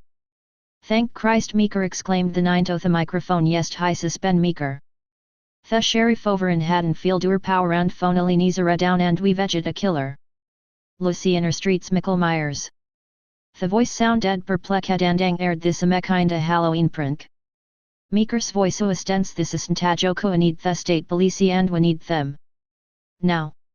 A pause. "I'll give em a call right away. Hang on a sec. I'm gonna need name and address. We're not going anywhere Merbuet." Loomis exhaled, relieved. At least, he was somewhat relieved. Now these people would be safe. The state police would be there soon. Now, he knew what he personally had to do. He turned and proceeded to climb the stairs to the kitchen. Inside the kitchen, Kelly was in the process of pouring the coffee into various multi-colored mugs which played with the shadows in the candlelight. Loomis stepped up out of the basement at just about the same time that Rachel entered via the living room. Loomis asked Rachel, "Is your sister all right?" "She's fine," Rachel answered. "Good." Near the downstairs foyer, the doctor approached the deputy, and Logan turned. "The sheriff has radioed for help," he said to the deputy. "They'll be here soon." Logan scratched his skin. The other hand remaining conched to theriat gun hiluva. "Night." Instead of agreeing, Loomis replied, "It's not over yet, deputy." The doctor buttoned his overcoat halfway, turned, and headed for the front door. Knowing what he had to do, the task that at times he felt he was born to carry out. His hand reached out and grasped the deadbolt, turning the key and grabbing the knob to open the door. Logan jumped up to stop him. "Where are you going?" "The Carather shouts," the doctor said sternly. "That's where Jimmy lives, that's where he'll wait for her and that's where I'll be waiting for him." "Leave Myers for the state boys," Logan insisted. Loomis shot back a glance. "The state police want to know what to look for or how to stop them. Do you know?" Loomis could not answer that. All he knew was to exit out that front door, what he must do. The deputy reluctantly allowed him past, and Loomis pulled the door opened, disappearing into the night. The deputy watched as the figure in the overcoat strode quickly down the walkway, and he shook his head. He closed the door and relocked it. In the kitchen, Kelly was searching almost recklessly for a cup of sugar, accidentally knocking a tall glass from the sink and sending it crashing to the floor. Shit, she exclaimed, and for the time being shikikadaf woft heshert soverto. Space on the floor near the plastic wastebasket. As she did so, Rachel, who had been standing along the sidelines watching quietly, stepped close to one of the opened cupboards. She reached upwards and closed it, then pulled an object out from the back of the countertop. It was a sugar bowl. "Look in for this," she said. Kelaternedto Haran saw the girl held irritated look at Tino Yuand. "Bratty Haydenetha goingake." Yanusha said calmly, "You just didn't care. He's not married or anything." Kelly defended. "I vegetarito dao eight's best for me." This was one goddamn bitch, Rachel thought to herself. She was a slut, there were no two ways about it, and the hell with the fact that she happened to be the sheriff's daughter. Raquel proclaimed dramatically. "Future home wreckers of America, unite. Your future." President that spoke in. Kelly appeared annoyed. Not only was she a bitchy slut, but she was even a bitchy, conceited slut at that, Rachel thought. Kelly told her why sup tau hate mean one Trachel or Bradawan t bethelist man you lose it to another woman. And with that Raquel reached for a mug of coffee and splashed it across the girl's tea shirt. Start ledkally yumped back the anus didn't scorch her and show us great fool to herself for making the coffee set in expectation for the lost sugar bowl. "Have some coffee," Rachel said. She pushed past Kelly and descended into the basement and out of sight. Unbelieving, Kelly stood there for a moment and absorbed the insult as her shirt absorbed the coffee. Angered, she stepped into the nearby laundry room and stripped out of the shirt. Her bra had been flung over to the other side of the couch when her father had pulled up in the driveway. Before all, her experience still didn't amount to an entirely successful last-minute practiced dress. Pausing to wipe the slight wetness from her breasts, which glistened in the moonlight streaming down from the nearby window, she threw the shirt into the empty makini and fished for one of her father's flannel button-downs. She found one, sorting through a nearby pile, slipped it on and buttoned it up. For the life of her she couldn't understand with so me like Brada would have the slightest interest in a girl as dull as Rachel. She then threw it from her mind, not wanting to deal with such trivialities. Bitch, she muttered to herself. Jamie was awake. Her eyes opened to the darkness of the bedroom, and she sat up and gazed around, her eyes accustomed to the lack of light but not being able to locate any sign of her foster sister. Frightened though not tremendously, at least not yet, she called out Rachel. But there was no answer. "Nobody's gonna get ya while I'm around," Jamie recalled Rachel saying. "Promise." "But Trickle wasn't through, is he?" Jamie cast her gaze on the semi-opened door. "Rachel will be back," she told herself. But somehow there was a lingering doubt. Rachel stepped over behind Meeker, and the sheriff acknowledged her presence with a weary smile. Then something else began to come in from the radio. As Rachel leaned over, Meeker lost whatever smile he had, his face turning hard and rigid. He listened to the radio. Cross-talk among the street NKE of squelch and interference. Corner Elm and Gateway, a voice spoke within the speaker of the black box. "Shot Ted Hollister by mistake, must have been talking a piss or." Anu voice deeper ishaded. Theather Wadasi said, "Well, he surient livin'." "Ah Christ," the sheriff muttered, has natched up the microphone and spoke he intoit is. "Earl Ford out there, this is Sheriff Meeker." There was now only static. "Answer me. Damn it." More static. Meeker angrily rose to his feet. Stooping, he grabbed his shotgun. "Sheriff," Rachel asked, "what's going on out there?" "Just wait here by the radio," Meeker instructed. "The state boys are going to send word in Setharian route when thought word comestal deputa logane, you understand?" Rachel nodded. Meeker headed for the stairs, kicking his foot into a metal object as he went, nearly tripping, semi-exhausted. Alone, Rachel was in charge of the radio. She was scared, not because she was by herself in a dark basement, but, oddly enough, because of the pressure of responsibility. What the hell did she know about talking into a police radio? Hell, she didn't even know what breaker meant. She thought she knew what 10-4 meant. God, what if she said the wrong thing? What could she do? But in the midst of her panic, she realized that all she had to do was talk plain English. The god of the shortwave radios could punish her later. Or something like that. She plunked down on the wooden chair in front of the small shortwave unit and stared at the instruments. The darkness surrounded her with the exception of the bright beam of the flashlight which rested on the bench beside the black, static-filled box.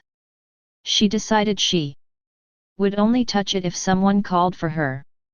Or if she had to call for someone. Wick wouldn't he been assessor you of course. She thought off Jim upstairs that girl didn't he deserve a thisterer wait in God's name.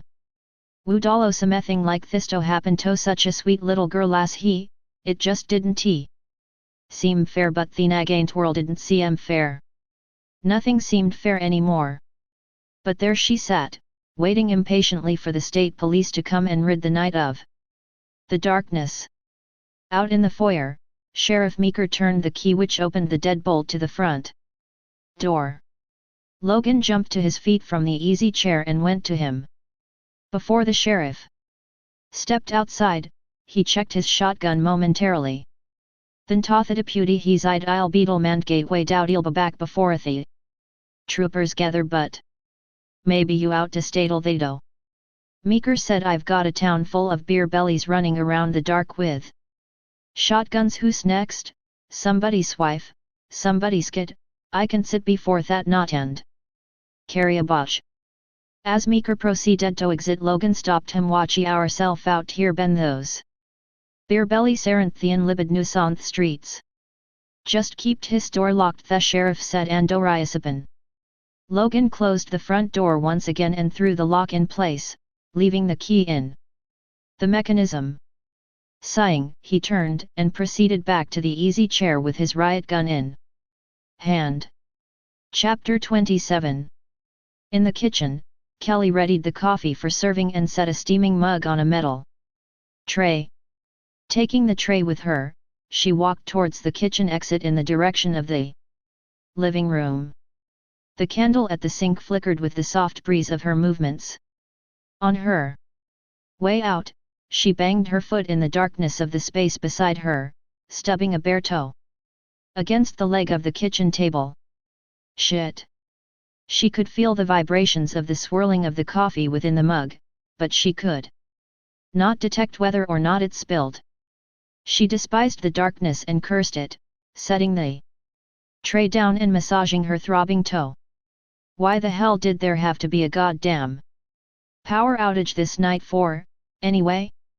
She thought, if there was a god out there, he was probably getting his kicks right now, watching and laughing as Kelly stood there, blindly aiding her naked, aching toe. This was great, just great. Moderately flustered, she grabbed the tray from the table. With each new step, however, despite the pain, her frustrations began to dwindle. This coffee was for the deputy, and she wanted to be nice to him. God knew everyone was tired and at least somewhat spooked from this entire affair. And Logan was no exception. Besides, he was responsible for protecting them now. He was in charge. And maybe, just maybe, she could get somewhere with him later. Remember, Daddy wasn't there anymore. Shadows played with her figure, and a shapely, black ghost fluttered and danced across the furniture and walls, moving as she did through the living room over the carpet and past the fireplace. The luminosity of candlelight accompanied her as she went, entering the foyer with tray in hand and setting it down on an antique lowboy. Kelly watched as Logan remained seated in the easy chair, head and back turned towards her, awaiting quietly for the slightest sounds of calamity. Kelly spoke out, breaking the silence. Thought you might like some coffee, she said, then pretty boring Althera. Logan said nothing, remaining alert, ignoring her presence. She continued, I wish they'd fixed the power so dark he just stubbed me goddamn toe on the kitchen to bend at. Least we could have some MTV while we wait for the cavalry. Logan refused to reply. Yuri, coffee's gonna jet cold. Silence. In the shadows, beside Kelly, and on top of the antique lowboy, was an unlit candle and a book of matches which bore the words Sookie's Den embossed on the front. She grabbed the matchbook and struck a match, illuminating the terror-glazed pupils of Logan's mangled face. His body distortedly propped up against the foot of lowboy in a bloody heap. Kelly's hand went to her mouth and she would have let out a horrified scream if it weren't for the sensation of her heart crawling up her windpipe out off her wood and mouth and into the stiffness of her palm. In a mixture of utter revulsion and shock, she stepped backwards as the figure of Tioni in the mask rose from the deputy Czekarin. Full proportion, towering before her. Before she had time to think, the shape grabbed her. The immediate Sergiophagus welled up from her abdomen and it took split skins. Time before she realized she was impaled, the riot gun barrel already through her torso and the wood of the foyer closet behind her, and this terror was the last sensation she felt. Before she knew no more. There was no sound, no struggle. The shape released her and stepped back, gazing in morbid admiration as the body of the teenage girl hung there before him, the wetness of her blood seeping from the obstruction protruding from her waist. The radio began to cotter in front of Rachel's languishing eyes. She suddenly became alert, and her mind was filled with a sense of panic as she realized it was time to get on the ball. Okay, Hysis, don't worry about saying Thoritra Dialingo, just go for it, babe. From the black box before her, the voice was low and faint. Should have cars. Dispatch it in 5 minutos. Thyretta should be 30 minutos from that time over. Raquel pressed the mic switch nervously. Okay, great, we'll be waiting over. And doubt. Good, that was Gudrach, maybe you'll grow to be a truck driver. Pays pretty good. She rose now from the chair and headed for the basement stairs. Giving a slight yawn, she ascended into the kitchen. The candle had burnt out near the stove, and Rachel had to feel her way around the table to make her way to the exit at the other end, past the laundry. Past the downstairs hallway, she made her way into the flickering glow of the living room, eyes casually searching for that retarded bitch called Kelly, or for anybody, for that matter. There was a candle illuminating the front foyer where the deputy sat, and she moved in that direction. As she stepped into the circle of light, she stopped short. It took a moment for the reality of it all to sink in, and when it did, it hit her with full, terrifying force. Eyes growing wide with shock and her mind coming alive with ultimate havoc, she managed to scream. As the cries took flight from her trembling lips, she backed away from the two bodies. Upon a second glance she noticed that the deputy's head was pivoted completely around, the sightless eyes gazing past the impaled body of Kelly. The teenage daughter of Sheriff Meeker hung limply from the foyer closet door. Rachel looked down and realized she was stepping into blood-soaked carpet, each backward step creating a slick splotching sound. As if her tennis shoes were sucking into shallow mud. In utter disbelief, her mind swirling as if in the midst of some morbid, drug-induced nightmare, she backed clear through the shadows of the living room completely until she backpedaled into the first few steps of the staircase. She found it difficult to breathe, the air coming in short, shallow gasps. Her mind diverted to her foster sister, and she immediately cried out in anguish. Jamie!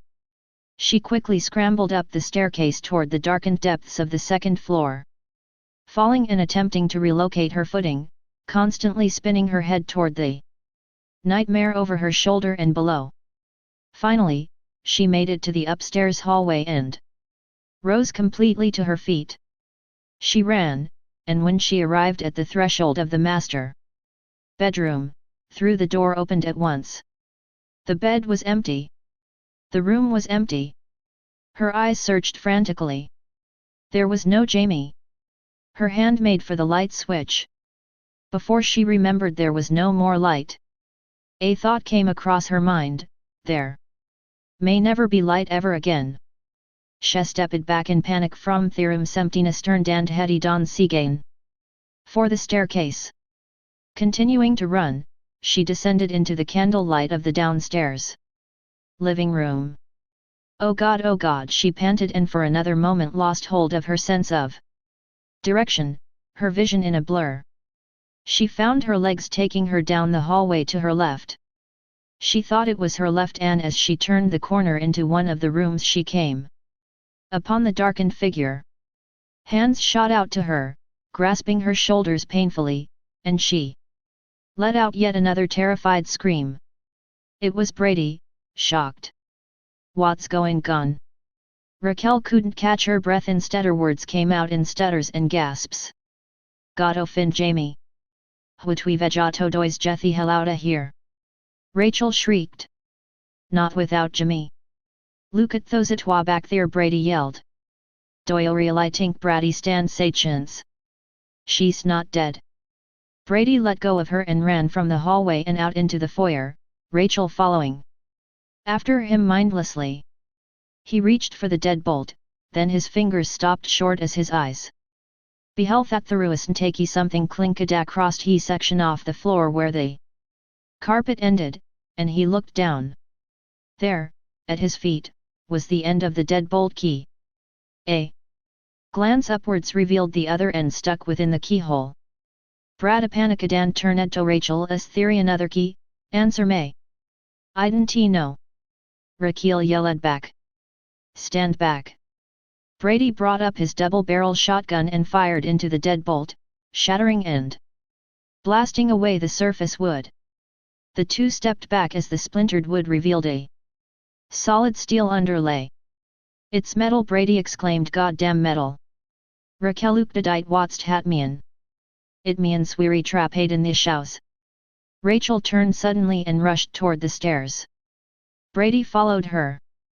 In the upstairs hallway, Rachel reached the top and cast her gaze toward the door to the master bedroom. Brady came up beside her and halted.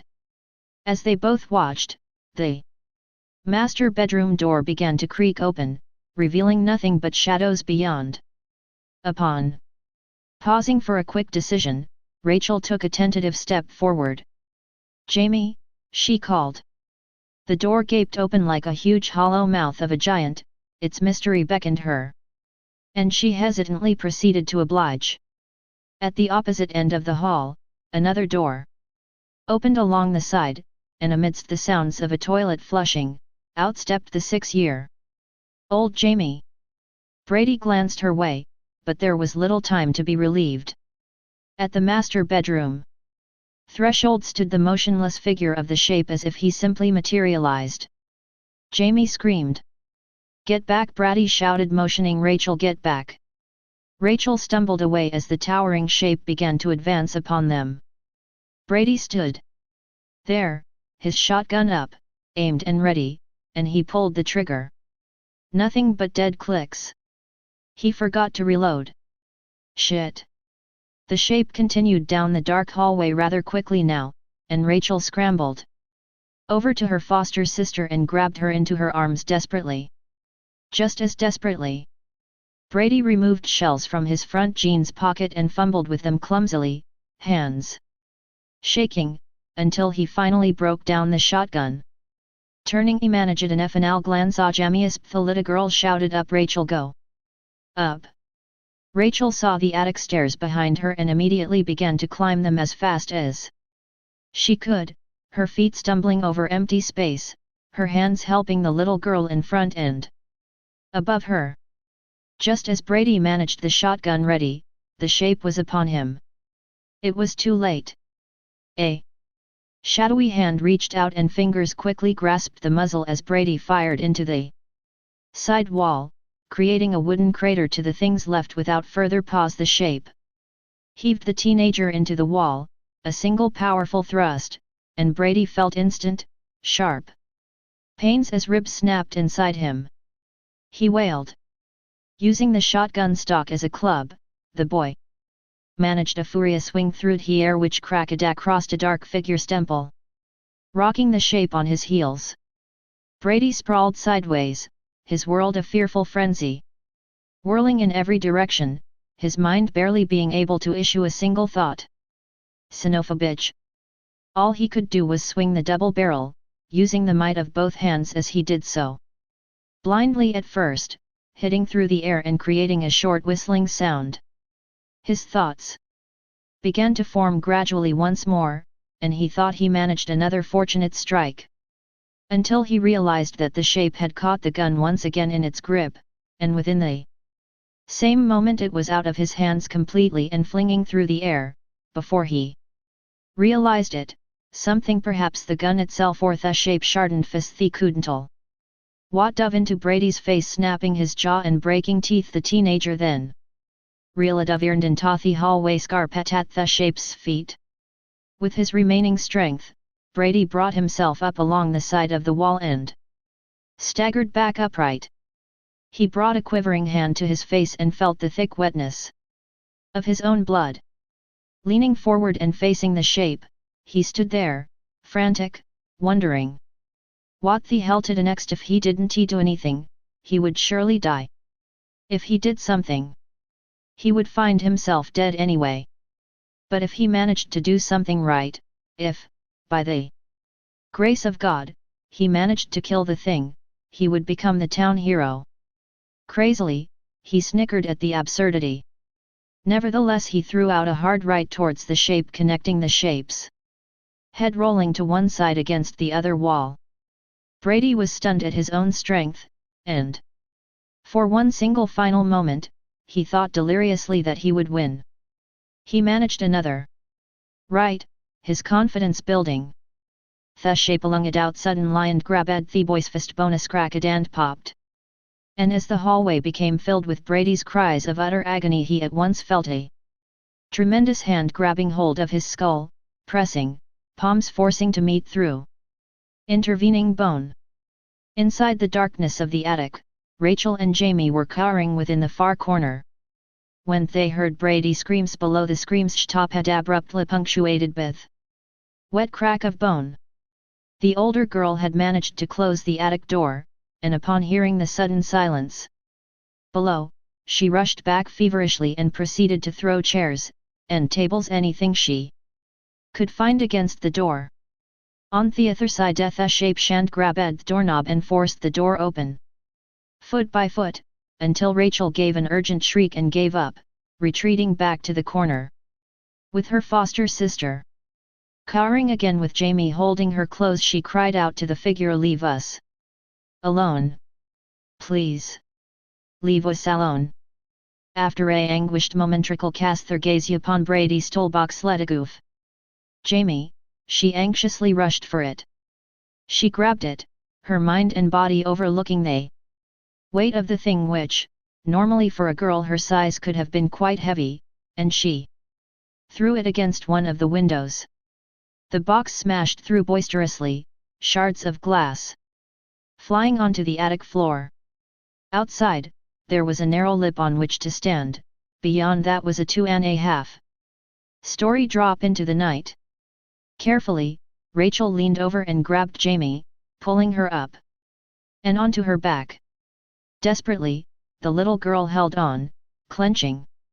Behind them, the shape loomed up the attic stairs, his dark figure rising slowly like the shadow of death itself, methodically and soundlessly.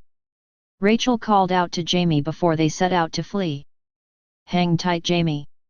As quickly and as carefully as she could, Rachel stepped out the attic window and balanced on the ledge. She straightened herself, mindful of the tenuousness of the wooden lip, gazing warily at the steep upward slope just inches away. She leaned away from the window and pressed her body against the cold slate roofing tiles, the brisk wind coming down upon her from one side bringing with it a bitter chill. Jamie weighed her down a bit, clinging to her back the way she was, gripping with her life, but Rachel forced herself to get used toit she couldn't fail to fail me into the for Hamaya Todi along with her. As soon as she acquired a reasonable foothold, she glanced around her and caught sight of the chimney and the aerial. As swiftly and as steadily as she could, she proceeded to attempt to climb toward it. When she was reasonably beyond the forefront of the broken window, she chanced to look back and in doing so nearly lost her handhold. Startled, she saw the voluminous effigy of her pursuer as he emerged from the shattered attic window and stepped over onto the roof. With mechanical precision, he made his advance toward the two girls, climbing. Gaining. Rachel continued climbing upwards and to the side, growing nearer and nearer toward. Thirif speak Jamai turned and gazed back down just as the shape reached a large burly hand for Rachel's left hang cleath and shekwik ned back to Rachel. Your left foot, Moveo your left foot. As soon as the hand came down, Rachel moved it away briskly, the hand clasping empty air. Finally at last the girls reached Thirif speak Raquel sit Jimmy down momentarily yas. She glanced frantically around. There was nowhere to run. They were trapped. And there, before them, was their murderer. Halloween night had never been this cold. Perhaps it was merely the circumstance, rather than the weather.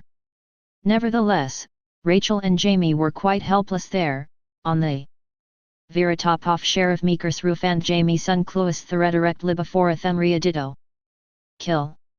There was absolutely nothing for them to do, nowhere to turn, nothing to fight with. Rachel lowered herself and scooped up her foster sister once again into her arms and held her close. She could feel Jamie shaking from the chill of fear, and she realized that a great deal of the shaking came from her own self also. Rachel. Jamie called in panic Raquel Watarwa going todo. The shape slowly advanced, towering over them in shadow.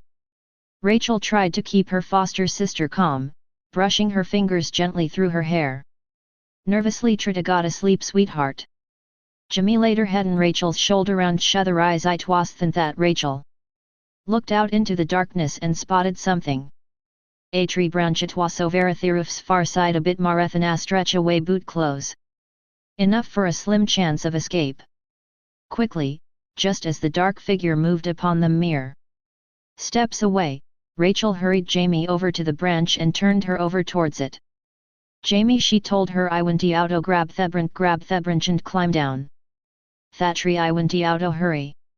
Jamie reached and strained, Rachel gripping her as close to the branch as she could. The shape was almost upon them. A few yards more, and Jamie's fingers brushed against the leaves just she of solid wood. I can teeth a little girl cried out. Try. At last, Jamie found a firm hold on the branch and pulled away from Rachel, scrambling to the tree trunk. She looked back, screaming. Jump Rachel!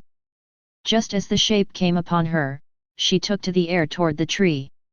She managed somewhat of a hold, but it was the firm grip of the dark man behind her, yanking hard at her right ankle, which caused the fall. Breaking through a series of thin branches and leaves, she screamed until she thumped onto downward tiles of the lower roof and began to slide further. As she went, she reached out a hand and grabbed hold of the gutter. It held her wait for beauty moments to me before it broke loose, sending the girl tumbling out off sight over the side. There Jamie was, face to face with the very thing that wanted her dead, the two staring upon each other from tree to rooftop, one staring in want and fascination, the other in fear and hatred. The little girl climbed down the tree as fast as her 6-year-old body allowed her to. Her clown suit partially shredding and ripping against the bark and protruding branches. Halfway, she was forced to fight her way down amongst several branch groupings. Finally, she broke free and tumbled downward to the grass lawn below. Springing to her feet, she ran around to the front tofty house where Rachel's body disappeared. There she was, Rachel, lying quietly and motionless half in and half out of the hedges. Jamie rushed over to her. Komi alive Rachel kneeling shook tant placed her foster sister stilted head into her arms. She noticed a little dribble of dark blood running down the side of Rachel's shed. And Nexus Athare rocking the teenager trying failing little bring her to her feet. Oh. Pleased and TB dead Raquel pleased and TB dead Kami live Rachel Kami live. Oh, please come alive. Come alive. But her friend and sister remained unmoving like a torn rag doll, eyes closed and mouth silent. Jamie continued to sit there with her, sobbing. Her despair over Rachel was overcome by the fearful notion that Uncle Michael could appear right behind her at any instant and catch her. Her eyes left Rachel at the impulse to turn, and she spun around to face the rest of the yard. The yard was empty but for the twisted moonlit web of shadow the tree cast, stretching into the blackness of the hedges and trellises of climbing roses. A section of the shadows began to move. What stepped out from the yard's black void wasn't unclemish Jimmy remained still. As the figure further advanced into view, as it drew closer beneath an illumination of nighttime sky, she began to make out who it was. It was a woman. It was her mother. Jamie breathed Mommy. The woman wore what appeared to be a brightly colored nightgown, a trail of dark buttons and lace dripping down the front to a hem hung past her ankles. Her arms were crossed in a self-embrace as if she was cold. Then one hand extended out to her daughter. Jamie spoke Aloriastrota here I as Navir leaving the little girl I went out olive for. Me Yuri not going to Javan and Lethim take us snop out o Fidia must snop out of it. Andran Gorun. Mommy Jamiaskid her ama going to heaveno. But Mommy was suddenly no longer there. The spell of the vision was broken, replaced by the tangible reality of the masked shape of her uncle looming over her. Jamie immediately scrambled to her feet leaving Rachel's body behind. She dashed across the lawn, nearly slipping on a streak of wetness, then reached the sidewalk and street. The silent stalker continued in pursuit. Down the street, at the center of the intersection, Jamie faltered minutely, considering a direction frantically Shekasayoni and continued torn amidst the street's all-consuming darkness. Darting furiously, she kept her gaze before her this time, fearing that if she looked back she would see her nightmare man reaching out just inches from her back.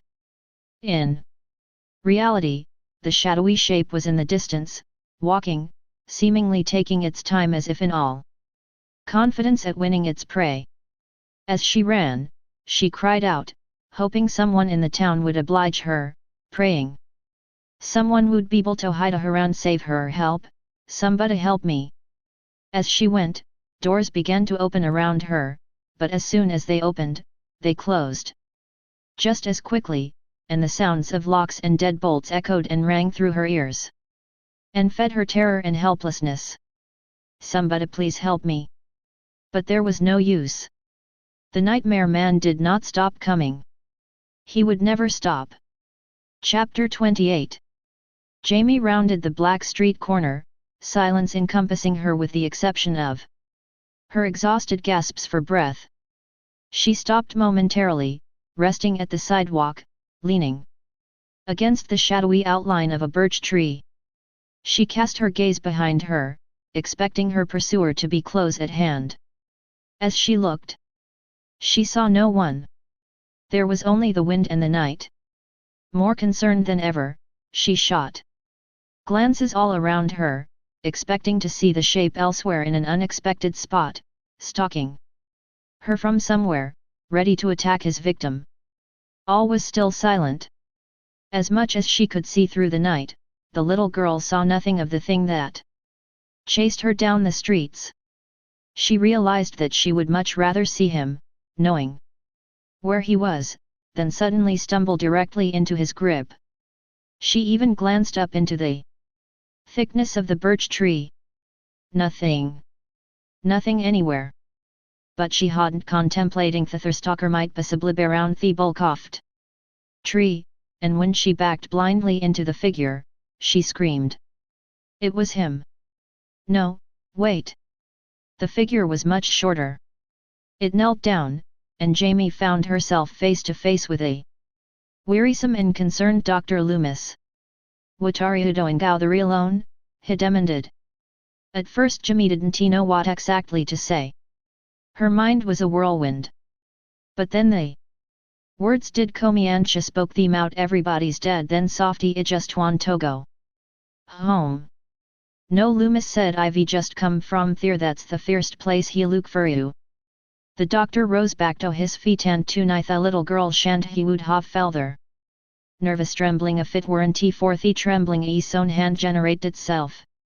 "Come in," he continued, "we vegeta you out of here." As fast as her legs could carry her, Loomis ran with the girl down the avenue, and within a few moments, unexpectedly, the power returned to the town.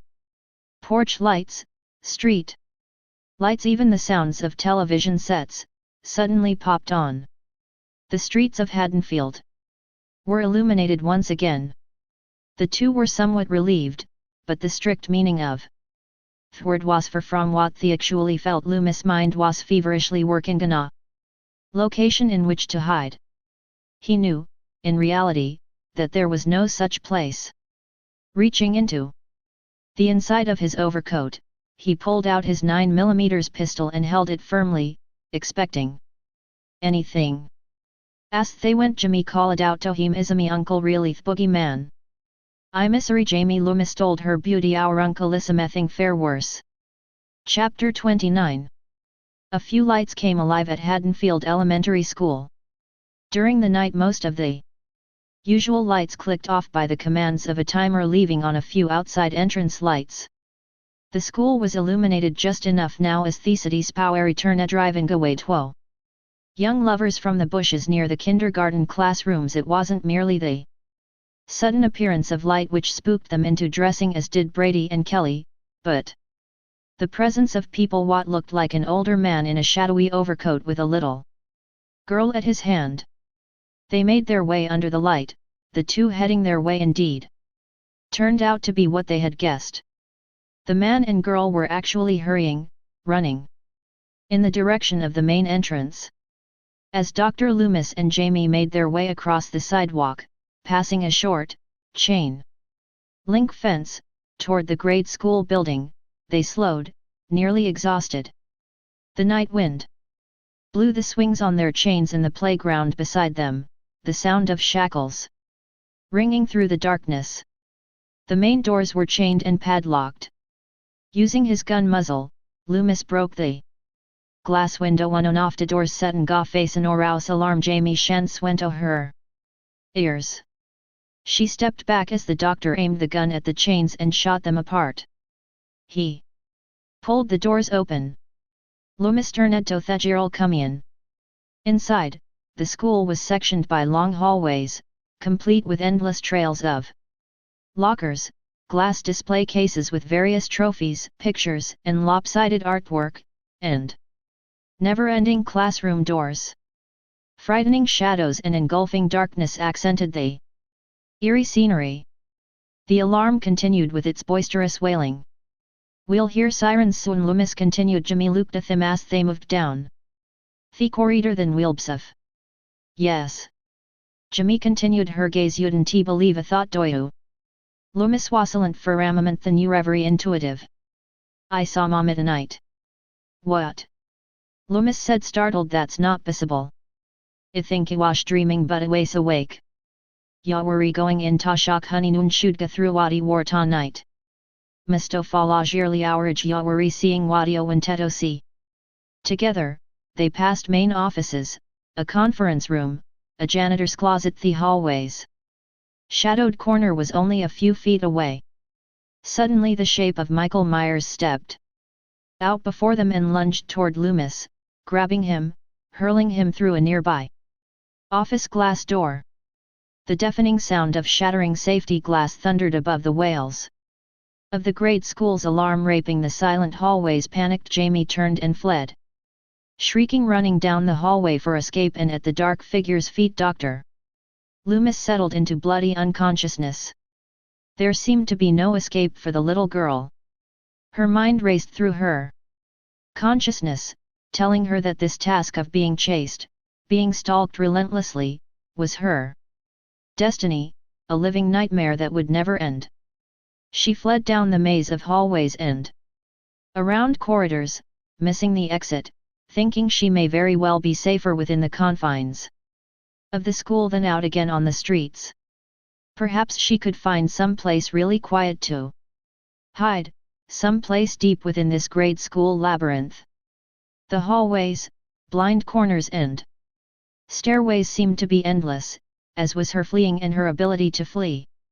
As she ran, the casual irrationality of her racing mind, that part of a person that steps out of the scene and watches as a sort of unbiased audience, applauded her performance at being able to endure the tremendous exhaustion which threatened to slow her down. There, at the end of the next adjoining hallway, was an open classroom. Swiftly, Jamie ducked inside. She scurried past rows of desks toward the dark room's farthest corner. When she arrived at the outside corner of the room, she reached for the near window and attempted to force it open. It failed to give way, it was stuck. No. It was locked at the top. Just beyond her reach. Outside the room and down the hallway, the dark figure turned the corner and proceeded silently down the hall's length, closing the distance between himself and the opened classroom door. Jamie skidded under the teacher's desk, pushing the chair's ID and then pulling it back. As soon as she was situated underneath, it was a chance to catch her breath. However, she found she could not. She held it silently, in intervals, as she attempted to remain absolutely quiet and watched the door from the space between the floor and the desk itself. Silence. No movement outside the opened door. There was only the constant darkness. Fearfully sure-eyed, she couldn't dare make the slightest sound. Her own or otherwise, could bring the shape popping up from the shadows behind her or to her side, or she could feel the painful blade of a knife crashing down before her into her face. She was waiting, waiting. There he was, the shape was entering the classroom. Jamie watched in terror as he made his way inside. To her shock, he was crossing directly towards the teacher's front desk. The girl jumped in fright as his legs shoved desks violently from his path. He knew where she was. Jamie trembled with terror as the shape drew nearer. Then there was the pounding. The thunderous pounding above her head. The shape was over the desk now, slamming fist and knife into the surface of the top wood. It was like the sound of a sledgehammer splintering, bashing the woodwork to dust. Above Jamie shed the desk began to crack, splitting open down the middle under the pounding force, raining wood chips.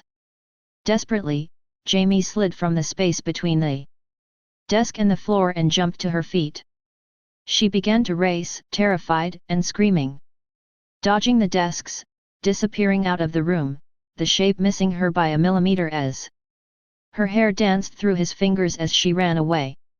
Down the hallway she went until suddenly an obstacle appeared before her. She slammed into it, the force causing her to stumble over onto her back. Turning, she saw through the darkness he subtly outline of Halmaniter's disque. Sharp pain sprung immediately from within her right ankle and she grasped it, moaning both from distress and agony. The shape reached the threshold of the classroom door. Seeing his towering figure, Jamie tried to stand. She could not manage to rise at first, and weight upon the injured leg sent her back down to the floor in pain. Half crawling, half hopping, she rose and leaned against the wall. However, her attempts at escape seemed futile. Behind her, the shape closed the distance between them with silent ease. Just as he reached the hallway's corner, just when she thought she knew she would make it around and to off her pursuer's grasp, the figure grabbed her man turned her forcefully to face him.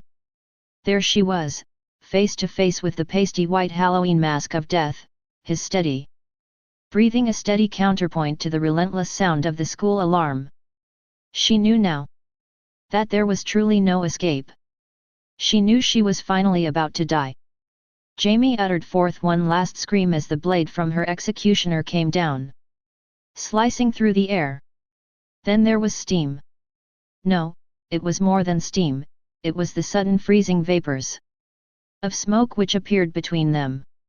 The shape released the girl and staggered backwards in confusion.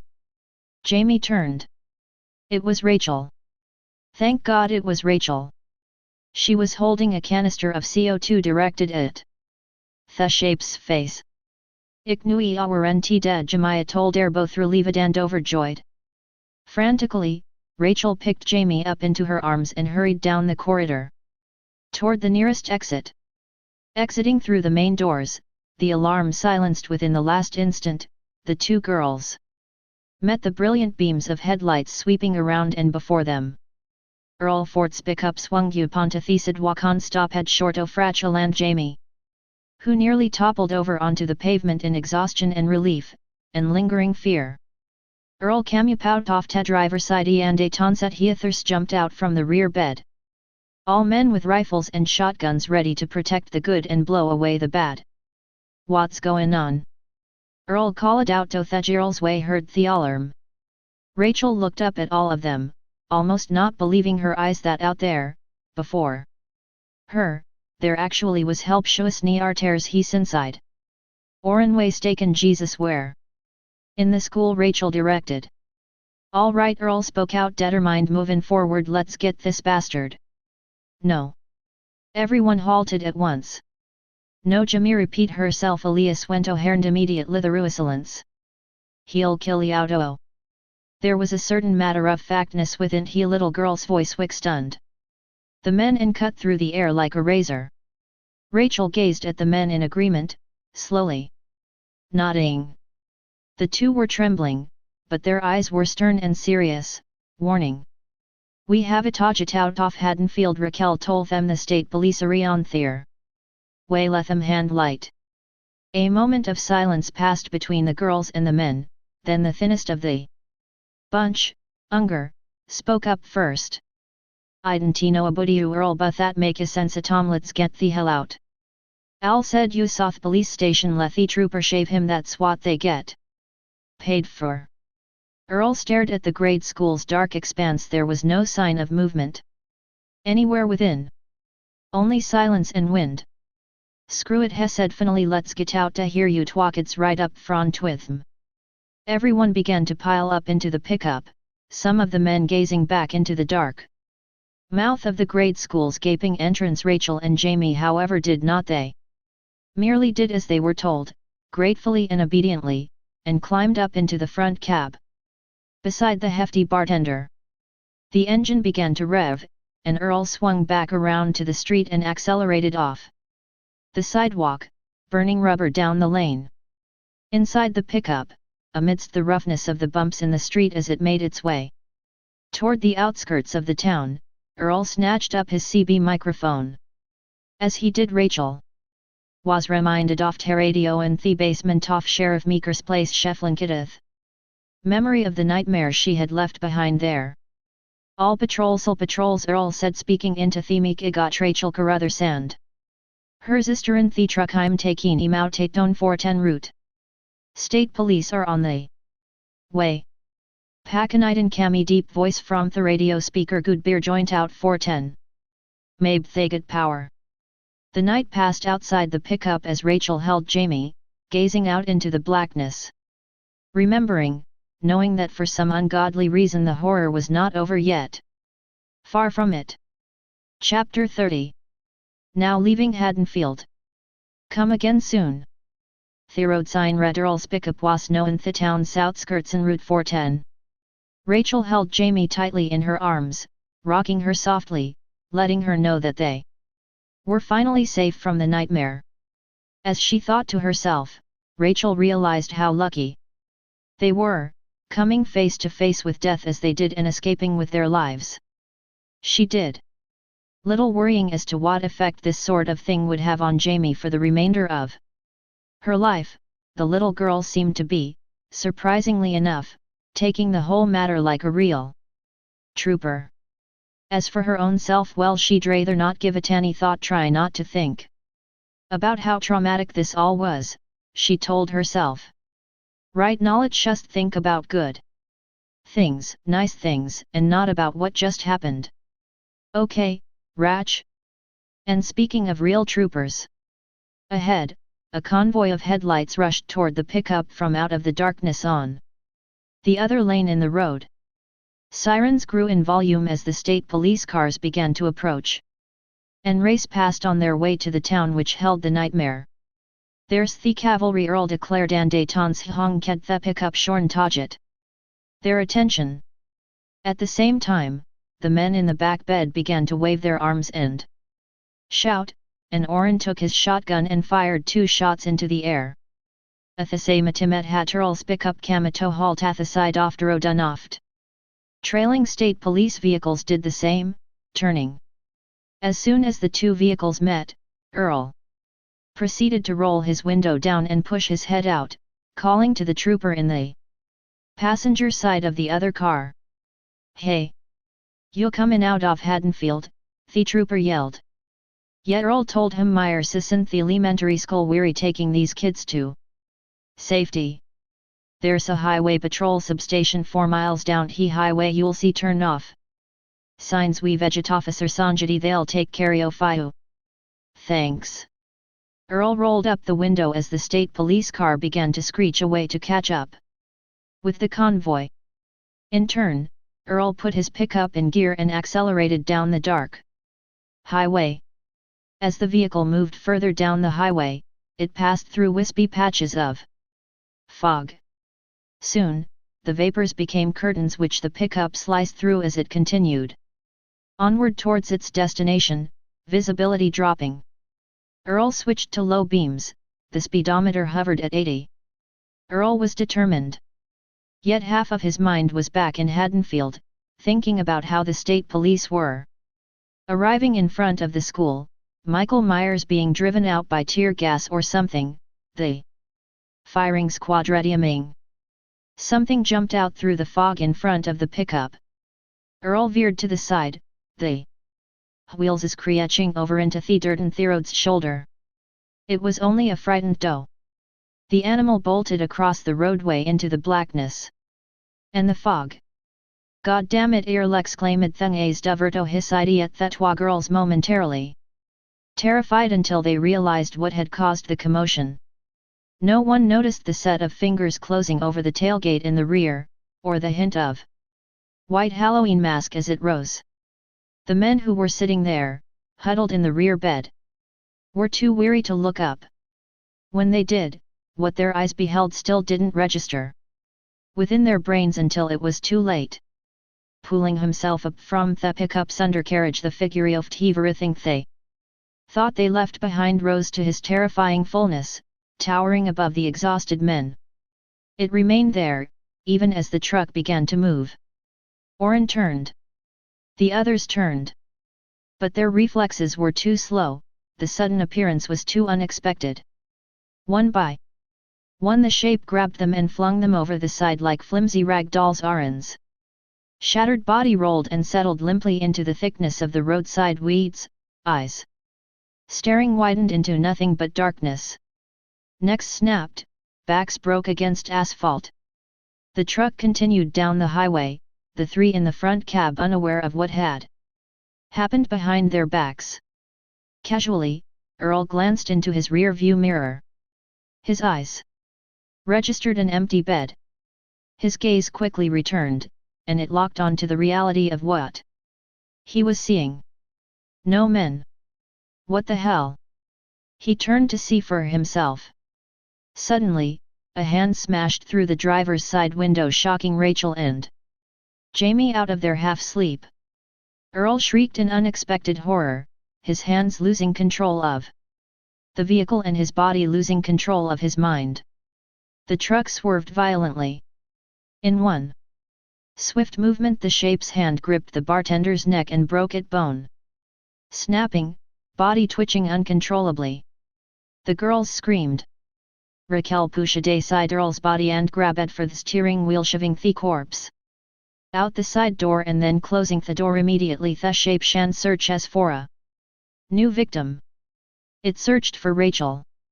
Rachel veered back and forth across the highway, swerving erratically, trying desperately to shake loose the figure of their attacker. A fist swung down hard against the windshield, smashing, creating a webwork of cracks. The shape's inverted masked face lowered before the girls, fully into view. The darkness where the eyes should be was hollow and vast. Rachel slammed both feet onto the brake pedal. The pickup's wheels locked up. Instantly screeching, throwing the dark figure from the truck's roof. The terrified girls watched as he slammed down onto the surface of the road pavement before the truck and into the brightness of the headlight beams. It rolled 30 yards or so before it finally splayed out, face down. Rachel gripped the steering wheel nervously, her mind racing within her head, her knuckles widening. Beside her, Jamie cowered on the floor in front of the passenger seat. Trembling, eyes wet with tears. Eyes at a veer yet, she spoke out their voice wavering. Is me uncle dead? I hope so, Raquel replied, half whispering. Then, through the windshield cracks, Rachel beheld the shape as it began to rise to its feet. Rachel shook her head in a fit of frenzy and disbelief, her face evolving, twisting with new anger. As the figure proceeded towards the front of the pickup, its movements zombie-like, Rachel threw the vehicle into gear and gunned the engine. No more, she shouted out a thing before Yaranto al the power sulfate no more.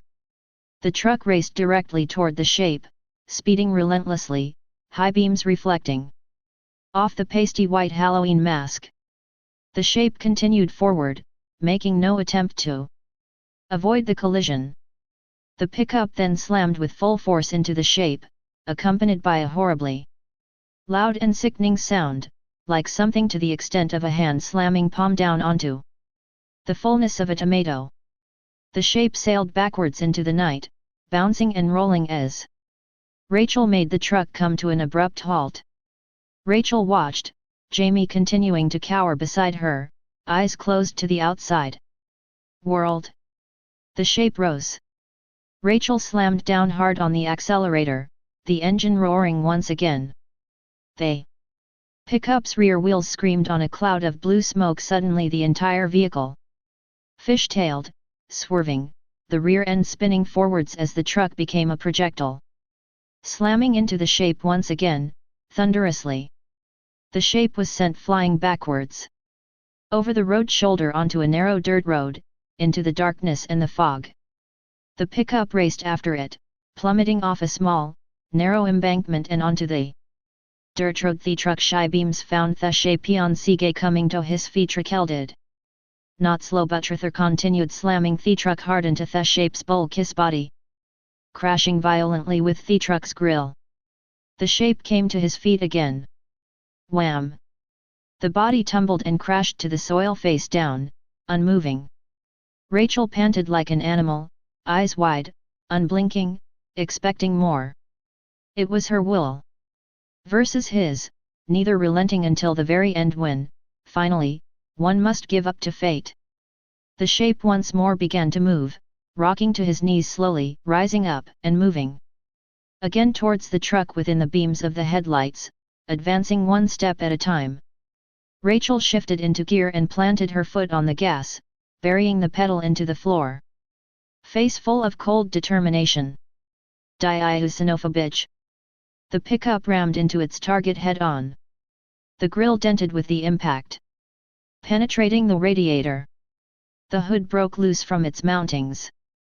The shape wheeled backwards through the air, crashing hard, with enough force this time to break bones. This time, the dark figure did not rise. Spread-eagled on his back, his fingers uncurled from the knife in which he held. Panting exhaustedly, Rachel rested her head against the sweaty steering wheel.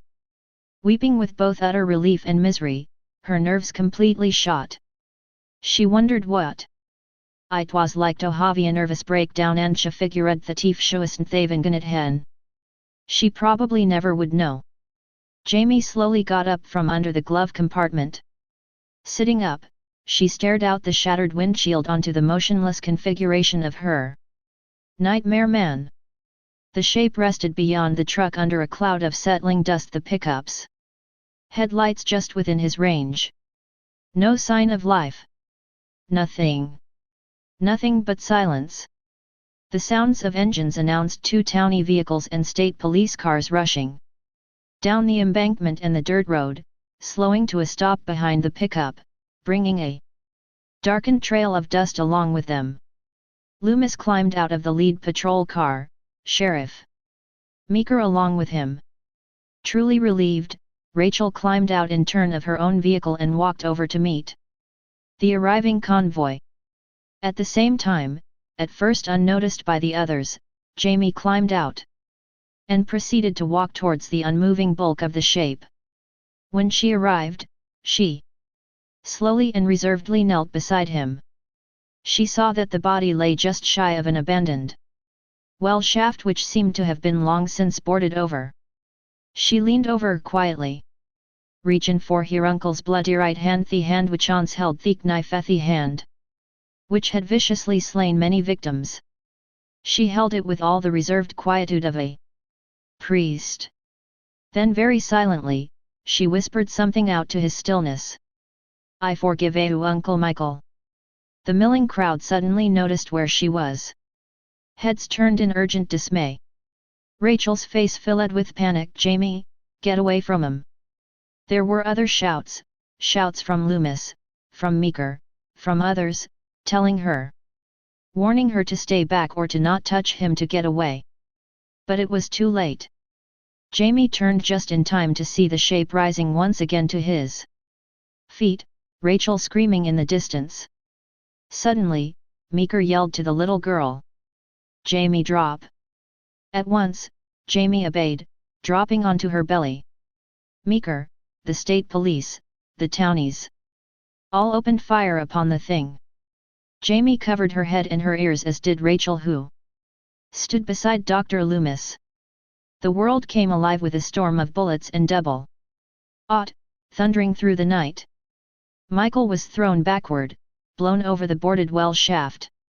Immediately, the planks gave way and the shape plummeted into the abyss. Unger and another man came forward, dynamite sticks in hand. Each lighted one end, hurled it into the shaft. Quiet. Then, suddenly, the shaft exploded, rocking the ground beneath their feet. The shaft at once began to collapse in on itself amidst a shower of debris and dust. Gradually, everything began to fall into silence, high beams cutting through to dusts, whirling clouds. No one uttered a word, all eyes rested upon the space where the shape of Michael Myers had been, and they began to realize that, finally, he would never return. Michael Myers was dead. Chapter 31. The nightmare was over.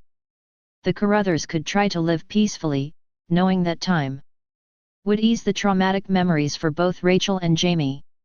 Darlene and Richard each took turns holding and hugging the 2 girls, exchanging and offering love where death had once stalked. Tears began to flow amidst the sounds of relief and joy. A state trooper helped a battered Loomis into the front hall of the home, over to Meeker wo share once relief answer our membering e son daughter. Hiterned to the Dr. Izad over Loomis. Loomis was to a wektos mile Michael Myers in hell where he belongs, I hope who can forget about him now. Meeker motioned to the family in he living room, those kids aren't likely to forget. The restaurant, Loomis said, they survived the ordeal, they'll survive its memory. Rachel collapsed on the living room couch while Jamie wandered off towards the kitchen. Darlene stood up and proceeded towards the stairs, speaking to her husband as she went. I'm going to Toranabath for whom I attacked Oracle. Richard got up and went over to his wife. They embraced. He watched her as she ascended the stairs. Ricard turned and moved to her. Rachel sat taking his daughter's hand, he sat beside her. They held each other, and Rachel suddenly began to weep. Upstairs, Darlene began to run the water in the bathtub. She gathered fresh soap and towels, humming something that sounded like "I'm forever blowing bubbles." A mask was raised. Feet climbed the stairs to the second floor. The figure eased its way down the hall to where Darlene was, her back turned towards the door. A small pair of hands clutched scissors from the vanity. Darlene turned to her daughter, offering her a warm, maternal smile. Her high-pitched screams echoed throughout the upstairs rooms, finding their way downstairs to the startled souls in the living room and the front hallway. Desperately, feet raced up the stairs at the end of the hallway at the bathroom's threshold. All eyes beheld little Jamie, her hand clutching the pair of scissors, her body and hands stained with fresh blood. And there, inside the bathroom, was the blood-drenched body of Darlene Carruthers, quivering until she finally dropped into a silent, horror-stricken gaze into nothingness. Forever staring as wasp the little girl little Jimmy Hiraya soulless. Just like her uncle, just like the evil. The pure evil. Loomis stared in horror. Mindlessly, his hand reached for the pistol within his coat. Mikaran the troopers clutched at him, trying to stop him. The doctor screams echoed into the night, outside, into the streets of Haddonfield. For in Haddonfield, the horror never dies. Epilogue. Author's note: this is the original epilogue. Omitted from previous versions because I felt the story was better served without it. I included it here as a fan extra. I forgive you, Uncle Michael. Jamie Carruthers should have remained upon the passenger seat of the old pickup truck. She very easily could have, traumatized as she was from the climactic horrors this Halloween night had put her through, from all of the senseless, terrible death.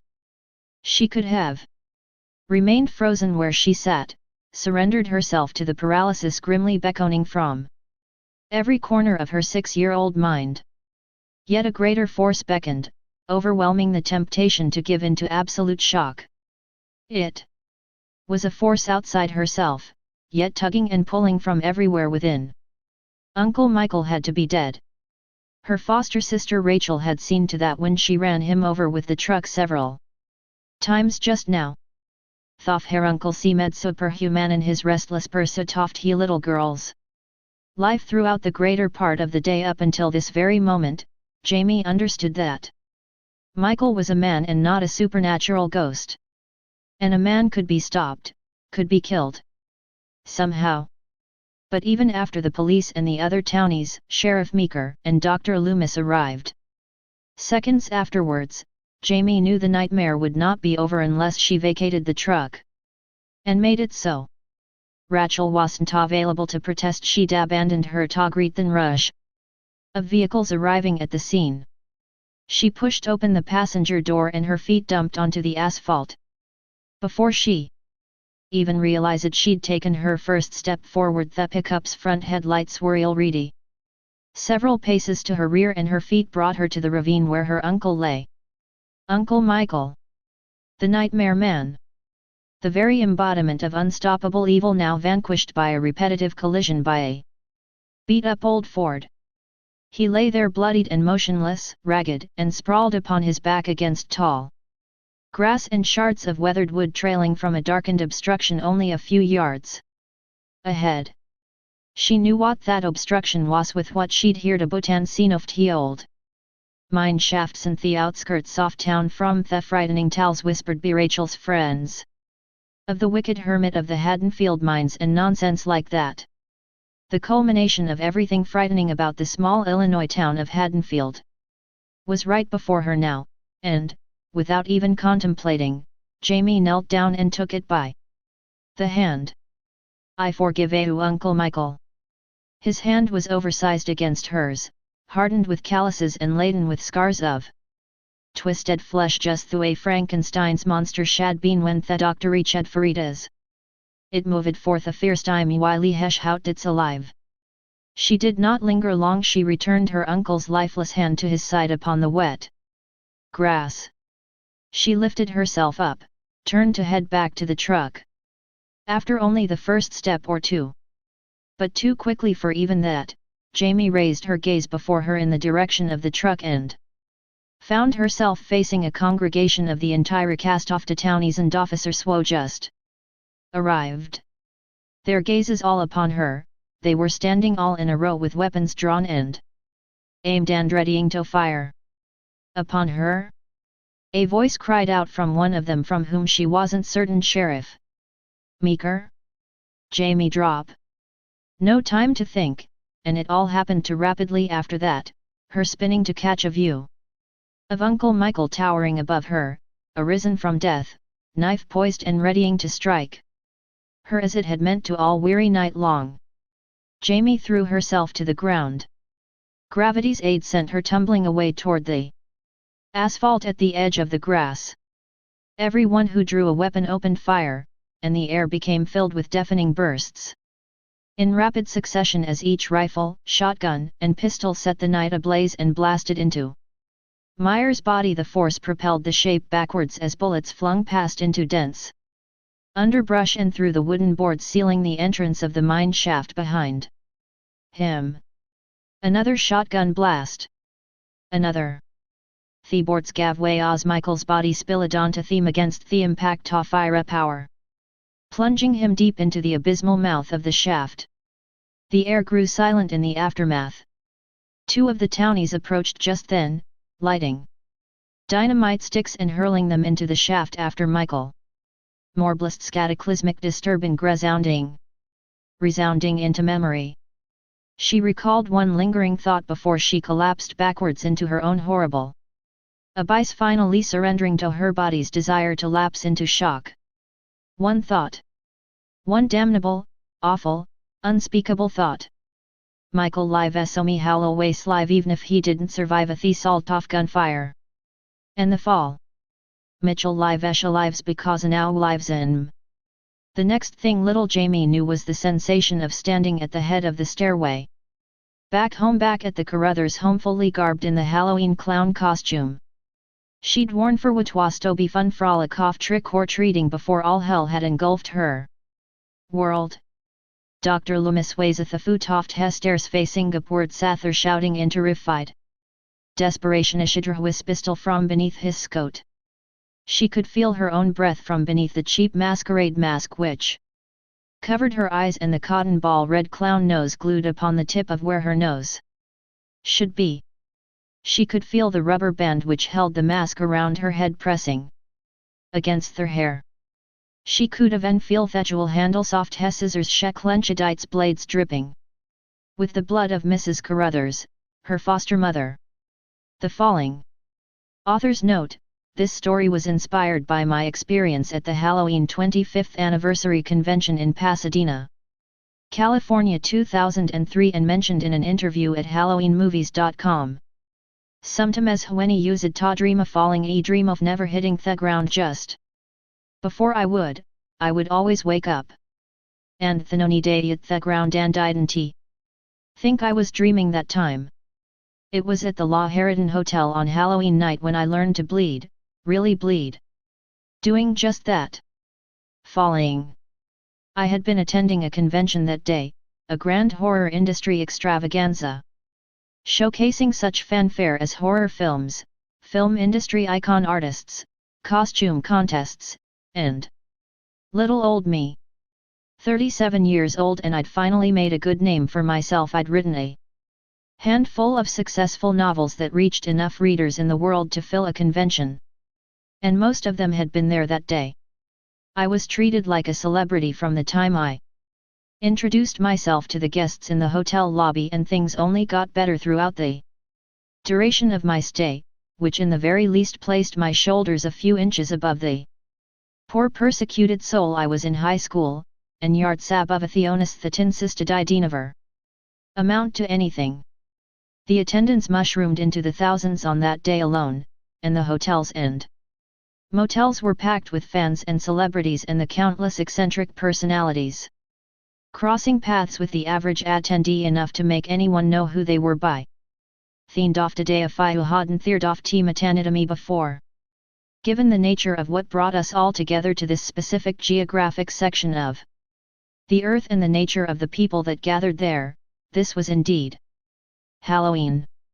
What's more, I'd heard whispered rumors from passers-by that the area was haunted o' falthingshunted bethegost off some poor soul who'd taken applage from an umpteenth floor hotel room window. Or something like that. It was believable, because shit happens. It certainly made for great lore, considering the conventioneers and the basis. Oft weekends festivities. The convention itself begot parties the likes of which no convention could shake a stick at, except perhaps a biker convention or one hell of a rave. From hotel room to room I wandered that night, a two-fisted drinker of whatever beer, can or whiskey glass fell into my hands, until a bottle of tequila eclipsed my vision. I was on the 18th floor, my final social call of the night. By the look of my watch that time I'd say it was past last under public circumstances. My last call was just moments away. I was seated out on the balcony of a room a few levels higher than my own, a room complete with a king-sized bed, cable television with channels exhibiting movies still in theaters, refrigerator bar cock full ofteny bottle soft he finestilka hold hadiud havito. Pay for at checkout time for each partaking, and a little more than 3 dozen young adults. From an age range of high school until the point where they were no longer in the category of being a young adult.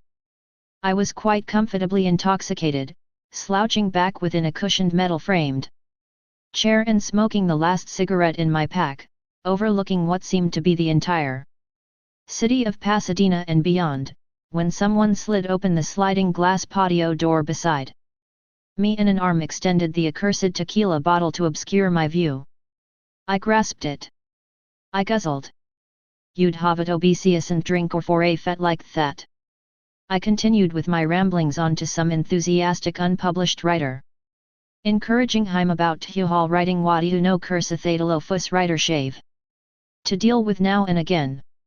To the opposite side of this person assembled a group of 4 post-teen individuals taking part in smoking the most elaborate hookah, questioning one another as to whether they were actually getting a weed high or if what they were smoking was really incredible tobaccitated and cm toke no force retain. The sliding door slid open again, a young 20-something flaunted herself into the crisp night air as though she were Mother Earth and the rest of us dwelt upon the moon, and revolved around her, and she was greeted by the hookah smokers with all the fanfare of a celebrity making a grand entrance. If I had been born a blonde-haired little sweet thing, and flaunted Mijelfatharipe gauge ein titan frilly which slinger a wouldn't they've had to sell books to be in such a status quo. For some reason beyond my day-to-day etiquette, I stood up and offered her my seat. Something happened just then. There was no time to reflect on events just then, or even to prevent what happened next. Perhaps the young woman merely tripped and collided into me by some clumsy half-ass accident, or it was some morbid twist of fate that sent me with such force off the balcony railing. There was no time to reach out for a flailing grasp at life itself, for that panicked rush of adrenaline which courses through one's reflexes towards the red alert/survival instinct mode which would cause hands and fingers to lash out at anything to hold on to for dear life to make best of those urgent seconds of nightmare. No time for reflexes to kick in, no time to think. I fell 18 floors. That gave me less than 18 seconds to live, like a bungee jump without a cord, and I thought no last thoughts. There was wind against my chest, battering my dime store black windbreaker and assaulting my face and blurring my eyesight like a videotape on fast forward. I remember the impact. My body splattered like a tomato thrown by a Major League Baseball pitcher with a game at stake, my bones shattered like glass. I felt no pain, as instantaneous as the entire incident was, and oddly enough no degree of pain set in as I found myself still conscious, still able after a few moments to move. I raised my head. A portion of my senses adjusted to the extent that I could feel the cool chill of the early morning breeze, and I felt at one with the hedges and flower beds which met with the paved cement walkway which cradled my otherwise cold dead body. There was a silent hush in the darkness which enveloped me with an alertness and the comforting assumption that I wasn't truly dead. That I was still alive. I could still see. I could feel the pounding of my heart within a ribcage impossibly fractured yet intact enough to protect it and keep it going, cradled between lungs. Miraculously operable and taking in each heaving breath. As I raised my gaze to the flower bed facing me and then to the hedges just beyond, I began to notice a sleek wispy smoke rising from the foliage and streaming towards me ever so slowly but deliberatively as though it was alive, making its way as though it in itself was an entity emerging to curiously inspect what had fallen from the sky. It appeared as like cigarette smoke, and I surmised from the countless butts discarded from the party-mongers in the balconies above that perhaps one or more hadn't quite extinguished yet but was fanning in the breeze and fueled by dead leaves or my traumatized imagination. But then it began to speak to me. But still it said in a calm voice as if it was preparing to go anywhere. It was the voice of a young male, perhaps as generally young as the hotel room partiers, who'd unwillingly scratch at me from their festivities. I shall overtake you, I'd instructed, and the fuss together will show them just how it feels to fall from agresses so high above themselves. Not knowing altogether exactly what the voice meant, he found Mijel fasking war. And then the vaporous spirit overwhelmed me, giving me no further time to accept it nor deny it.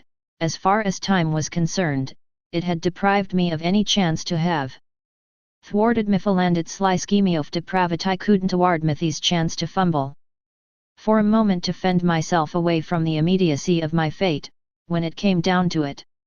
Down to 18 stories and cold hard cement and a ghost that had been waiting below to possess me. Bethebling Kofan undead I suddenly wasn't Mijel for whatever I had been, lying there. I had become someone else, or something. I could not recall exactly what events transpired on my way back inside the hotel. I couldn't remember how I raised myself from the cold cement walkway, nor could I tell whether anyone had witnessed the initial event of my remarkable resurrection. I know I had no time to consider whether or not I'd even left any marks or remains off Mijel Fonth ground where I impacted. In hindsight, I bitterly reflect upon how no concerned individual came rushing down to desperately check on me or even view what remained of me, how the cries of an ambulance or police sirens did not in any passage of time drown out the voice which spoke to me, that voice which beckoned me back in the hotel and to the door of I'd fallen from the 18th floor. I found myself arriving at that door. And I knocked. I waited a moment, then another, listened to the scattered voices of desperation at the door's opposite side. People were panicked. I distinctly heard the phrase "can't go to jail." Then words and phrases muffled then clear lithe cops was uttered, then a cry, and afterwards the door opened. "Sweet Jesus!" exclaimed the late teen glossy-eyed kid with the crew cut and black trench coat that appeared at the door. These individual ways Thesamiono had invited me. In the first time I had arrived at the room for a grand entrance and an even grander time. Though his eyes were glossy to a lesser degree then, and he had been a lot calmer. Now I knew that my presence had evoked a more profound quality, as I could tell in the kid's horrified demeanor, and I felt myself as much as like a vampire not needing to even touch his victim to drain him of life and a healthy skin tone. He retreated backwards slowly, step by step, allowing me to follow him past the threshold of the door.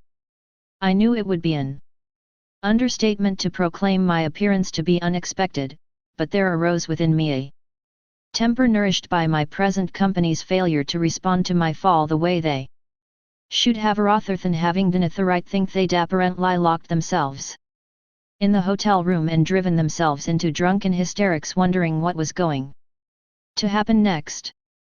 Well, I was going to happen next.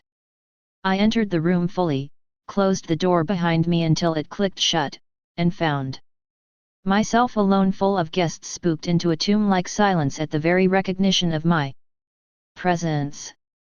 Most of these inebriated assholes had already risen from their lazy positions on the bed or from chairs or loungings against the wall upon the carpet. Some were perambulating about in a mental haze until their eyes caught sight of the spectacle of the celebrated novelist thought dead from his untimely balcony mishap. Others gave notice to me only after they'd paid mind to the distractions of their friends to see what the hell everyone else was looking at. As soon as a hell theorem's full attention, it became as if all eyes were the pointed arrows of a multitude of compasses, and I was north. For that moment, someone spoke, a scraggly-haired kid holding a half-empty Miller bottle. "Du dear. You okay?" "No," I replied. "Thought hair ply was not necessarily my own weary knot." It was then when I lost myself completely. The misty spirit I'd encountered in the aftermath of my fall overtook me fully, possessed me powerless as a puppet to the hand reaching upwards within me to control, though I remember every moment of what transpired afterwards. With a single downwards thrust off my hand, I severed the Stiknaboftirum's door, and it thumped against the shaggy carpet, rocked to a halt. The guy in the trench coat continued with his cautious attempt to back away from me, backed further as I continued my approach through the room amidst all onlookers aghast. The sliding glass door to the balcony yawned into the outside night, and he backed further into the open air until his backside met the balcony railing. Before he appeared even remotely conscious of where he was, I took another few broad steps towards him and he toppled over to his doom. This inspired more of a panic than when I had went his way. The panic pissed me off, and only added to the strength of the force which manipulated my actions. I turned to face them all, and I was genuinely and uncontrollably enraged. The entity which possessed me spoke out, exclaimed through my lips and with my voice, "Now that's what I'm talkin' about. Quite a rush, ain't it? Wodan tweel javitatri." A despicably young paltry mass of a girl for such a gathering cowered beside the section of patio where the hookah had been abandoned, and my inward spirit drew me towards her until the distraction of a woman to my left swung me over to face her. It was the woman I'd previously surrendered Mikurto and gazed upon her with a mixture of bitterness and pleasantry. She appeared confused and plainly at odds with her drunken stupor, and he moved to escape. I blocked her way into the room. My right hand shot out over her jaw and I grasped it, dug my index finger into her mouth. She was too overwhelmed with my presence and the reality of it all to bite, and if she had thought to, my finger would have been her only trophy of vengeance for what I was about to do. I raised my arm, lifted her, and swung her over the railing, let go, watched her fall. At once I found myself tackled by the onslaught of two hefty bar bouncer types coming at me from behind.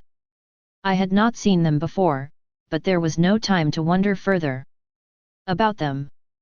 I dropped myself into a hunched position, jerked my body into an upwards heave with a strength I didn't know he had in me, and with a backward slunge I managed to topple the two up and over the railing simultaneously. Voices screamed from inside the room, the chaos echoing out and around me and beyond to the landscape of city below. I arose to behold a greater portion of the occupants struggling and flailing against each other for the motel room door. They were beginning to realize there was no escape. A thought I tried did the try. I smiled a twisted smile that wasn't my own, and I went inside to greet them more personably. I sit here now upon the chair I'd originally claimed after my first entrance to the outside balcony. The chair I'd politely offered to the ungladio hosermanes were now, and for a little while afterwards splashed across the cement surface of where I before held her place. So many have perished this night, so many souls have gone away to wherever it is souls go, including my own. A couple of dozen or so of the once festive horror convention partier swas company I'd kept nolitered the grounds below on Divian la just begun. To experience a sort of peace I cannot quite comprehend. The lights of the vast city beckons, glistening and gleaming as they are from the sombre reaches of my viewpoint here on my now lonely terrace. Not even the company of the youngest and most innocent girl still cowering and shivering from fear and the cold behind the hookah can add to the comfort that I feel, and I vaguely give notice to her incessant scribblings into a notepad as though drawing a caricature of what was left of me, of what was fading away.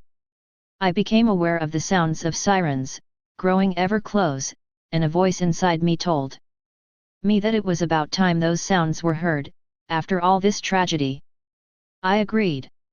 The next sensation I was aware of was that of my own flesh shrinking as I sat, seeping dark, thick blood, my own bones crackling in rapid decay and what remained of me sinking deeper into the confines of my chair. It was as if I had fallen again, and the impact returned upon me ever so morbidly, graceful and painless. My body was limp, I was bleeding even more profusely, bloody, broken. There came a voice from the depths of my being, a tranquil inflection from a departing soul growing more distant until it could only produce feelings rather than words, feelings of a vengeance now fulfilled, perhaps not as much a retribution as a release somehow, from a spirit kindred to my own in that we suffered the same fate. Perhaps the only way to free ourselves was to free our mutual angers, and to impose the same fate on the morally irresponsible whose ignorance directly or indirectly evoked our mutual demise. Whatever the case, the spirit's departure left me with parting fleeting words, the clearest words. Words that made the most sense. I can still bleed. And though having died once, and dying again just now, I gazed down upon my rotting self and indulged in my own last thoughts. I can still bleed.